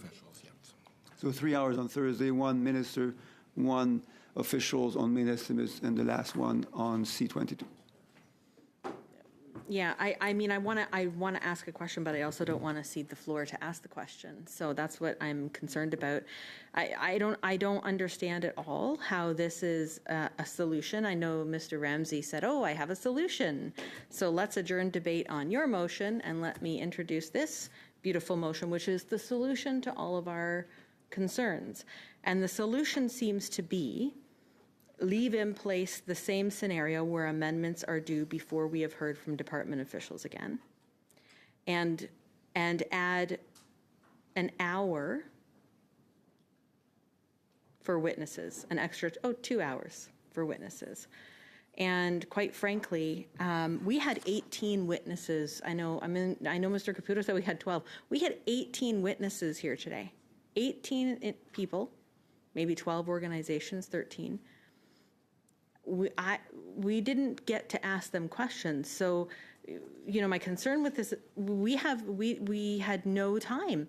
We don't have any time, and this government's just frankly abusing its power, in my opinion, by ramming through legislation without giving opposition a chance to properly question witnesses so that we can fully pass a bill that is done right. We want a bill that is done right. We want it. So I'm a little bit blown. In fact, I'm a lot blown away that we don't want to do our jobs. We want to limit the amount of time that we're studying this bill, and we just want to go to the detriment of Canadians and their privacy and their rights. And quite frankly, I'm baffled that everyone at this table is okay with that.